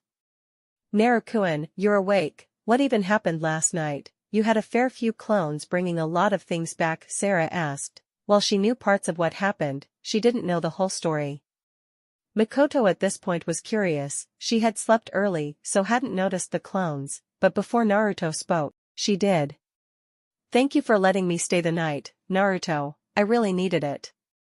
"You're most welcome, Miko-chan, you're always welcome here, you know," Naruto replied with a big smile, as he turned to Sarah. "Well, as you know, we had a meeting yesterday, probably we'll have another today, but on my way home last night, I took a detour, and slowly walked through the village. Danzo had his rude Umbu attack and kidnap some of the Uchiha even after I had announced they were under my protection, including the Uzumaki and Namake's clans.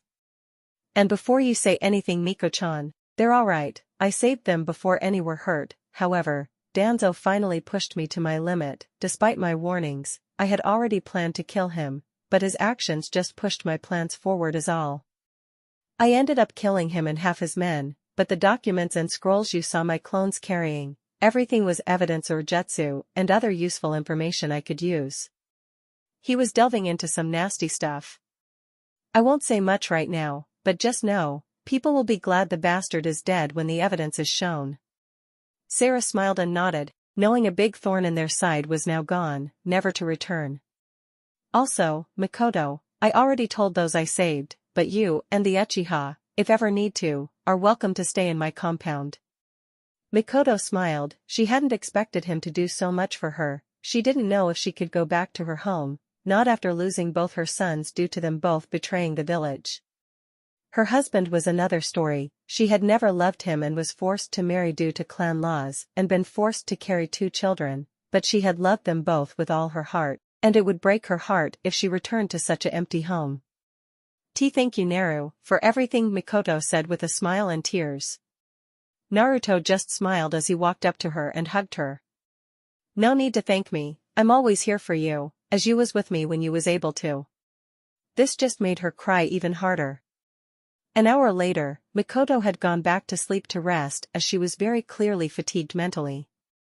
Sarah sat on the couch next to Naruto and said, "You know, I wouldn't mind sharing you with her, you know," with a knowing smirk.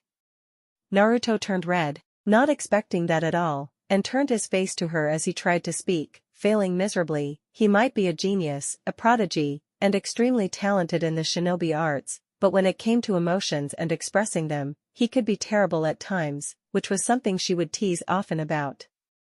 What you talking about, Sarah-chan, still red as a tomato." "You know exactly what I'm talking about, idiot. I know we've talked about it, but if you was to be with another woman, you said you would want my say on it as well. I think Makoto would be a wonderful person for you, and I wouldn't mind sharing you with her. You both mean a lot to each other, you know." Naruto sighed and said, "She is a beautiful woman, a kind and pure-hearted soul, and very talented.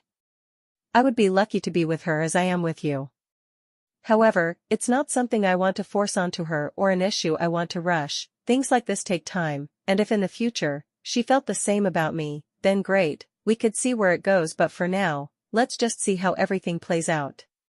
Sarah smiled smugly. Her plan to have Makoto be with Naruto as well as her was just starting. She had told Makoto to come back to the living room for a bit to listen, but Naruto hadn't noticed.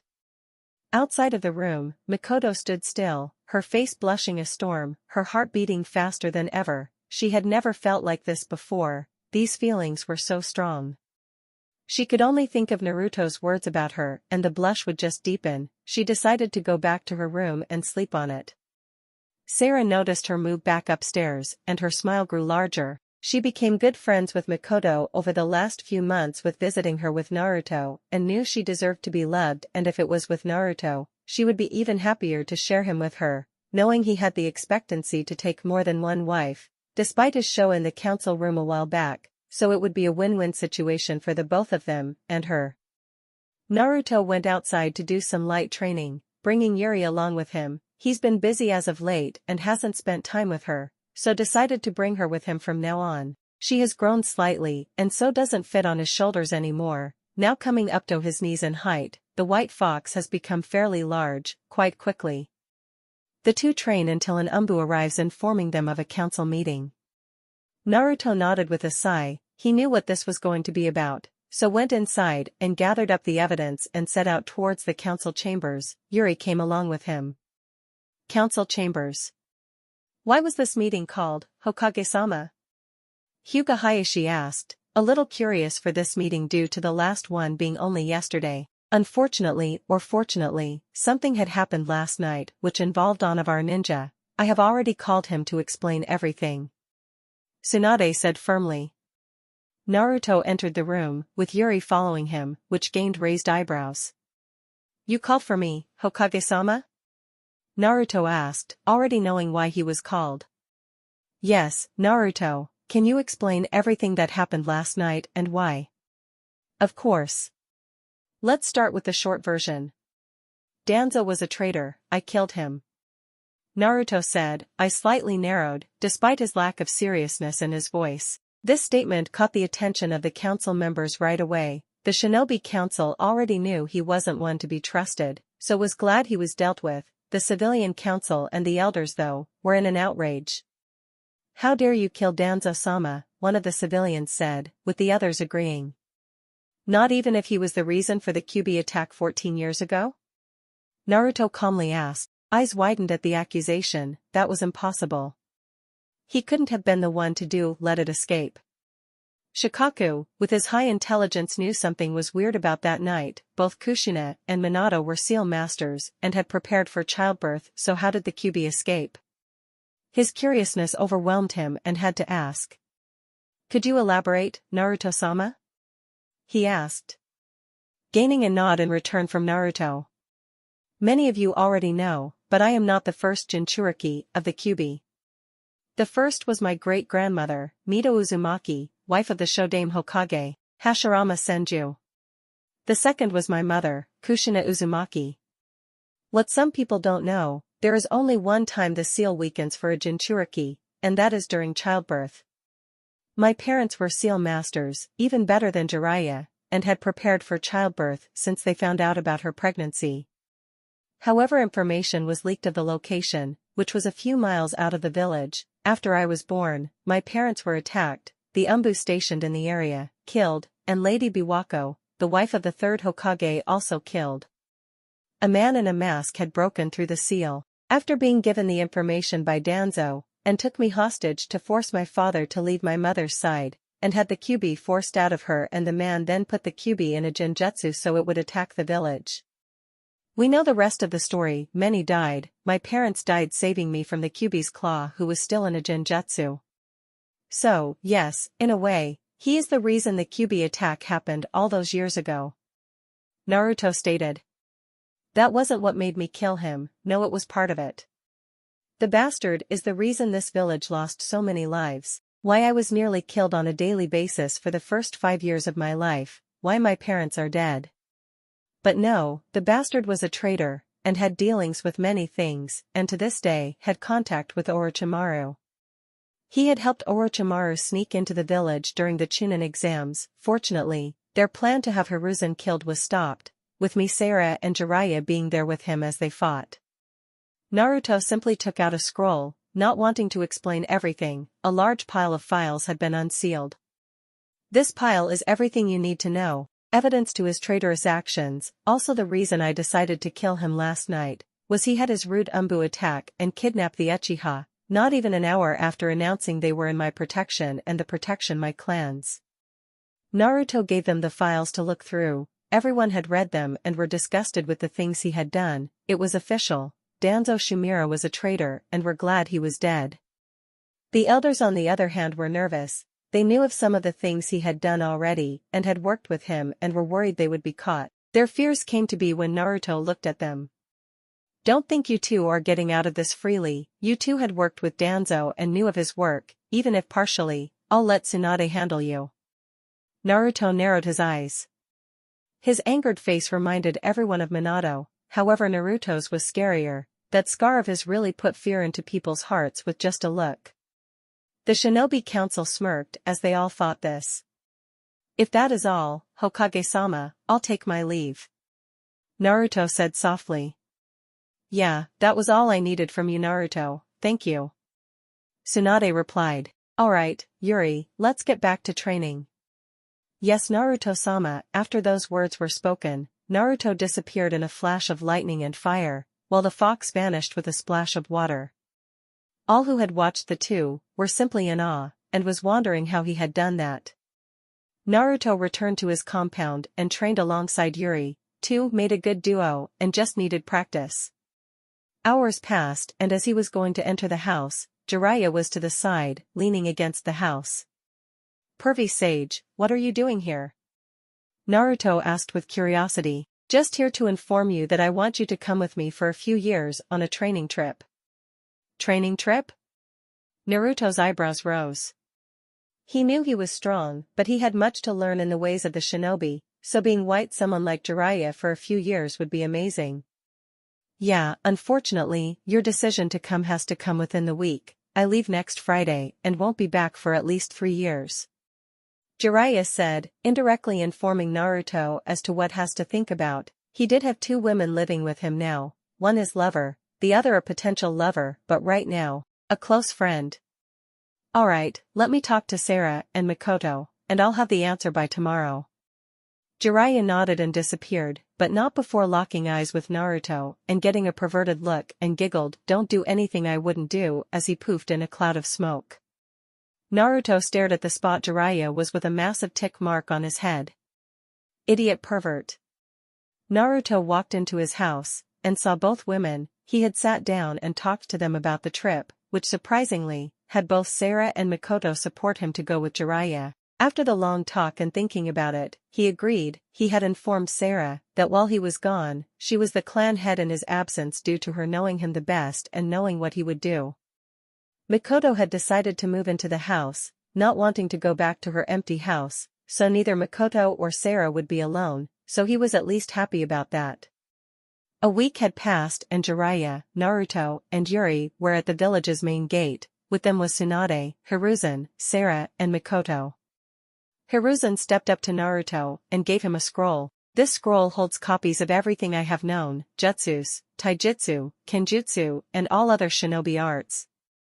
I wasn't able to give you anything when you left when you was only 5, but now I can, so take it and learn as much as you can. It is the only gift I can think of giving you. Hiruzen said softly, but with a proud smile. Thanks, Gigi, it means a lot. I'll make you proud and learn as much as I can. Naruto said, giving him a big foxy grin. Tsunade took a step forward and kneeled slightly, giving him a kiss on his forehead. Take care of yourself, Naru. You're my only family left in this world, so grow strong, stay safe no matter what, come back to us, and one day, take this hat from me, she said with a smile with tears in her eyes. Naruto simply hugged her as she also gave him a scroll. I know you have limited knowledge on medical ninjutsu, so that is everything I know, practice it well, Naru. Thank you, Tsuchan. Naruto said as he turned to Mikoto, who had walked up to Naruto and wrapped her arms around him. She knew this trip would do him good, but not being able to see him again for another 3 years made her heart ache. She lost both her sons, one very recently, and didn't want to lose Naruto as well. She hugged him tighter. From the sides, Sarah looked at the two happily and smiled. Naruto hugged her back before pulling apart. Mikoto knew of her feelings towards Naruto, but didn't know how to deal with them. He was the son of her best friend, but no has ever done so much for her like Naruto has, and it filled her heart with warmth. But she hadn't expected Naruto to return the feelings or do what he had done next. He kissed her on her forehead, before cupping her cheeks and saying, "Wait for me. I'll be back, I always will, and that's a promise," with a big foxy grin, making her blush madly and backed up all shy, while Tsunade smiled and Jiraiya just snickered at the display. His godson was goldmine for his research. Sarah walked up next and hugged him, kissing him with pure love. After the kiss, they continued to hug. Naruto-kun, take care of yourself, okay? And make everyone proud with your training. I know you will shock us all when you return. And when you do, she leaned in closer to his ear. I'll have a surprise for you ready. As she backed up and winked, making the blonde blush, he knew what she meant by surprise. Naruto smiled at her before giving her another hug, before looking at Jiraiya as a signal to say he was done. The three women then watched as the pervert and young man walked away, not to be seen for another few years. Time skip 4 years.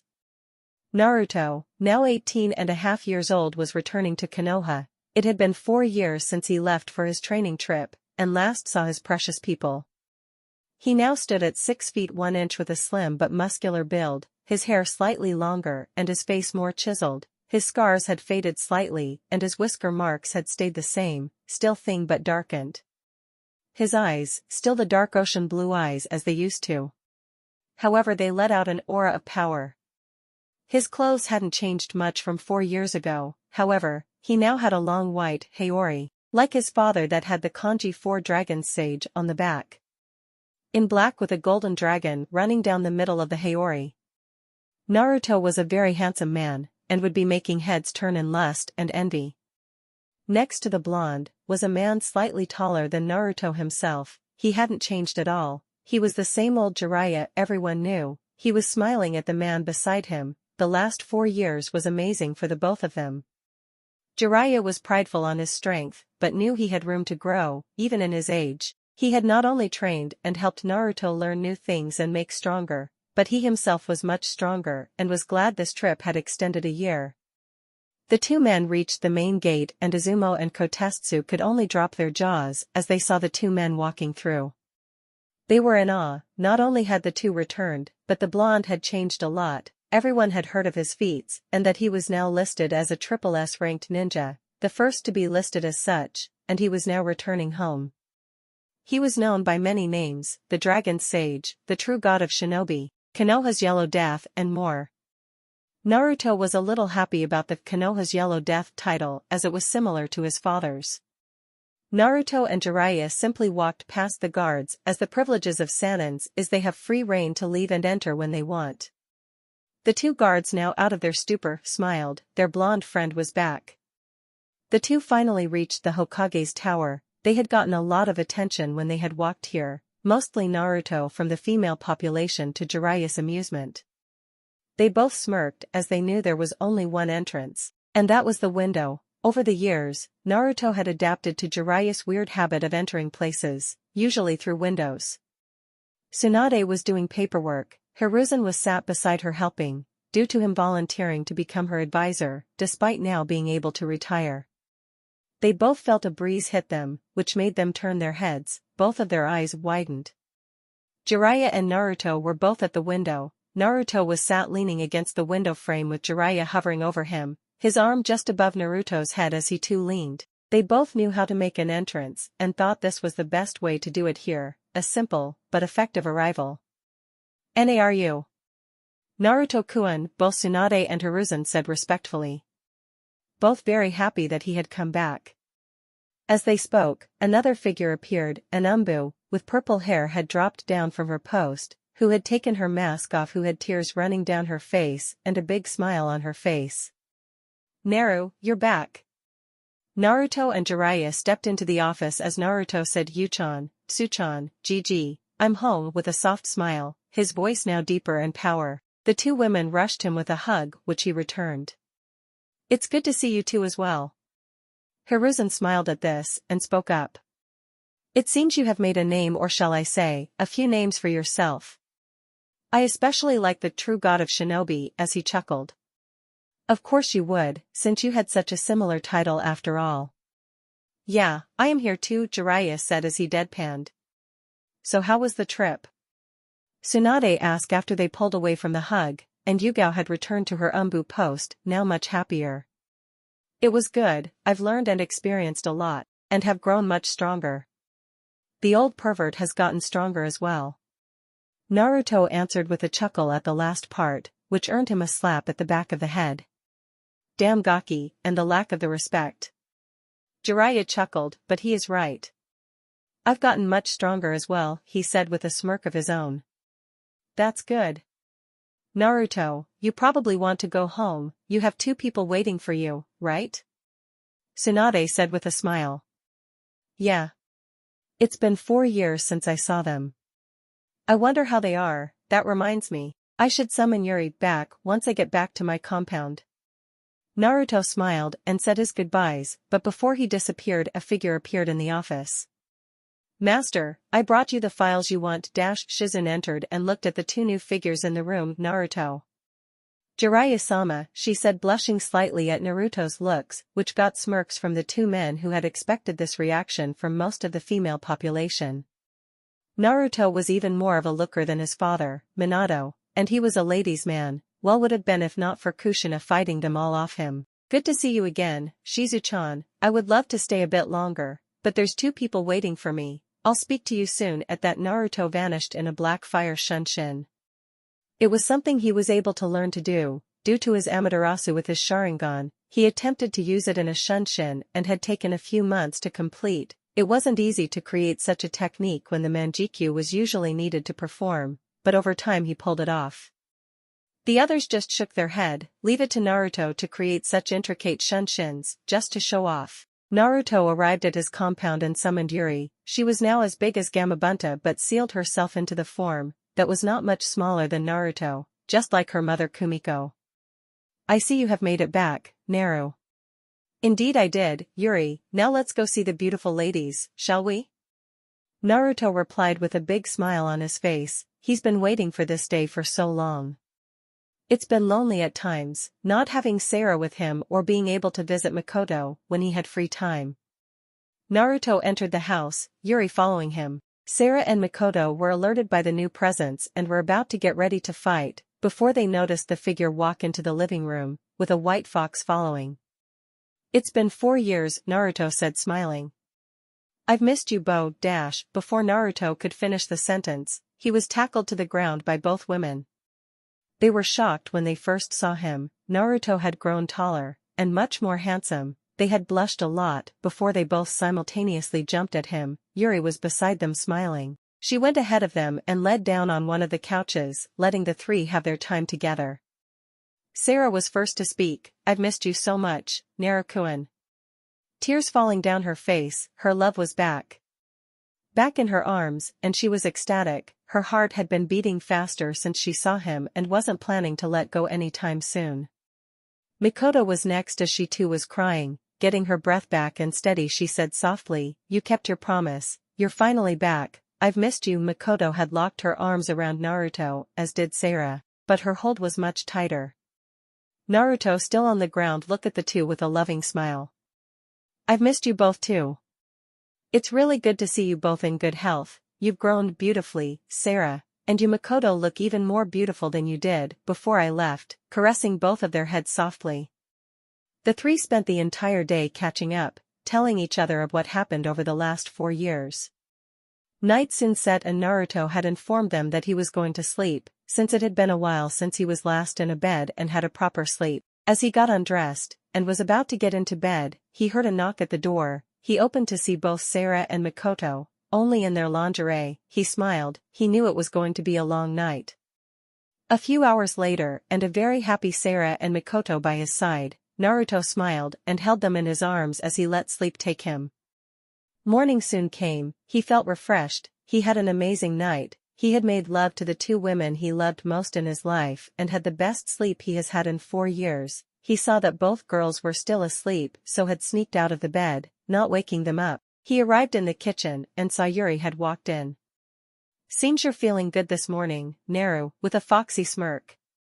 Naruto turned to her and simply eye-rolled. He what she was talking about and didn't want to go into it. Naruto left the house with Yuri behind him and went out into his compound and walked around the house to the training ground, wearing nothing but loose-fitted pants. He allowed the early morning breeze to hit his exposed skin. It was a lovely feeling in his mind, maybe because as a sage and a user of Mokuton, he was more attuned to nature and felt more at ease around it. Whatever it was, he loved it. It was an amazing feeling and allowed him to relax. He sat down and got into a lotus position, to meditate. It was about an hour later that someone had arrived. It was a familiar chakra signature, someone he knew quite well, but hadn't seen for over 4 years, due to her being busy with her genin team. Kurenai had arrived at the Uzumaki and Namikaze compound early morning, knowing Naruto would be awake due to his early schedule, and found him in his training ground. She was happy to know he was back after 4 years. He was like a little brother to her and loved him. She was sad to find out he had left before she could send him off, but was happy to know he was safe. As she got closer, she, as a young woman, couldn't help but blush at the sight. Naruto was mostly exposed, if not for the fact he had loose-fitted pants on, his large but slim build on for display. The muscles he had were on show and his body filled with small scars, showing he was no stranger to the battlefield. His long blonde hair that was always tied up at the back was waving in the morning breeze, his face chiseled and sharp. He was a very handsome man. Naruto noticed her presence and decided to have a bit of fun. "You know, you're welcome to stare all day, but I'm sure you came for something, right, Nai-chan?" Naruto said with a small foxy grin. Kurenai just blushed harder, turning away. She huffed and walked up to him, kneeling down, hugging him. "It's good to have you back, little brother, though you're not so little anymore, you're even taller than me now," she said, chuckling. "It's good to see you too, Nei-chan." Naruto simply replied back with a smile of his own. "Naruto, could you help me today, with my team? While I am a jonin, there are things I lack, and some training from someone like you would do them well." "They're all chunin, but still lack a few things they should know?" she asked with puppy dog eyes. Naruto just simply deadpanned at her. He couldn't say no. What brother would do that when his sister is asking for help this way, sighing, knowing she got him? "Sure, when and where are you meeting them?" "In about an hour, so get ready and come with me." "Alright, I'll leave a note for Sarah and Mikoto to see later, they're still asleep." Kurenai nodded and waited outside as he went to get ready. Kurenai and Naruto, alongside Yuri, arrived at the training ground and saw her students early and waiting. The three noticed the two walking over and were curious to know who this new person was, as they seemed to be their age. Kiba decided to be the one who asked. "Hey sensei, who's the blonde boy with the fox, and what's he doing here?" he asked half-heartedly. The other two were curious, but wouldn't lack the respect Kiba did. Gaining a tick mark, she replied, "This is Naruto, my little brother. He is here as I asked for his help in training today, since he is free for now, as he just got back yesterday. And the fox is Yuri, his summon. So tread carefully." "Brother? He doesn't look like you though, and he is our age, right?" Hinata asked. While Naruto and Hinata met, it was only a couple of times, due to her being friends with Sarah, and it was over 4 years ago, so couldn't fault her for not recognizing him now. Before Naruto could, Kurenai spoke. "We're not blood related, but we think of each other as siblings. And yeah, he turned 18 a few weeks back, though we weren't able to celebrate it together due to him being away. Anyway, I brought him here to help you guys train like I said. He is very experienced and strong for his age. It's a little unfair, the little brother is so much stronger than his older sister though," she added in thought. "How strong are you?" This time, the question came from Shino, as he was just curious. Naruto looked at him and smiled. He pulled out a black book. Kurenai noticed it was the bingo book, and shook her head. She was going to love the looks her students were going to give after looking. Naruto opened the book to a certain page and handed the three the book. The three read only a few lines, before looking back up to him in surprise. He wasn't just 18, the same age as them, but he was ranked down as the SSS-ranked ninja within the bingo books, the only shinobi to ever have such a ranking, and it was the Naruto Uzumaki Namikaze, which was standing in front of them. They hadn't realized it by the introduction Kurenai gave, however. "Are you really that strong?" Kiba asked, still stupefied. Naruto smirked as he unleashed his chakra, to show his power, making sure he wasn't focusing it towards the three of them. However, that was a bad move. Not only did the three cute students of his sister were still slightly affected, the training ground as well as them were surrounded by teams of Umbu and shinobi. Crap, forgot to put up a barrier. This caused most of the Umbu and shinobi to sweat drop. The Hokage had made her way over as she too felt the chakra spike, but was able to hear Naruto's comment, which made her gain a tick mark. "You damn brat, NA are you?" What was you thinking unleashing so much chakra? She shouted while trying to hit Naruto, who was dodging without much trouble. Oh come on Suchan, you know me, sometimes I get a bit excited and forget things. I was just showcasing my strength to one my sister's little students since he asked me how strong I was. He finished, dodging more full-powered punches from Tsunade. At this point, most of the shinobi and Umbu had left, back to what they were doing. Those who stayed however were in awe at the skill Naruto was showing. He wasn't even trying as Tsunade was trying to hit him with her full power. Sensei, when are we going to start training? Hinata asked, while all were still watching their Hokage trying to land a hit on Naruto. Well, probably soon. Naruto will probably let Tsunade-sama hit him, just to end this facade. What do you mean? Shino asked, but the question was answered by the two fighting themselves. I finally hit you. Tsunade shouted with a smirk on her face. Only because I let you, we'd be here all day otherwise. No, scratch that, all week. Before you'd come close to hitting me, I had to let you hit me. You wouldn't want your paperwork to stack up, right? Naruto said, smirking, knowing he won this battle. Damn it, forgot about that. Why did I ever accept the job anyway?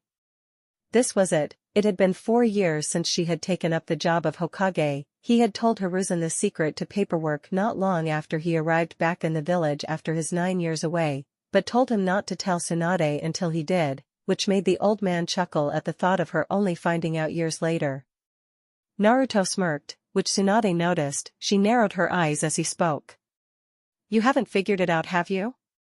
Figured what out? The secret to beating paperwork. At these words, Tsunade rushed him and caught him in a hug. Please, you have to tell me, Naru. Because you're family, I'll tell you. 2 words. Shadow clones. She let go of him, looking at him. How the hell did she not realize that? But what got her was the fact Naruto still had that smirk on his face. He knew. You knew all along, didn't you? Naru, Tsunade said softly, and smiling widely. Not good. I did, but before you go all crazy, I told the old man after I returned to the village, so he knew as well. Blame him for not telling you. Naruto quickly replied, sorry old man. One must sacrifice himself to save another sometimes. It is your turn today, Gigi, thought Naruto, already wishing him well in the afterlife. That old bastard. Tsunade said before disappearing. And Umbu dropped down next to Naruto and spoke. You know, she's going to kill you when she finds out it was only because of you, right? The Umbu spoke.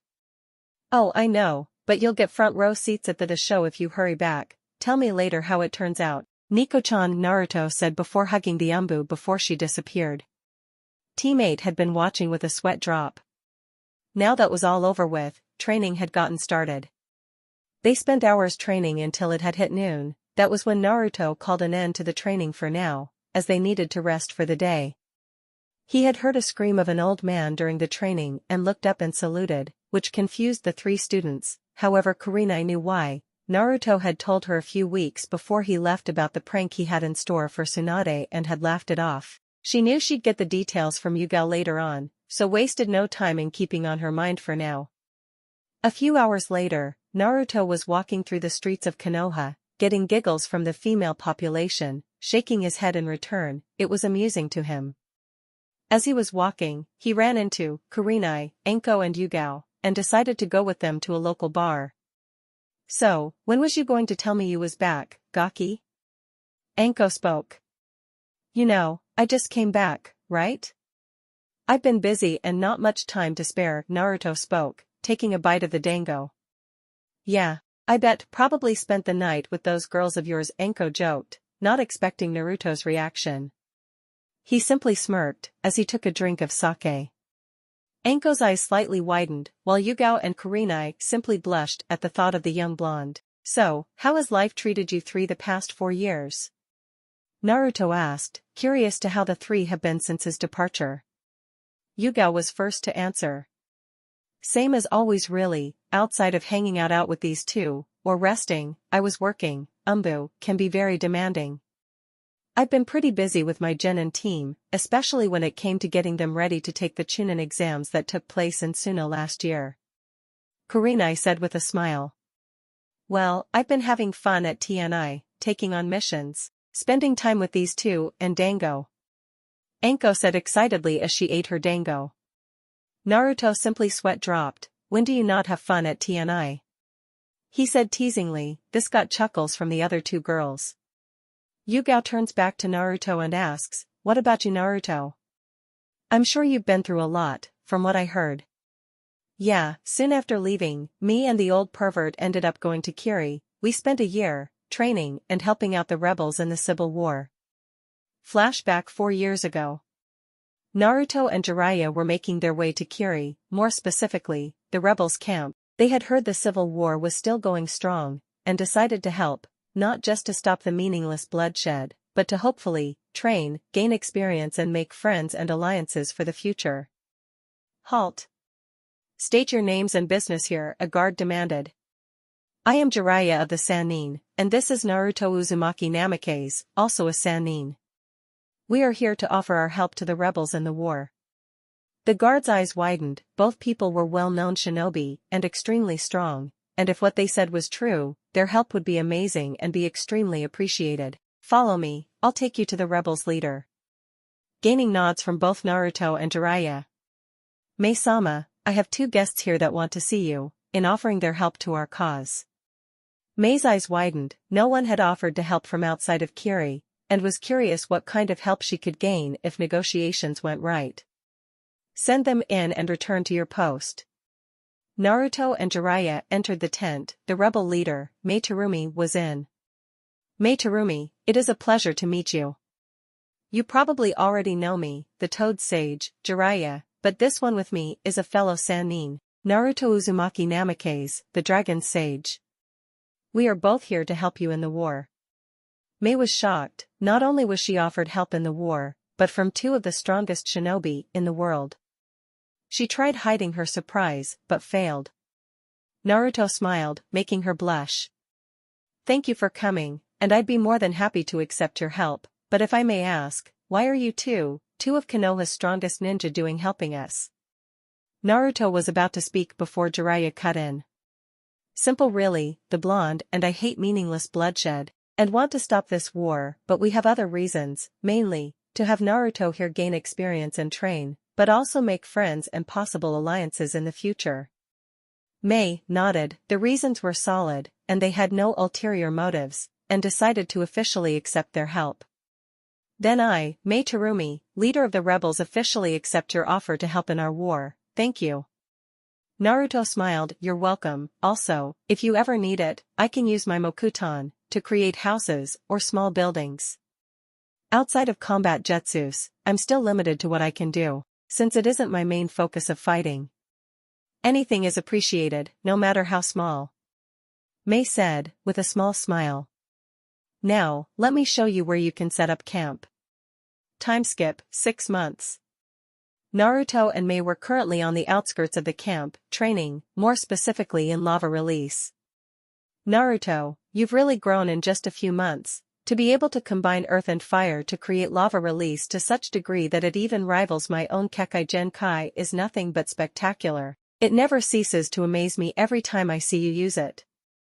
Mei said with a small smile and small hint of lust. Well, I do have a good teacher. It's really been 6 months already, heard back from the pervert? Naruto replied, ignoring the obvious lust she was showing. Unfortunately no, but it won't be long now, our final battle is coming up. Truly, I thank you too, without you both, this war would have raged on for much longer. Mei said sadly. Don't mention it. Naruto simply replied. They were interrupted when one of the shinobis on patrol ran over. Emi-sama, the enemy are closing in, it is Yagura.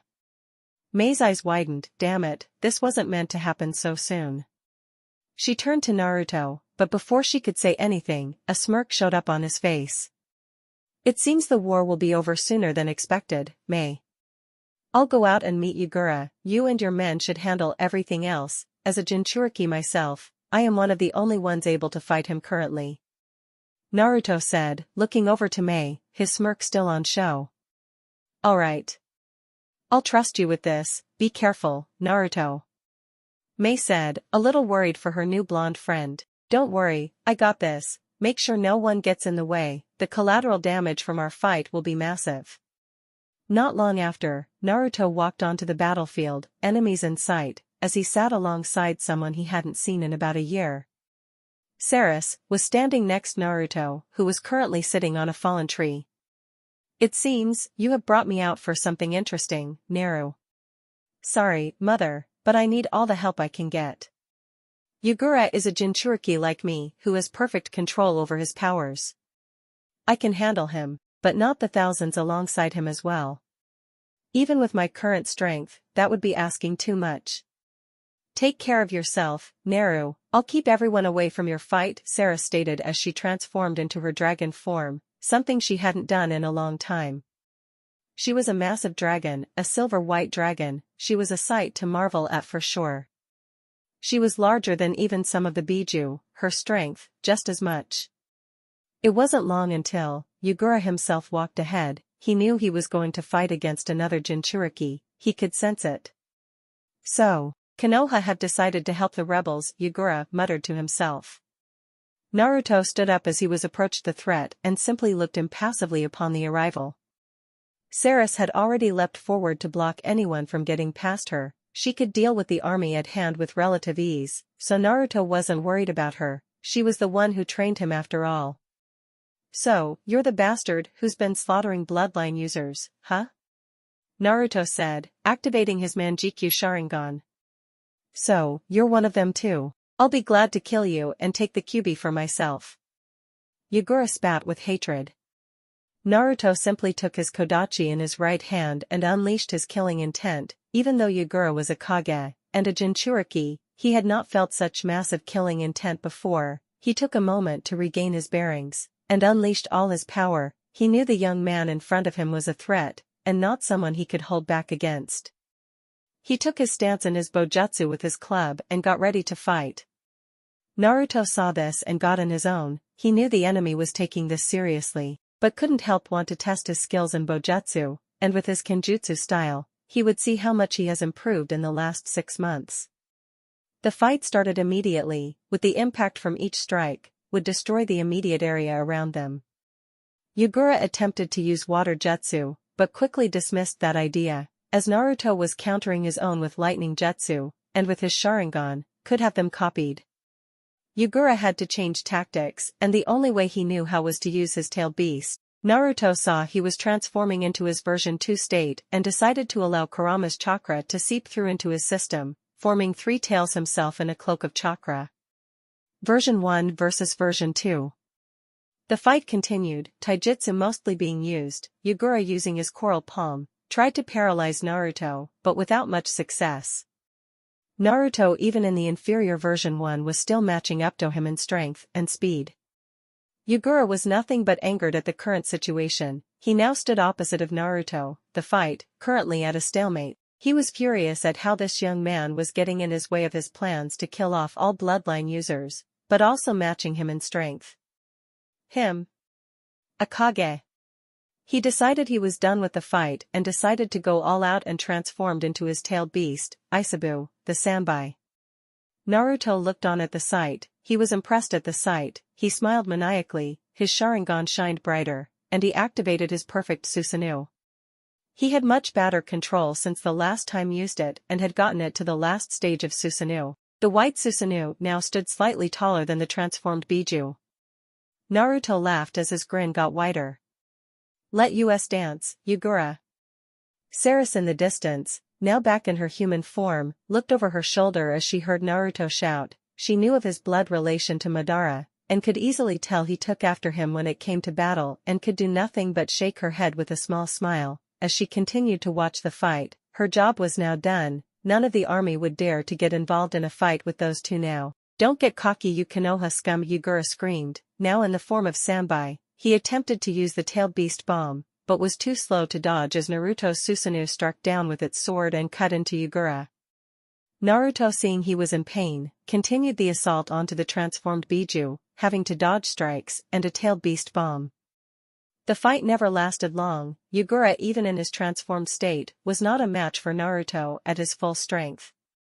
His dragon blood allowed for him to immediately enter Sage mode. With the Susanoo activated, that power boost also powered the Susanoo, even if slightly. The rebels had finished their fight and had come over to find a dead Yugura.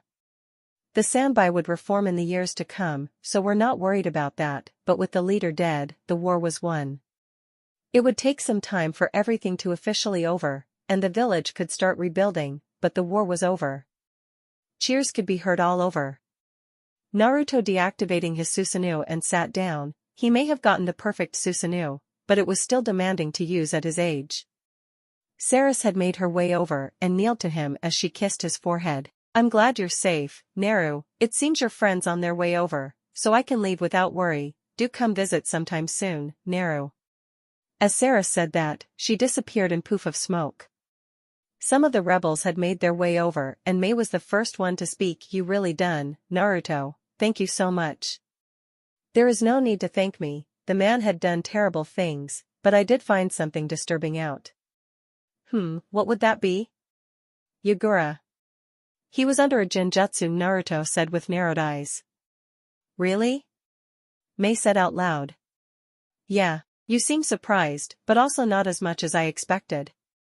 Before the civil war and bloodline purge, Yugura was a very kind-hearted soul and was a great leader, but suddenly he became a lot more evil and killed innocent people for no reason. Some of us had theories as to why, but wasn't completely sure. Do you know who could have done that? Mei asked, hoping she could get the real perpetrator of the war. Yes and no. I have a feeling it is the same person, who was the cause of the Kyuubi attack nearly 15 years ago, but not got enough evidence to say for sure. All I know is he was an Uchiha and wore a mask with one eye hole. Mei's eyes widened. She had heard of a man with a mask, but had no idea he was the cause of everything. Yeah, that sounds like the man that was with Yugura before he changed. So that bastard is the reason for so much death. I'll kill him when I find him. Naruto stated. I'll keep an eye out for him as well. But enough of that, let's get back. It's been a long day and you probably need to rest for a bit. Getting a nod in return, they all returned to the camps. Another 6 months later, do you have to leave? Mei asked, a little sad that her new friend was leaving. Yeah, me and Jiraiya have other places we need to go, and training to be done. Naruto said. I see. Was all Mei could say, but before Naruto turned to leave with Jiraiya, he was pulled into a kiss. You know, I don't mind waiting a few years. I know about your other ladies, I'm not bothered about sharing, making the blonde blush. Jiraiya seeing this just smirked and thought these 4 years are going to be a goldmine, kid. Naruto backed out of the kiss and turned, but not before saying, if you still feel the same way in a few years when we next meet, then I'll gladly accept those feelings. But you must also talk to Sarah and Mikoto about it. He winked, causing the newly instated Kage to blush before he turned and left alongside Jiraiya. End flashback. So, you have another woman in your harem, Anko asked with a smirk. Yugao and Kurenai blushed and looked down, trying to hide the blush, which caused Naruto to smile. Well, technically, I have to have at least 5 women to marry, if I choose to take more than one wife, due to the CRA, which I had made clear I wouldn't be forced into or be a part of it, unless the woman loved me for me, and those women do, though, I couldn't marry them unless I was to meet and fall in love with another 2 women, reaching the minimum requirement of 7 wives. Naruto said with a small smile, while looking towards Yugao and Kurenai. He knew of their feelings towards him, while they both looked at him like a younger brother. They couldn't hide the fact they love him as a man from him, but he didn't want to force the issue, and wanted them to accept those feelings and reach for him themselves. He had already 5 of the 7 women he was to marry: Sarah, Mikoto, Mei, Yujito and Samui. Unlike his godfather, he wasn't a pervert, but he wasn't one to deny a woman the love they deserve, and would love each woman he was to marry with all his heart and equally so. The 2 women, at that quirked upwards, both of their faces showing longing and love, which never went unnoticed by Anko, who smirked as she looked towards Naruto. She could tell he knew, but seemed to be waiting for them. So you spent a year in Kiri to help in the civil war, what else did you get up to? Well, for 6 months after that, I spent time training mostly on my own, while Jiraiya and I traveled around gathering information on Akatsuki. They were to become active again after 4 to 5 years, and that is why I took so long for the training trip, making sure I'm prepared to fight them, since I am one of their targets. Did you not kill 3 at once in a fight against 4 of them all those years ago? Yeah, I did. However, I know they have plans to fight me with. And those 4 were some of the weaker members of Akatsuki and have since been replaced. While they're unknown, they are about the same strength, if not slightly weaker than the ones I killed. Despite my strength 4 years ago, I wasn't going to get complacent, and train to a degree where I didn't need to worry about them. So, what about the other 2.5 years? Kurenai asked. Well, I spent about 15 months in Kumo. That was interesting. Naruto said with a sweat drop. What do you mean? Yugao curiously asked. Well, the rakeage. Damn old man is annoying. If you win against him in a race of speed, he won't get off your back until you beat him over and over. The man would just keep asking me for a rematch. Wait, you thought the rakeage, are you mad? Anko said loudly. What? I'm good friends with him. He was actually very respectful when I went there. He mentioned that despite being at war, he had a lot of respect for my parents and even owed them a favor for allowing him to live, despite the war, due to not wanting to shed too much blood, since even the current rakeage was against the war at the time, and hated what his father had done to the village in his reign. The 3 girls widened their eyes to this, shocked that Naruto parents had met the man in time of war and gained his respect, and the fact that the rakeage owed them a favor and seemed to pass that over to Naruto due to his parents' death. So, what happened in Kumo when you stayed there? Yugao asked. Well. Another flashback, 2.5 years ago. Jiraiya and Naruto made their way to the gates of Kumo. The guards working gate duty saw them and their jaws gaped at what they saw, Jiraiya and Naruto of the Sannin. What could they be doing here? The 2 men stopped at the gate and showed their pass and were let in. Their first location was the Raikage Tower. They had information to share with him about the Akatsuki and other matters. Mostly about Naruto. Jiraiya hadn't told him yet, but his parents made an agreement with the Raikage if they ever had a child, they would arrange a marriage between the children. While the Raikage had never had a child, he did have someone he considered a daughter, one Yujito ni. Jiraiya was both excited and terrified to seeing Naruto's reaction, mostly because he hadn't told him due to wanting to surprise him. As they were walking down the streets, a blonde woman is watching, a blush on her face as she sees the young blonde man walking beside the older white-haired man. She could sense he was a Jinchuriki like her. The Nibi had told her it was Kyuubi and so had followed them. Unknown to her, the young man had noticed her presence and smiled, something which went unnoticed by the woman but not the Nibi, who decided to tease the girl. You know, kitten, he is a fine specimen, you should jump him and ravish him until morning. Shut it Nibi. Yujito shouted in her mind towards the feline Biju. He might be good looking, but I don't even know him. She said, her large blush still on her face, trying to ignore the mental images the Nibi was making her see. Well, you can get to know him as you ride him into the night. Nibi countered, with a smirk.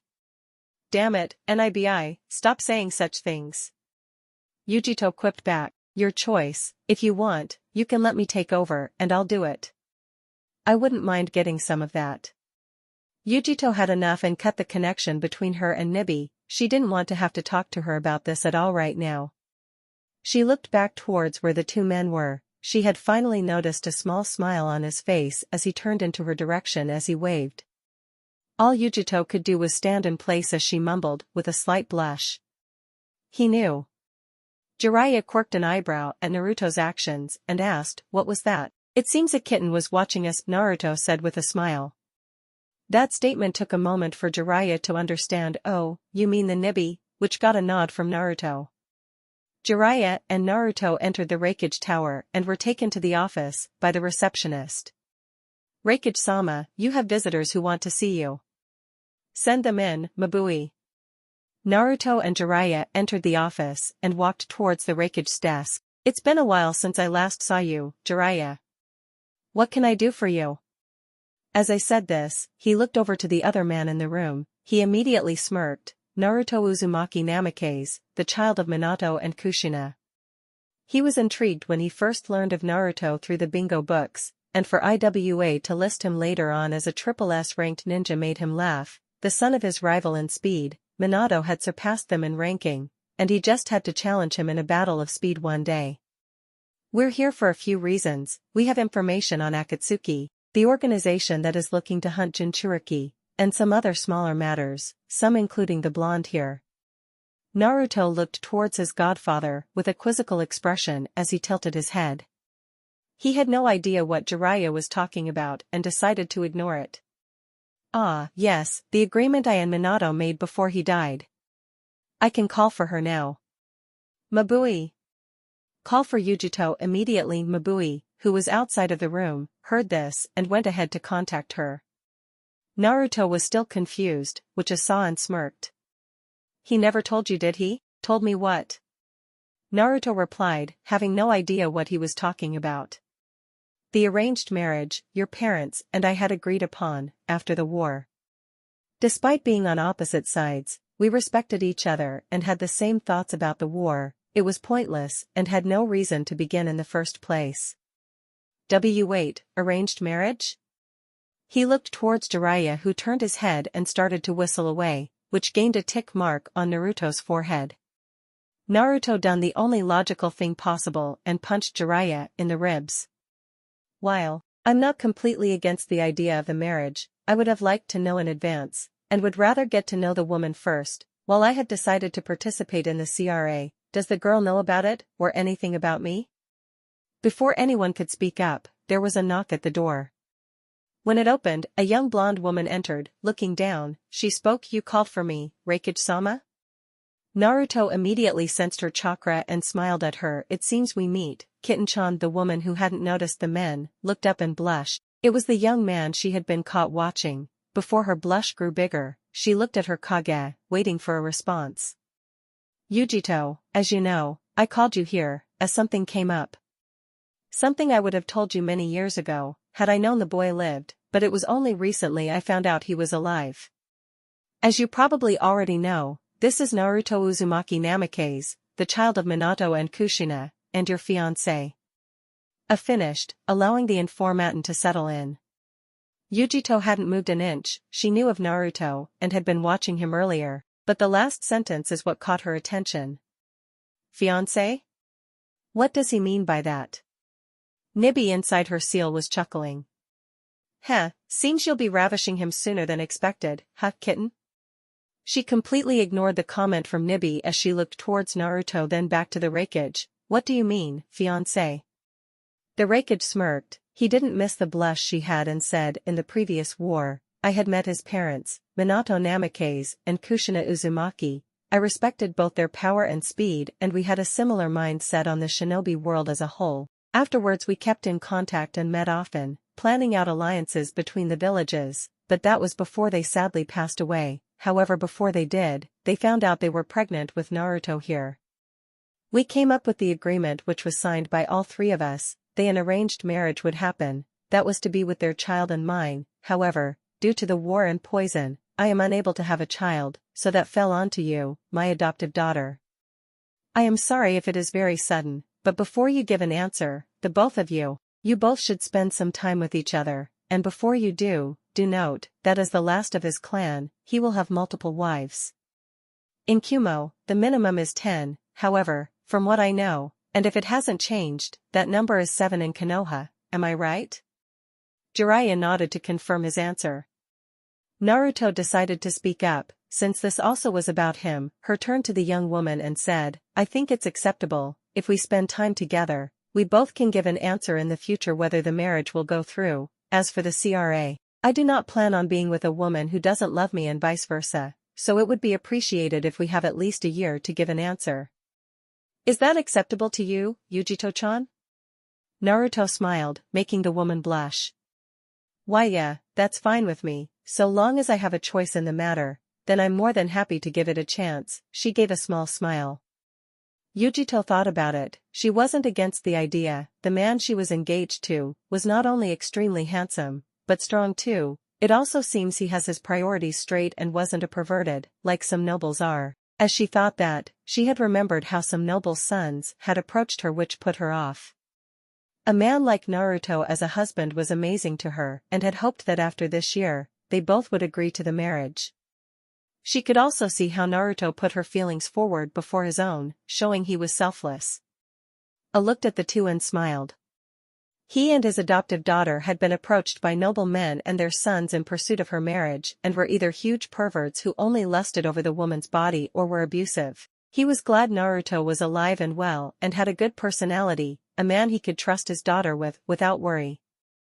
Then the decision is final, you'll have a year to spend with each other and get to know the other, and after the year is up, a decision will be made on whether the marriage will go through. Is that okay with you, Jiraiya, since as his godfather, you have a say in this? Yeah, that sounds great. Jiraiya nodded. Then, I'll leave Naruto in your care if that's okay with you. I have things I need to check on which are important, so he'll stay here for the year to train and get to know her. A nodded, and written down an address on paper and passed it to Yujito.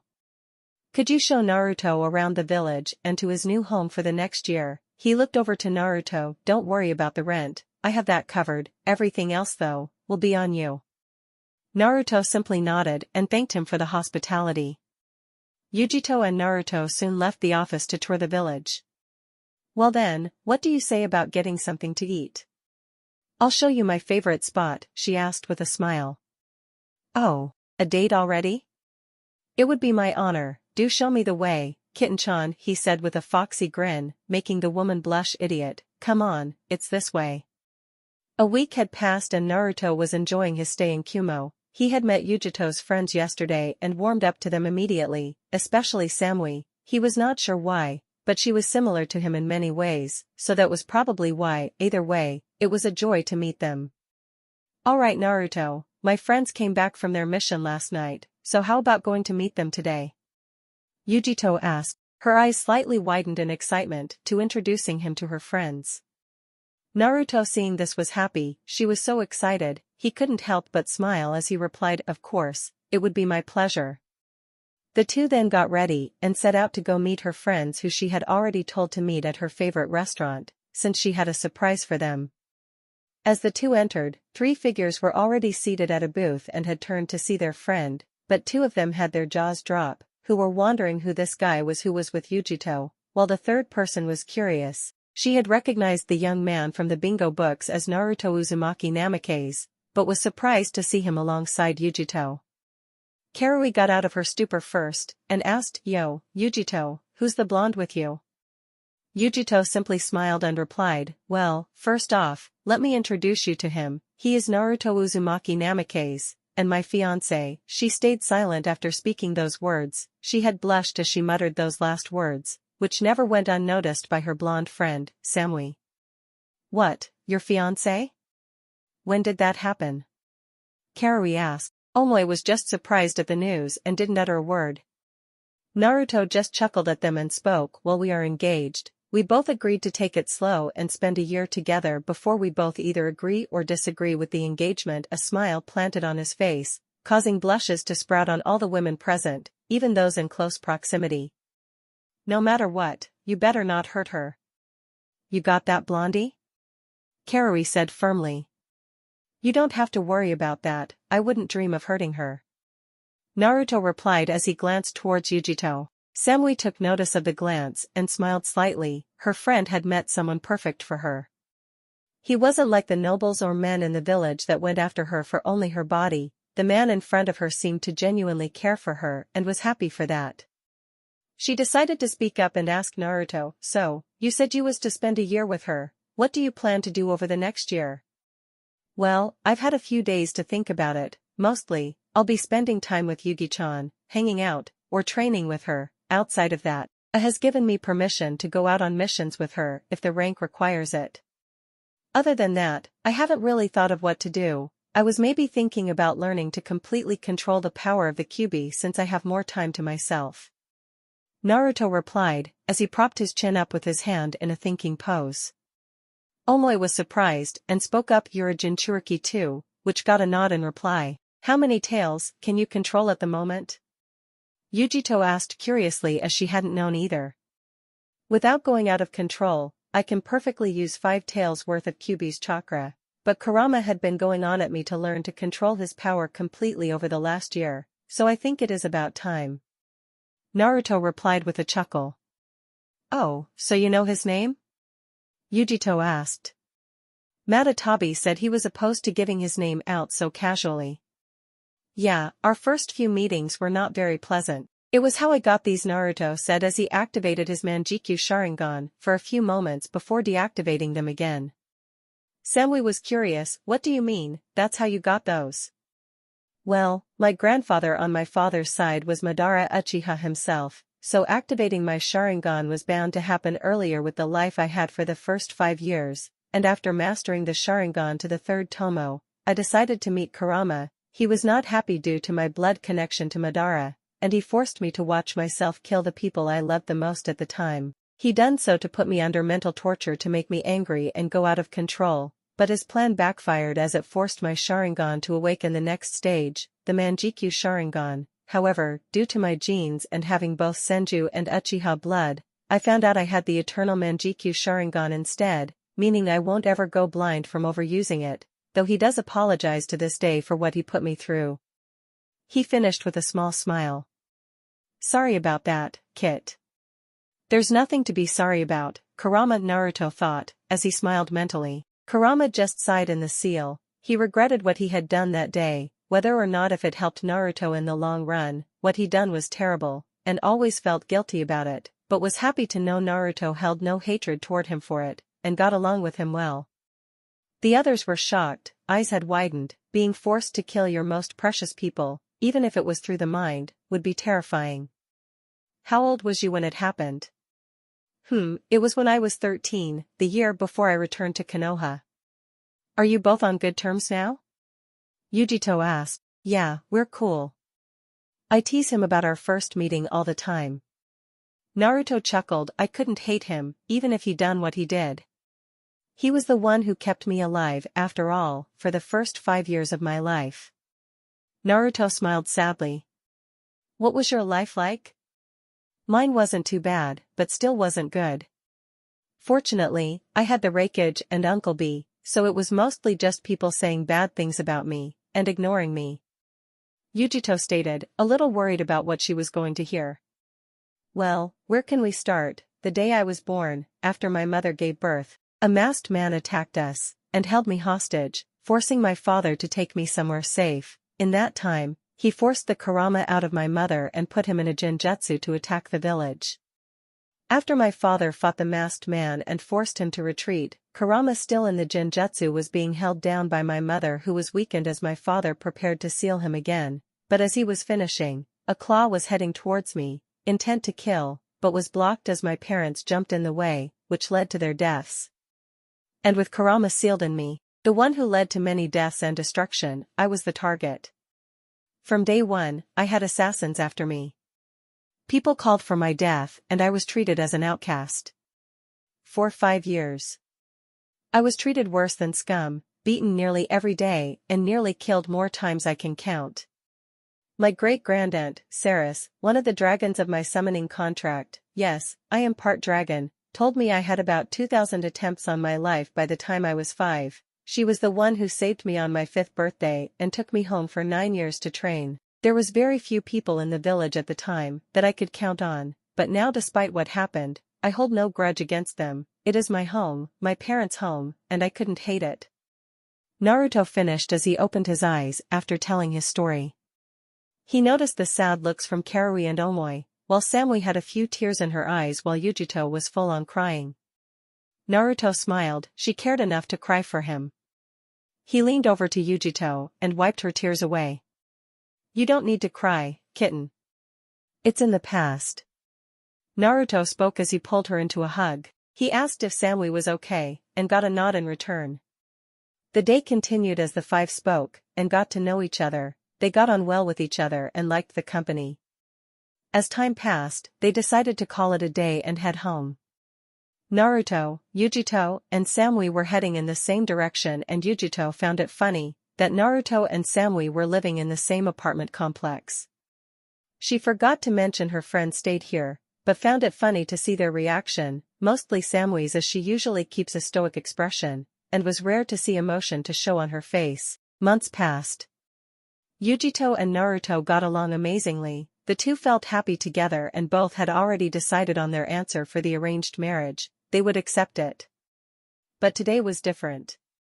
The two had been training, but it was time for Naruto to finally confront his inner self and get ready to fight for control over Kurama's chakra. Usually one would need to fight the tailed beast inside them, but those who had a good relationship with the tailed beasts didn't need to, and be allowed to take the chakra without battling for it. Are you ready, Nino? B asked. Sure am, B. Naruto replied with a smile. He was then led towards a waterfall, in which he would meditate and fight his inner self, his other half, to be specific. He knew what to do. Naruto was extremely intelligent and it was obvious to him that emotions were needed. Without them, or without even one type of emotion, a person wasn't completely human. Emotions were what made us human and knew he needed to become one with his other half. Most usually try and fight their other half, but are overwhelmed and do not realize the true meaning to the task at hand. The fight hadn't taken long. Naruto immediately accepted his other half and became one, became whole, complete at last. That was quick, Nino, B said with a smirk. I know you are friends with Kurama, but this next step can still be exhausting, so take a little rest before we continue. Naruto nodded and immediately sat down under a tree to relax to regain his strength. He knew he should have held back from sparring, but he couldn't refuse his kitten-chan when she asked so persuasively. It wasn't long after that B had taken him into a cave, revealing a room in which he entered so he could focus on controlling Kurama's chakra. Sitting down in the middle of the room, he started meditating. Moments later, he was in his mindscape, having gotten the key from Jiraiya. He was prepared for this day. It was just on him to unlock the seal. Before doing so, he closed his eyes and thought back to how far he has come. His progress was amazing. Naruto opened his eyes and started to unlock the seal. As he prepared to finish unlocking it, he felt his mind being pulled elsewhere. He turned as he felt a hand on his shoulder. His father was standing there, with his mother. Tears ran down his face as he pulled them into a hug. Tears still pouring out, he spoke, I've been waiting for this day, since the invasion. I've missed you. Naruto pulled both his parents into the hug even tighter. Both his parents smiled and Kushina spoke. You've grown so much, Naru, you're so handsome too, I bet the girls are all over you. She said this, despite having seen his life through the seal. You know they don't, not with my future wives at my side, he said chuckling. He had an idea that they knew of his life, since their chakra imprint was in the seal this whole time. That's true, and with Mikoto, thank you, for loving her, she deserves a man like you. Naruto shook his head. I should be the one thanking her, she's amazing, like the others. I'm still surprised such amazing people love me. This gained saddened looks from both Kushina and Minato. While they met him due to Edo Tensei, they never saw his life, like their chakra imprints have. They know what he's been through and were disgusted with how he was treated, but was glad Saris had got to him when she did. It was Minato who spoke up next. Naruto, they love you for you. We can clearly see that, despite what your past was like, they see you for who you really are, and for that, I'm thankful for. Treat them well, Naruto. Naruto nodded. Naruto continued to talk to his parents for what seemed like hours, getting to know them and talking about the future. He would never have thought he'd spent time with his parents like this ever, but he knew their time was coming soon, their chakra was running out. Naru, we love you with everything we got, grow stronger, and have give me many grandchildren, spoil them rotten for me, okay? Kushina said, tears falling down her face. She had more to say, but knew she didn't have the time. Naruto. You've surpassed me as a shinobi, and am extremely proud of the man you have become. As your mother said, we love you, don't ever forget that. Now go, you have Kurama's chakra to take control of, right? Good luck, son, you'll become even greater in the future, I know it. As those were spoken, both Minato and Kushina slowly disappeared as they hugged Naruto. Standing still looking up, with tears freely falling, Naruto smiled. Now he had a task to complete. He returned to the seal where Kurama was waiting. He could feel the chakra of Minato and Kushina, and smiled knowing Naruto had met them. Now it was time for his Jinchuriki to make the final leap and take full control of his power, not as a beast tamer, not by force, but by friendship. Naruto unlocked the seal, and immediately, all the chakra flooded his system. He was stunned. The amount of chakra he gained releasing 5 tails worth of chakra paled in comparison to what he gained with all 9. It seemed each tail increased exponentially with each tail, rather than each tail being equal. Outside, B and Yujito had waited a few minutes, and nothing happened. However, they felt it, Kyuubi's chakra. They continued to look at Naruto as he gained a golden cloak of chakra. Both of them could tell the difference between this cloak and that of version 1 or 2. This was pure chakra in full force, not being held back from the seal. Naruto opened his eyes, and realized he could now sense emotions. This made his sensory abilities even better, though was limited to this form, for all he knew, but would test that later. "Hey guys, I'm done," Naruto spoke with a foxy grin, which was returned by the other 2 Jinchurikis. "Seems like it," foxy Yujito replied. It has now been a year since Naruto arrived at Kumo. He was now heading up to the Raikage's office. With smile on his face, he looked to his right as he saw Yujito walk with him. They both now had to give an answer regarding the marriage between the two of them, and was happy to know she felt the same as him. As they entered the office, they had seen A and Jiraiya waiting for them. "Oh, Naruto, heard you have full control of Kyuubi's chakra now, nice done," Jiraiya said with a smile. "Yeah, meeting my parents while doing so just made it all the better, especially since this time, we weren't fighting each other," Naruto said with a small smile. Jiraiya nodded. He'd get the details later, but for now, he was here to hear the answer that was to be given today about the arranged marriage. A spoke up next. "So, you two. It has been a year since you was informed of the arranged marriage. Now, what is your answer?" I already knew the answer. He also knew Samui was interested in Naruto and had gotten Yujito to accept her as a future wife, but hadn't told Naruto yet. Naruto looked over to Yujito with a smile and looked back at the Raikage. "I agree with the marriage, Raikage-sama." Yujito had glanced over to Naruto as he said that and smiled. "As do I, Raikage-sama." "Perfect, the arranged marriage will now be official. The alliance between the 2 villages will be much more secure now. Is there anything else you need to say before you're dismissed?" "Yes, Raikage-sama." Yujito looked at Naruto and continued. "Naruto, we have accepted the marriage proposal made for us too, but there is another who wants to be with you. She knows of your position with the CRA, and wants to be with you despite that. Would you accept her?" "I feel like you already know who, so I don't think I need to introduce you to." As Yujito finished, the office door opened, revealing Samui. As she walked over, Naruto could easily see the blush on her face. It had been a year since they met, and had gotten close, very close, with Yujito beating her slightly due to her being his fiancée. He had learned to read her emotions fairly quickly, and most would have missed the blush she had, and so would he had he not gotten to know her.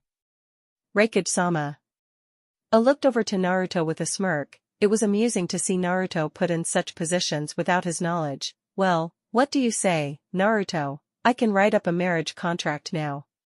Naruto looked over to Yujito, who smiled and turned back to Samui. "I'd love to accept your hand in marriage, Samui," he said with a smile. This simple and short statement made Samui happy to no end. She immediately tackled Naruto in a hug and thanked Yujito. She had talked to Yujito about falling in love with Naruto, and after a long talk, Yujito asked her about marrying him as well, since he was in the CRA, that is if she was willing to share with others. She knew he was a very kind and loving man, and knew the women he chose would love him for him and wouldn't have a problem with the other women he chose to marry. "Looks like I will need to write another contract," A smirked. Jiraiya snickered as he wrote in his book. He loved being around Naruto. It was never too boring and was always bringing him new ideas for his books. Time skip, 6 months later. It has been a year and a half since Naruto arrived in Kumo. He had made many friends and most of all, he met his 2 fiancées. "We're going to miss you, you know," Yujito said softly. "I know, I'll be missing you too as well. Just remember, My training trip will be over in a year's time. That's still a long time to wait, Yujito said sadly. Naruto smiled and simply pulled both women into a hug. Just know that I love you. The next year will pass by quickly. Samui spoke up next, be careful, alright? Naruto nodded, planting a kiss on her forehead. Don't worry about me, Naruto spoke with a big grin. His hair waving in the wind. His scar over the years had healed and settled, it was in full display, and the two women couldn't help but think about him getting ambushed again. It didn't matter, he was probably the strongest in the elemental nations, he was their fiancé, they loved him and just naturally worried for him. It is time, don't be sad, smile, you both look much more beautiful with a smile. Naruto said as he kissed them both. Seeing the two smile, he turned to join Jiraiya as they left. Flashback end.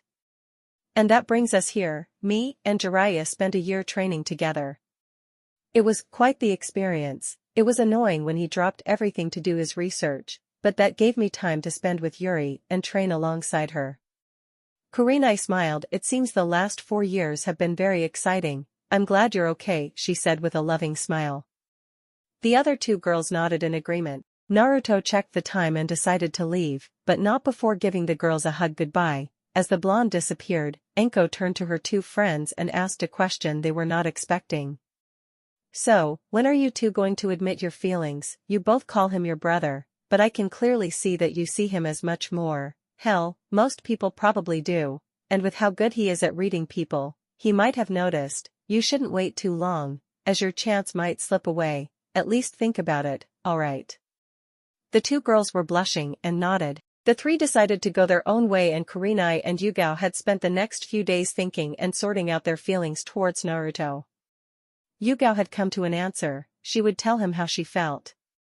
She knew keeping these feelings to herself would be detrimental to her mental health, and even if her love isn't returned, she would get it off her chest and be able to move on, but was hoping her feelings were returned. It had been 4 days since his arrival back in the village and decided to go to his compound tomorrow morning. Kurenai, on the other hand, was having trouble. On one hand, she loved him like a brother and always saw him as such, at least until he returned 4 years ago. Spending time with him over those few months he was here allowed those hidden feelings to grow. It wasn't until the day he came back after his 4-year training trip, did those feelings get stronger. She knew in the back of her mind that she loved Naruto. But did she want to potentially ruin their relationship for the pursuit of love? She was sure she wanted to lose him over this, she had been lost these last few days. But the conversation with Enko kept coming up, you shouldn't wait too long, as your chance might slip away, at least think about it, alright. It was 4 a.m.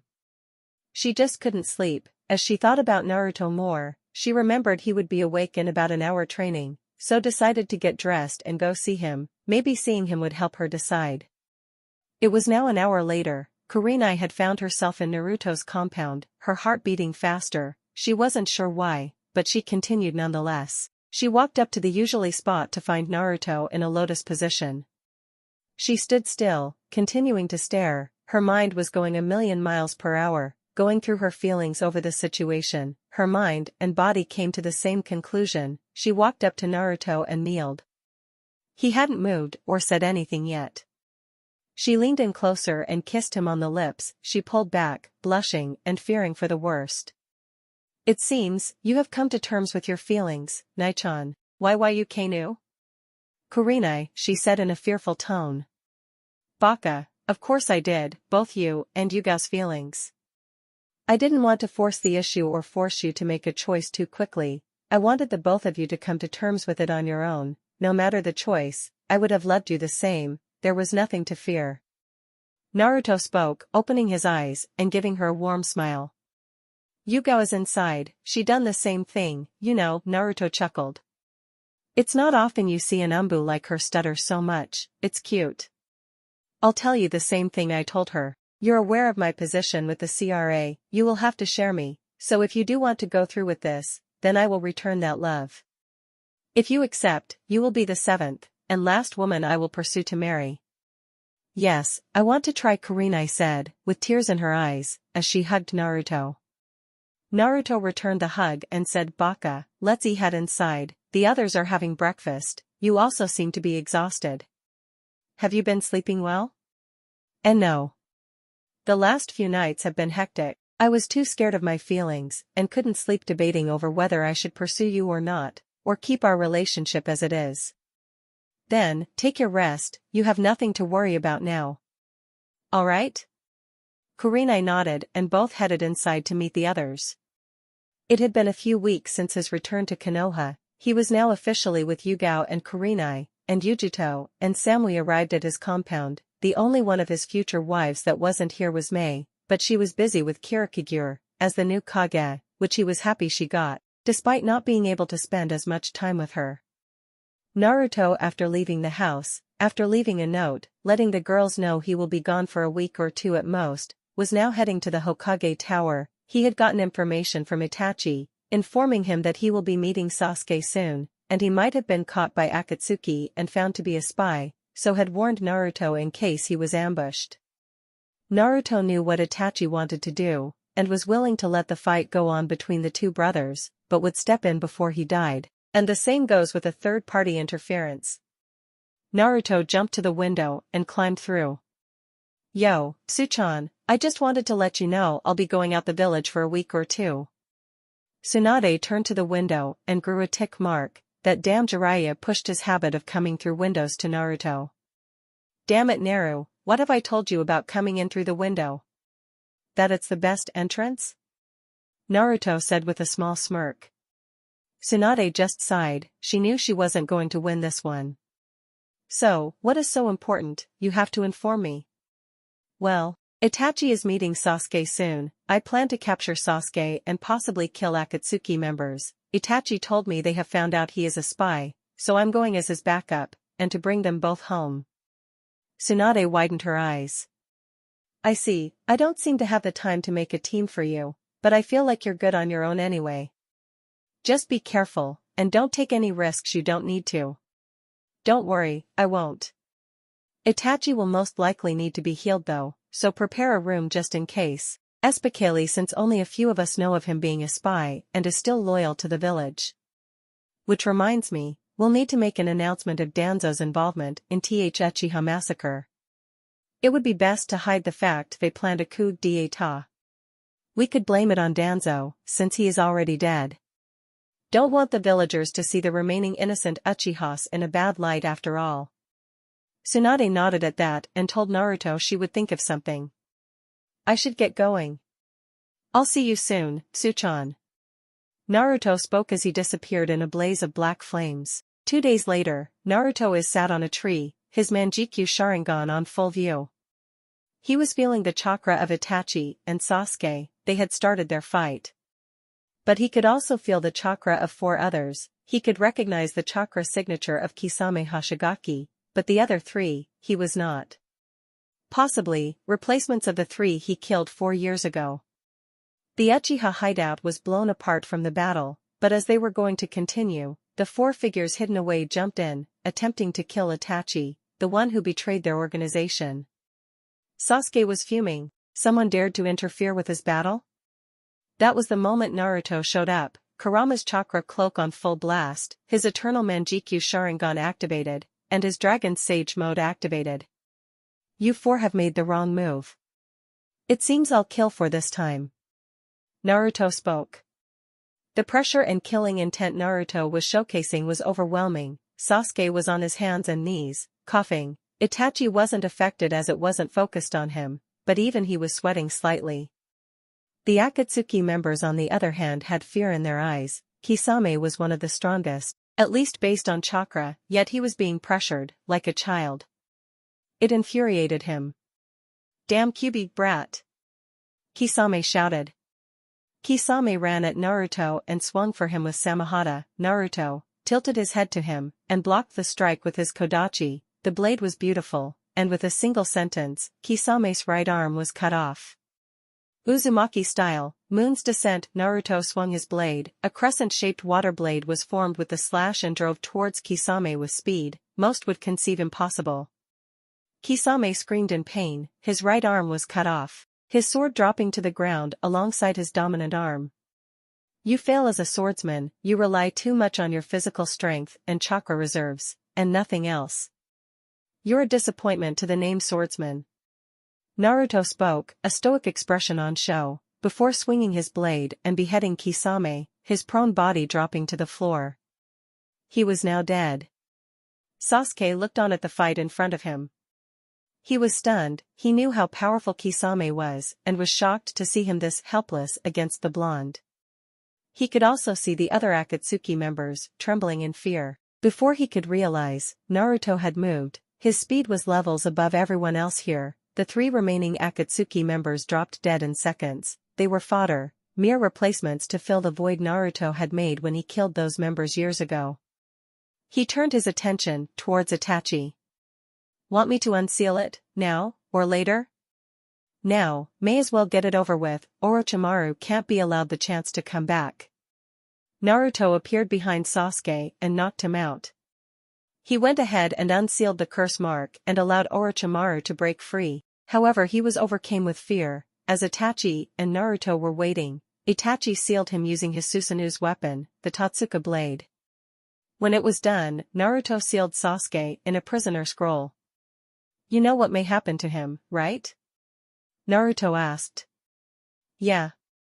He killed a fellow member of the Leaf. If it isn't death, life imprisonment. I hope it's the latter. I'd hate for Mother to have to go through seeing his execution. Yeah, me too. I'll see what I can do, but I can't promise anything. Oh yeah.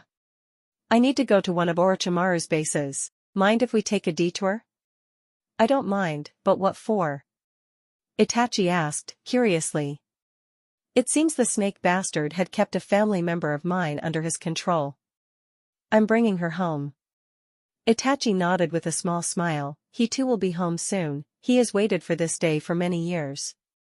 At one of Orochimaru's bases, Naruto and Itachi made their way through the enemies, as they slaughtered them. They made it to a room, which was locked. Naruto broke through the door with his strength and inside, saw a red-haired girl, frightened, holding a kunai. What are doing here? Karen asked with fear in her voice. Naruto simply walked to her, ignoring her obvious shaking in fear, and hugged her. I am here to bring you home, cousin. Naruto spoke with love as he tightened the hug. Karen widened her eyes. She had family? Orochimaru always told her she was the last Uzumaki. They also always had red hair, so how? But how? You're not a Uzumaki, you have blonde hair. Naruto Uzumaki Namikaze, at your service. I am of the royal line of Uzumaki, but my father's genes were dominant, so I look more like him than I do my mother, Kushina Uzumaki. When Karen heard those words, she returned the hug and cried. Itachi just smiled at the scene and left them to it. After gathering everything of importance, the 3 made their way back to Konoha. The 3 went straight to the Hokage's office. Suchan, I'm back, and look what I found. Naruto said as he came through the window with 2 guests. What on earth? Look, our cousin was being hidden by the snake bastard, but I brought her home. Naruto said with a smile. That's good, it's a pleasure to meet you. I am Tsunade Senju, the 5th Hokage, and Naru's cousin, which makes us family too. I'm Karen Uzumaki, it's a pleasure to meet you too, Lady Tsunade. See, Naru, that's how you should be greeting me, with respect and awe. Tsunade gave a wide grin as she looked at Naruto. All I see is an finish that sentence and I'll kill you. I'd love to, but I have more to talk about before doing so. As you can see, I have brought Itachi back. I'll bring him to my compound for the time being for things to settle down and to meet with Mikoto. I'll tell her the truth with Itachi. Naruto handed a scroll to Tsunade, which made her look at him questioningly. That scroll holds one Sasuke Uchiha. I do have to ask, if possible, leave his judgment to life imprisonment, but it is up to the council in the end. Both me and Itachi don't want Mikoto to see or know he will be executed. Tsunade nodded. She knew Naruto would have killed Sasuke or anyone else for that matter for what he had done, but held back, all for Mikoto. I killed 4 members of the Akatsuki. Itachi can fill you in on 3 of them, most likely, as they seem to be fodder, just replacements for the ones I killed years ago, but among the 4, was Kisame Hoshigaki. Naruto said with a thumbs up, which garnered a tick mark from Tsunade. You know, the girls will kill you for risking so much. Tsunade pointed out. Naruto paused, as if his body frozen. He didn't think about that, shit, was all Naruto thought. Itachi and Karen both looked amused at this and smiled. Anyway, take those two to your compound, I'll sort some things out, before I call a council meeting. Naruto nodded and grabbed Karen into a hug and placed a hand onto Itachi's shoulder before disappearing. At the Uzumaki Namake's compound, Naruto entered the house alongside Karen. Hey guys, I'm back, and you won't believe who I was able to find. Naruto smiled. The first thought as the women looked to him, a redhead beside him, another woman. This is Karen Uzumaki, my cousin. Safe to say, Orochimaru is bastard and had her under his thumb, but with him dead, she's now free, so welcome her with open arms, she'll be staying here from now on. Naruto looked over to Mikoto, locking eyes with her, with sad eyes, but with a smile. He said, I have someone with me who wants to see you, but before you say anything, yes, I did know the truth which I will tell everyone later, and I'm sorry for not telling you earlier, but I wanted to keep it a surprise for you. You can come in now. Itachi walked into the room and looked towards his mother. Tears threatened to pour out of his eyes. Mikoto's eyes widened. Itachi, her son. Her son is back. She started crying as she ran over to hug Itachi. Son, you're back, she cried as she tightened the hug. Itachi returned the hug, his own tears freely falling. I'm home, mother. Naruto allowed the two to catch up for a while, and then brought everyone to the living room where he and Itachi would explain everything. Naruto leaned against the wall in front of everyone. So, I guess everyone wants to know why Itachi, a known S-ranked missing nin, is doing here, right? Naruto got nods from everyone. They were on edge at first, but Naruto wouldn't bring someone like him here for no reason. Well, to answer that, Itachi was forced to take a mission, one which involved taking sides. He volunteered for the mission as he himself thought it should be done by an Uchiha. The Uchiha clan, while some of them adults within the Uchiha clan had planned for a coup d'état. Hiruzen had Itachi and Shisui act as spies, and over time, had tried to handle the matter civilly and without bloodshed. However, when the time for the planned attack was coming up, Danzo had threatened Itachi to kill all of his clan, leaving only Sasuke alive. However, he went back on that and only killed those responsible for the coup d'état. He had to kill Rude Umbu as they tried to kill some Uchiha who were innocent, including the children. Some were successful and had stolen those Sharingan for Danzo. Before leaving, Itachi had gotten a mission to spy on the Akatsuki organization after being confronted by them with an invitation, which was given by the third Hokage himself. Itachi, before leaving to meet his new partner of the Akatsuki, met up with Danzo and threatened him that if he touched the remaining Uchiha, village secrets as well as his own dealings would be leaked to enemy villages, if I'm correct, right Itachi? Yeah, however, on that night, I wasn't the only one attacking. As Naruto said, I was approached beforehand by a member of the Akatsuki, the one known as Madara Uchiha. He was the one who helped me. This got gasps from the people within the room due to the name just being mentioned. We of course know this man as the man who caused the Kyuubi attack on the village, over 18 years ago, and I know for certain it wasn't my grandfather who caused it. While it was an Uchiha, it was not Madara, just someone who has taken his name to use. Itachi nodded and continued after Naruto. When I was spying on Akatsuki, I also came to that conclusion. He is not as powerful as Madara, but is still dangerous. Back to the night of the Uchiha massacre, Shisui was killed by Danzo when he was preparing to use his Manjikyu Sharingan on the Uchiha who planned the coup. That is where Danzo got his right eye from. Shisui gave me his remaining Sharingan before committing suicide, by jumping off the cliff we used to hang out at, due to him already dying from a strong poison. I had volunteered for this mission, mostly because I knew I needed to protect the village, our home, but also the innocent lives of the Uchiha members that had nothing to do with it. I also needed an S-rank status in the bingo book to join Akatsuki. So, it really was true. Fugaka really planned to start a coup d'état. Mikoto said, narrowing her eyes with slight sadness to her eyes. Some of her friends within the clan had died that night, and it was because her so-called ex-husband had tried something stupid. Naruto walked up to her and hugged her. Sadly, yes, he did. But the truth will come out, some things will stay hidden, to keep the remaining Uchiha who are innocent safe. Danzo's involvement will be announced, but nothing about the coup d'état. Naruto said softly. Everyone nodded to that. It was the smart move, not only give a half-truth, but hide facts to save those remaining from any possible hatred pointed towards them for past dealings of a few.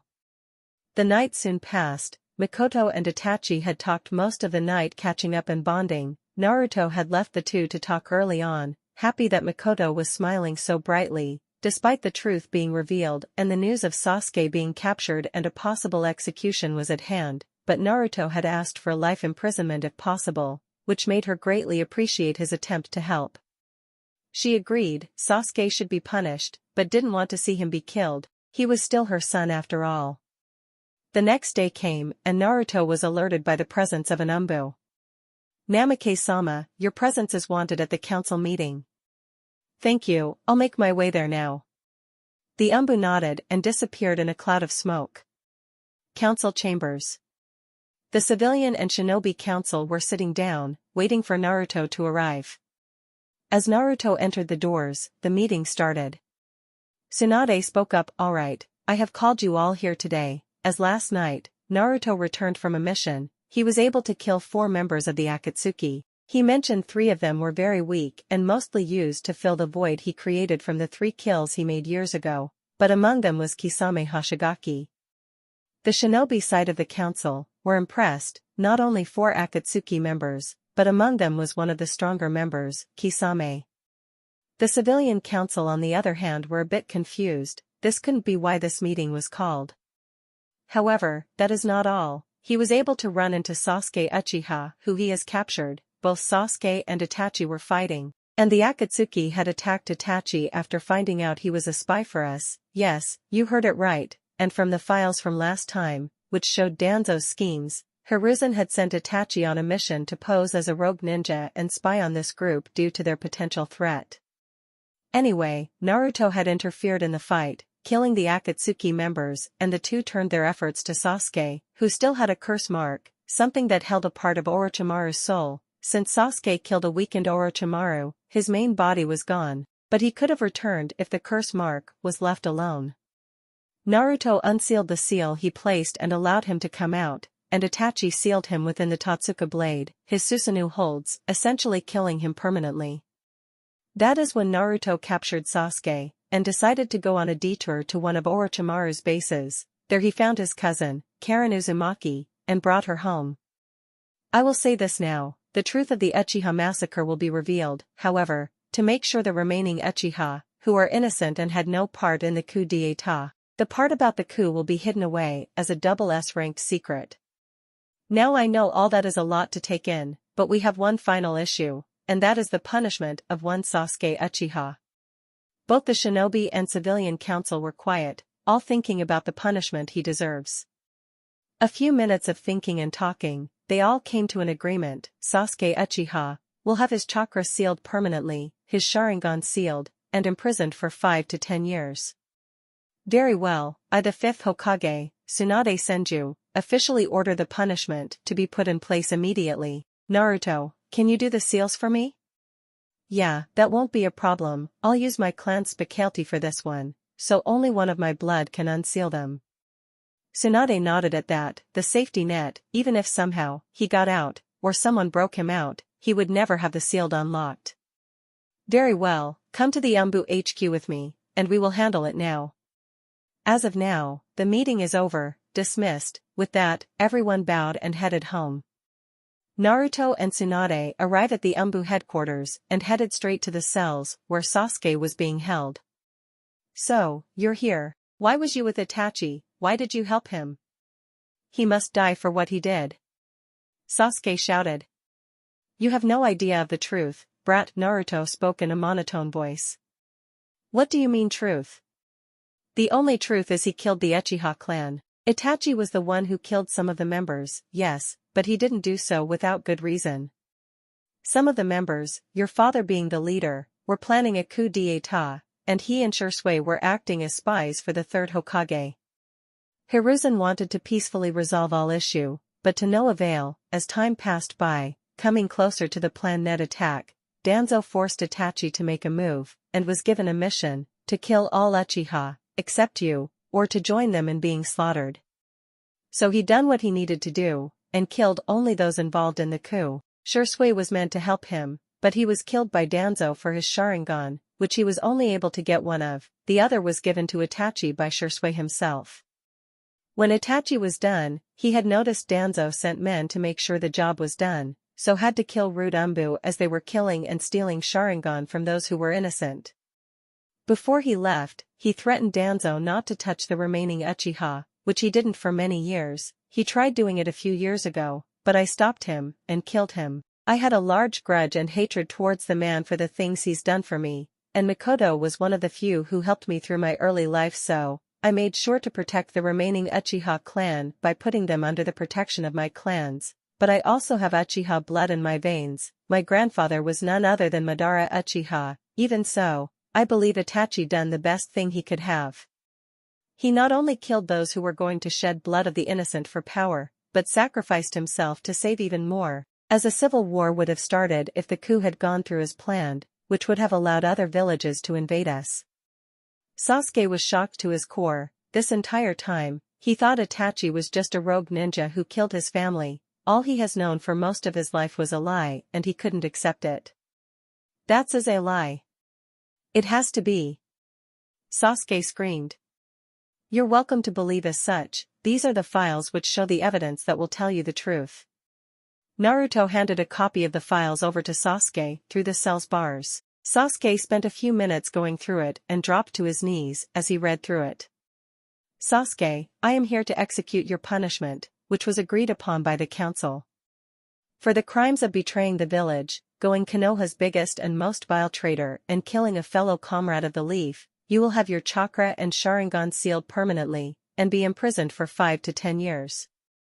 Sasuke was shocked. He expected to be executed, but was surprised that he wasn't going to be, and before he asked why, Naruto already beat him to it. Why not execution? Because I made sure to put in word for you not to be. I do not want Mikoto-chan to be saddened further and witness her son's execution. I didn't want her to feel down, now that she has found happiness. Sasuke's eyes widened at the way Naruto addressed his mother. He knew of the relationship between his parents and that their marriage was that of political arrangement over love. So, you and my mother? Naruto nodded. She deserves to be loved. She has gone through a lot, and if she finds happiness with me, then I can only make sure she has it. I love her. Her smile is so much brighter these days. She hasn't told me yet, but I do know she is pregnant. My sensory abilities are much better these days, and I can sense it. That is most likely why her smile is so bright recently. She seems to be trying to find the time to tell me. Naruto simply smiled after finishing that sentence as he entered the cell and sealed up Sasuke's chakra and Sharingan with his Uzumaki seals. After Naruto was done and was about to walk out with Tsunade, Sasuke spoke up, "Thank you." Naruto turned and asked, "What for?" "For making my mother happy and giving her a love." Sasuke said, looking down, now regretting his choices in life, but happy his family was doing well. "There is nothing to thank me for. I love her, and she loves me. Just take the time, and you now have to think things over. In time you will be released, but your career as a ninja is over. But that doesn't mean you still can't influence the next generation to be better.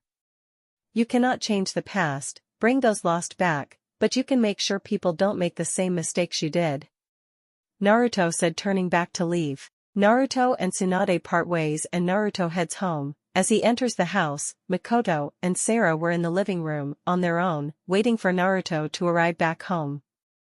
Naruto smiled. It grew even larger when he sensed Mikoto wasn't the only one pregnant. Sarah walked up to him and hugged him. After backing off from the hug, she takes his hand and leads him to the couch where Mikoto and her were slightly nervous. He shook his head slightly, his smile still on his face as Sarah began to speak. "And Naruto-kun, we have something to talk to you about." Mikoto nodded as she said this. Naruto simply continued to smile and nodded to the girls. "You know how we've been more active. Well, it's not easy to say, but we're both pregnant," Sarah said, smiling as she rubbed her stomach lightly. "I know," Naruto said calmly as he walked over to the two and brought them into a tight hug. You know my sensory abilities have grown massively over the years. I could sense it, I was waiting for the two of you to come to me to say it. I couldn't be happier to know that you both will bear my children. I'll be by your side always, and if you ever need something, don't hesitate to ask. I know it may be dangerous with Akatsuki still around. I was planning on resolving the issue with Akatsuki very soon. Just promise me you'll take it easy, Naruto spoke, a loving smile on his face. The two girls simply smiled back and both spoke up, we will. Mikoto, however, continued, but, one condition, promise us, you will be careful when you fight them, she said worryingly. Of course, I promise you, I will be careful. Good. Time skip, 7 weeks. Naruto was in the Hokage's office, Tsunade, Jiraiya, and Hiruzen were talking with him. It's time. Naruto said calmly. Hiruzen, confused, asked, what do you mean, Naruto? Akatsuki, I am going to hunt them down, and end this farce once and for all. I have children on the way, I do not want this to continue and have them threatened or even killed. I want to be able to raise them without worrying about their safety or having them being used against me. I understand, Tsunade said, but at least don't go alone. The only people I can take with me is Jiraiya, anyone else, and they would get in the way. Not putting others down, but these are people who even I need to go all out against, and I'm listed as the only SSS ranked shinobi in existence, and if people who are not strong enough come, they'd get in the way or even die from collateral damage. The fight that will occur will be deadly. Tsunade sighed, she knew what Naruto was saying was true and people would die if they tried to help fight the Akatsuki. She would go and help herself, but she hasn't trained properly in over 10 years and as Hokage, she couldn't leave the village so easily. Fine. But Naruto, be careful, she said with a worried face. Heh. Don't worry, Tsuchan. If I go all out, I know I can deal with them, it's just the masked man I need to worry about. His intangibility will be annoying, but once I've fought him, I should know how it works. Naruto said smiling. He walked up to the window and turned to everyone. I'll see you all soon. With that, Naruto disappeared in black flames. Naruto is currently outside of the Amigakure, sensing chakra in the rain, he immediately knew something was up. Smiling, Naruto simply shunshined into the village, hiding from the civilian populace and heading somewhere open and away from others. It hadn't taken long for someone to come to him, a woman in a black cloak with red clouds, her blue hair on show was staring him down. Naruto simply smiled and looked over to her as he continued to stay sat down under a tree. You're not strong enough to deal with me. Tell your so-called leader to come, I'll wait. The woman narrowed her eyes as she prepared an attack but stopped as she felt something against her throat. She looked down to see a kodachi in place, blood slowly falling from the small cut made by the blade. Her eyes were widened as she noticed the Naruto was gone from his original spot.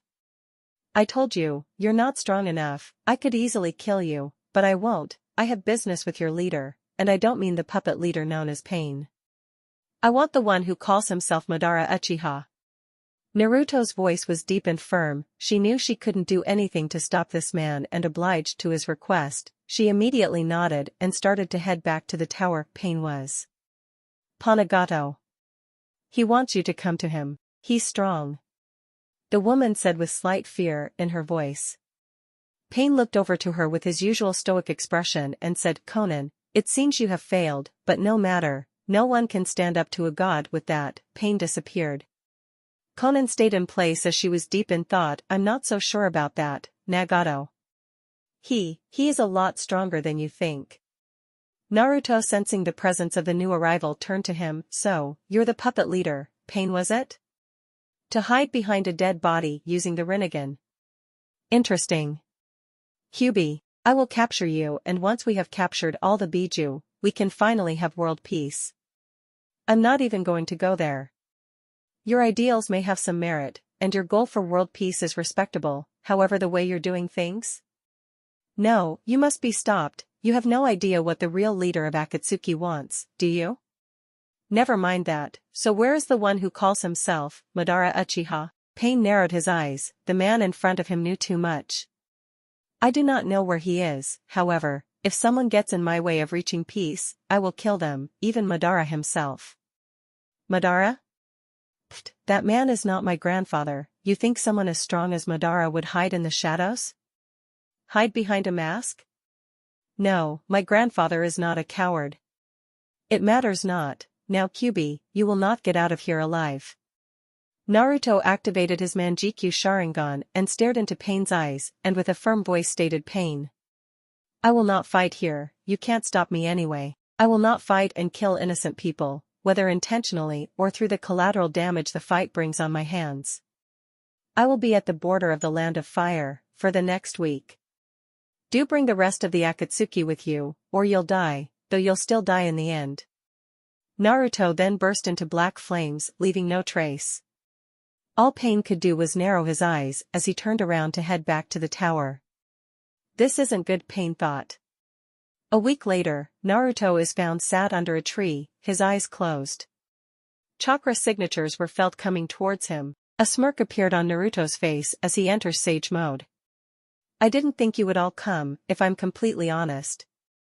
Naruto said, as he opened his eyes, showing his activated Manjikyu Sharingan.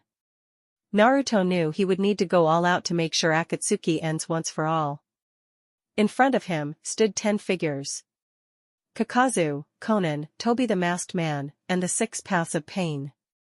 Naruto could see the one known as Zetsu hidden away in the trees, as was the real body of Pain which he could sense.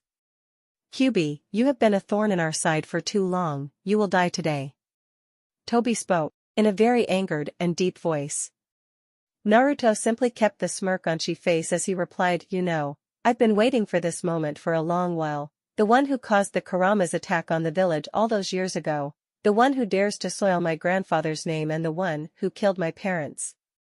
Naruto instantly unleashed Kurama's chakra cloak and stepped forward. Mokuton, Deep Forest Emergence.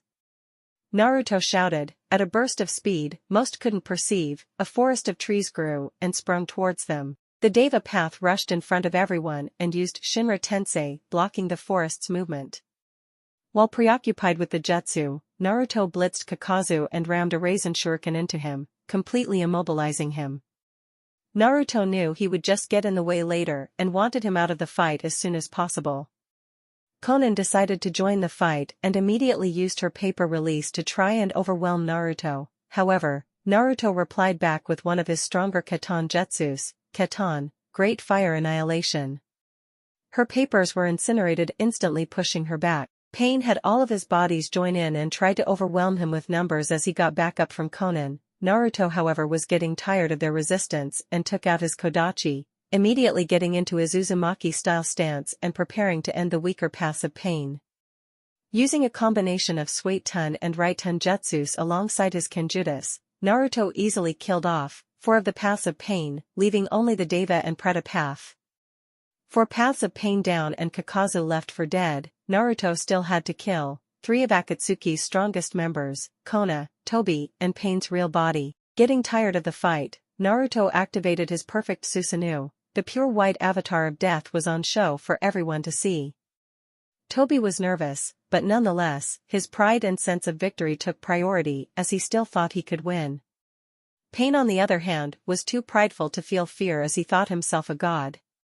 Konan was a different story. She was breaking down slowly. She had always known what Akatsuki had become was wrong and her friend, Pain, no, Nagato had fallen from grace and went down the wrong path towards his path of peace. However, she would still fight alongside her friend. That was until this moment. She knew they stood no chance at beating Naruto. The power he was showcasing was even greater than that of the Akatsuki could do.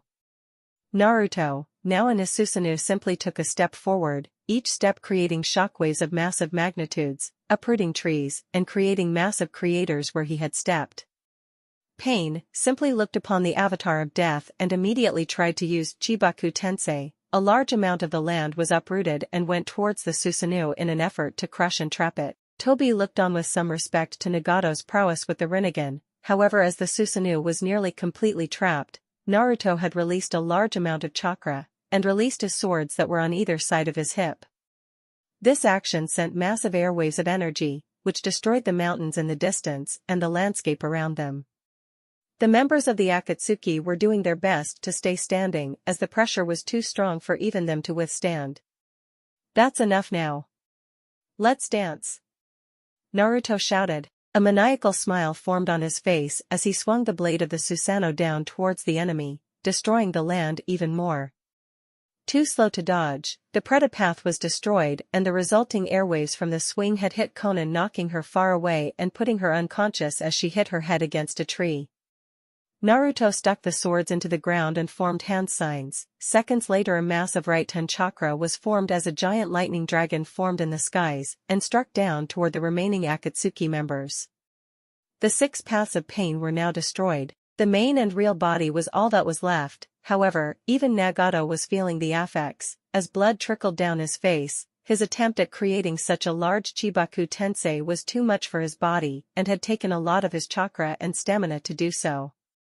Toby on the other hand was fine. He used his Kamui before the lightning dragon had made contact. However, he too would have died if he was even a second late at activating it.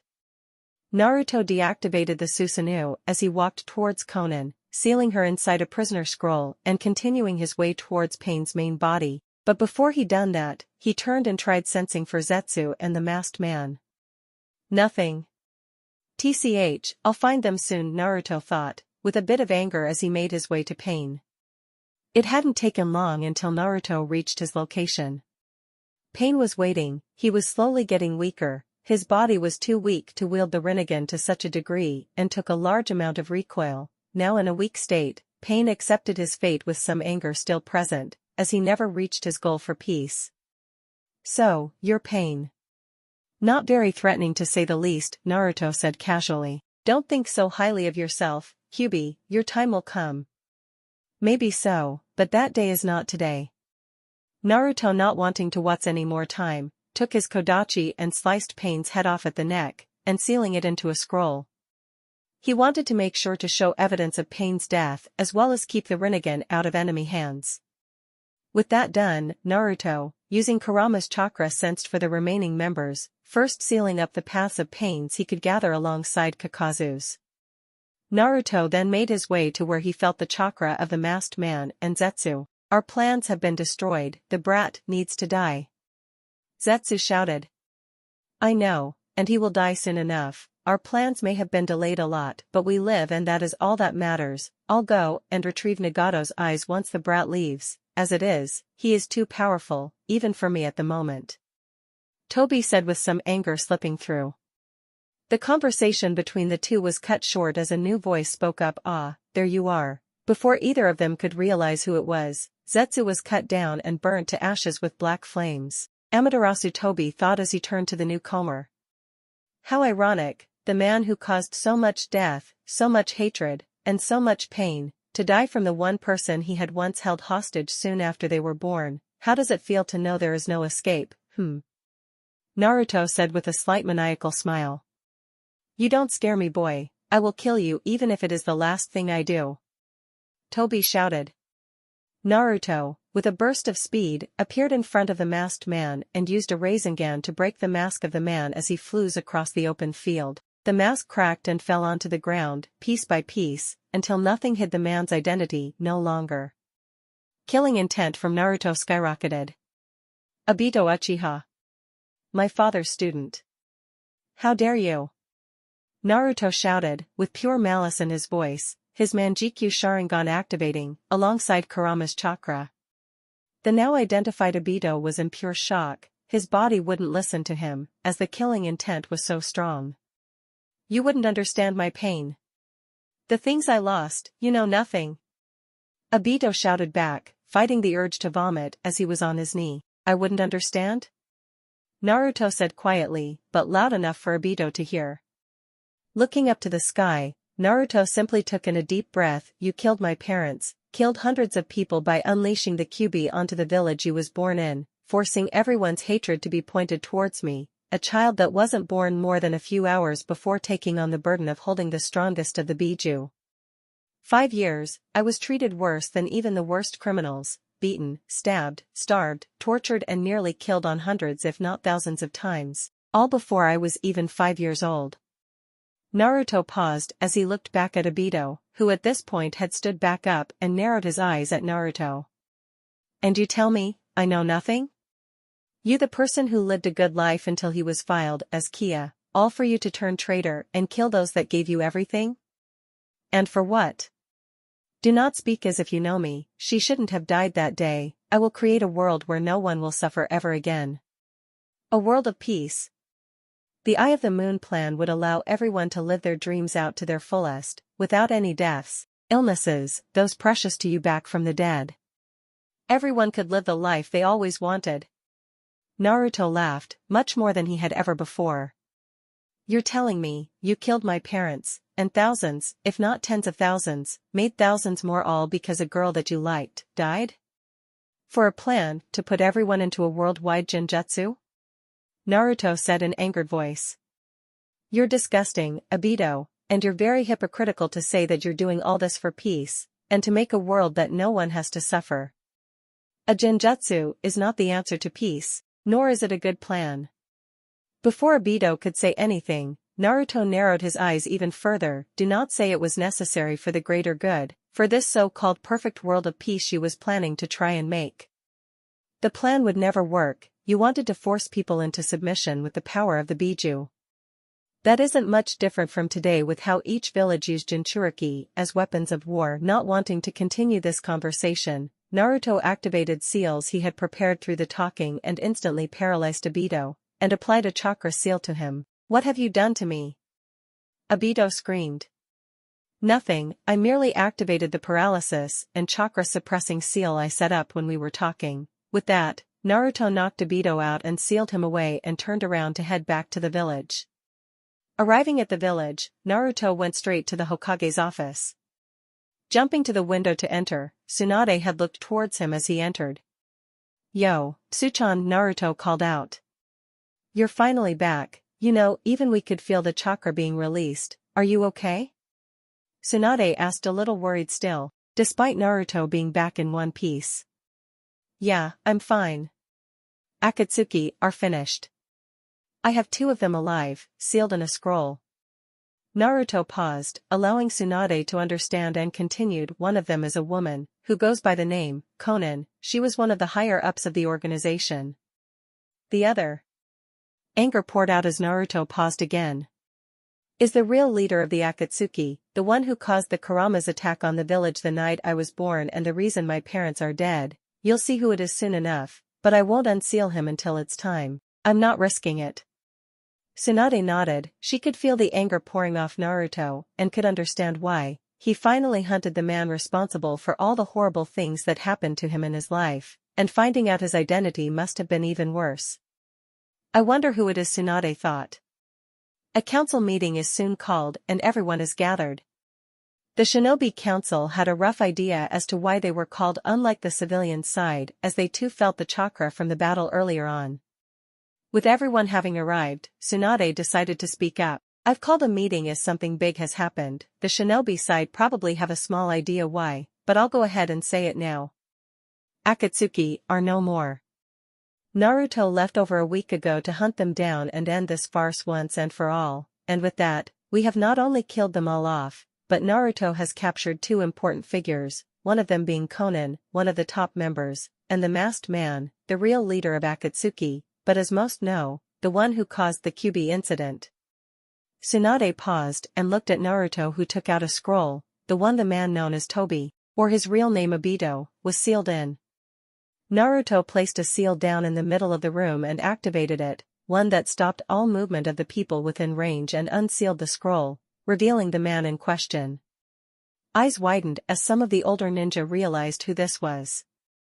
Naruto decided to speak up, remaining as calm as possible, voice still evident in his voice.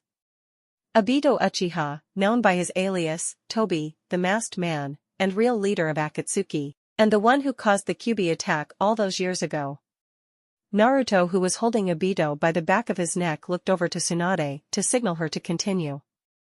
As you can see, the man in question was none other than one of our own, Obito Uchiha, who was suspected to have been killed in action years before the attack on the village, and his later acts as a rogue ninja happened.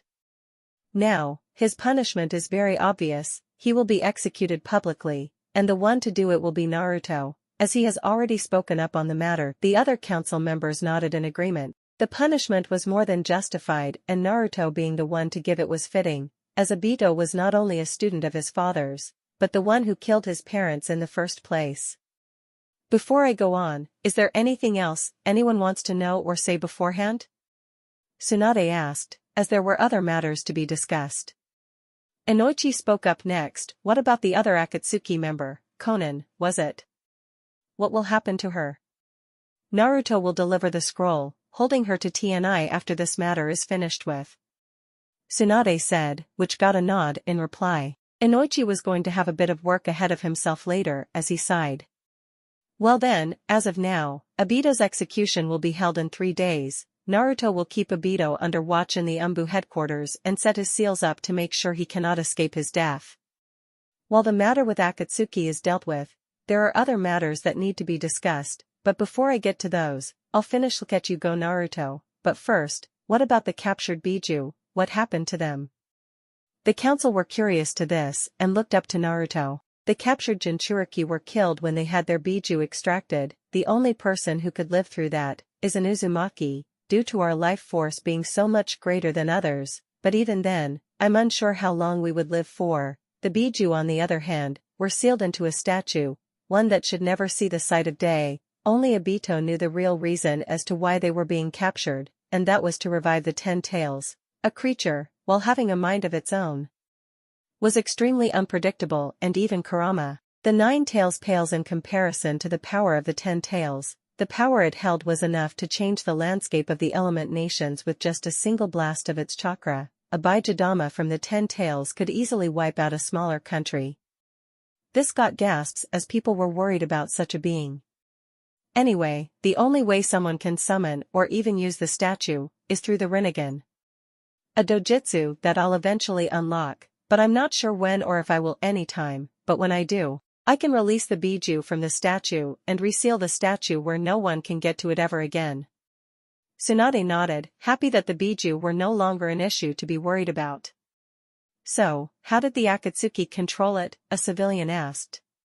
Naruto turned and stated simple, the one known as Pain, the puppet leader, had the Rinnegan, but it wasn't his, it was given to him. Despite being an Uzumaki himself, his body wasn't strong enough to hold the dojutsu, and was crippled. The Rinnegan can only ever be unlocked if you hold the Sharingan, but have the body or chakra of Senju as well. My guess is my grandfather, Madara, unlocked it just before his death and someone, or rather, Obito or Zetsu came across it and passed it along to Pain, or Nagato, which was his real name, and used a genjutsu to make it seem like he awakened them.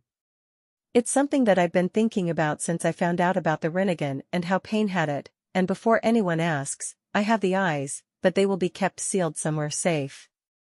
Naruto looked over to Tsunade and continued, I'll head over to the Umbu headquarters now and settle down for a few days, while keeping an eye on Obito. There's a few things I want to study anyway. With that, he left after being dismissed by the Hokage, and made his way to the Umbu headquarters.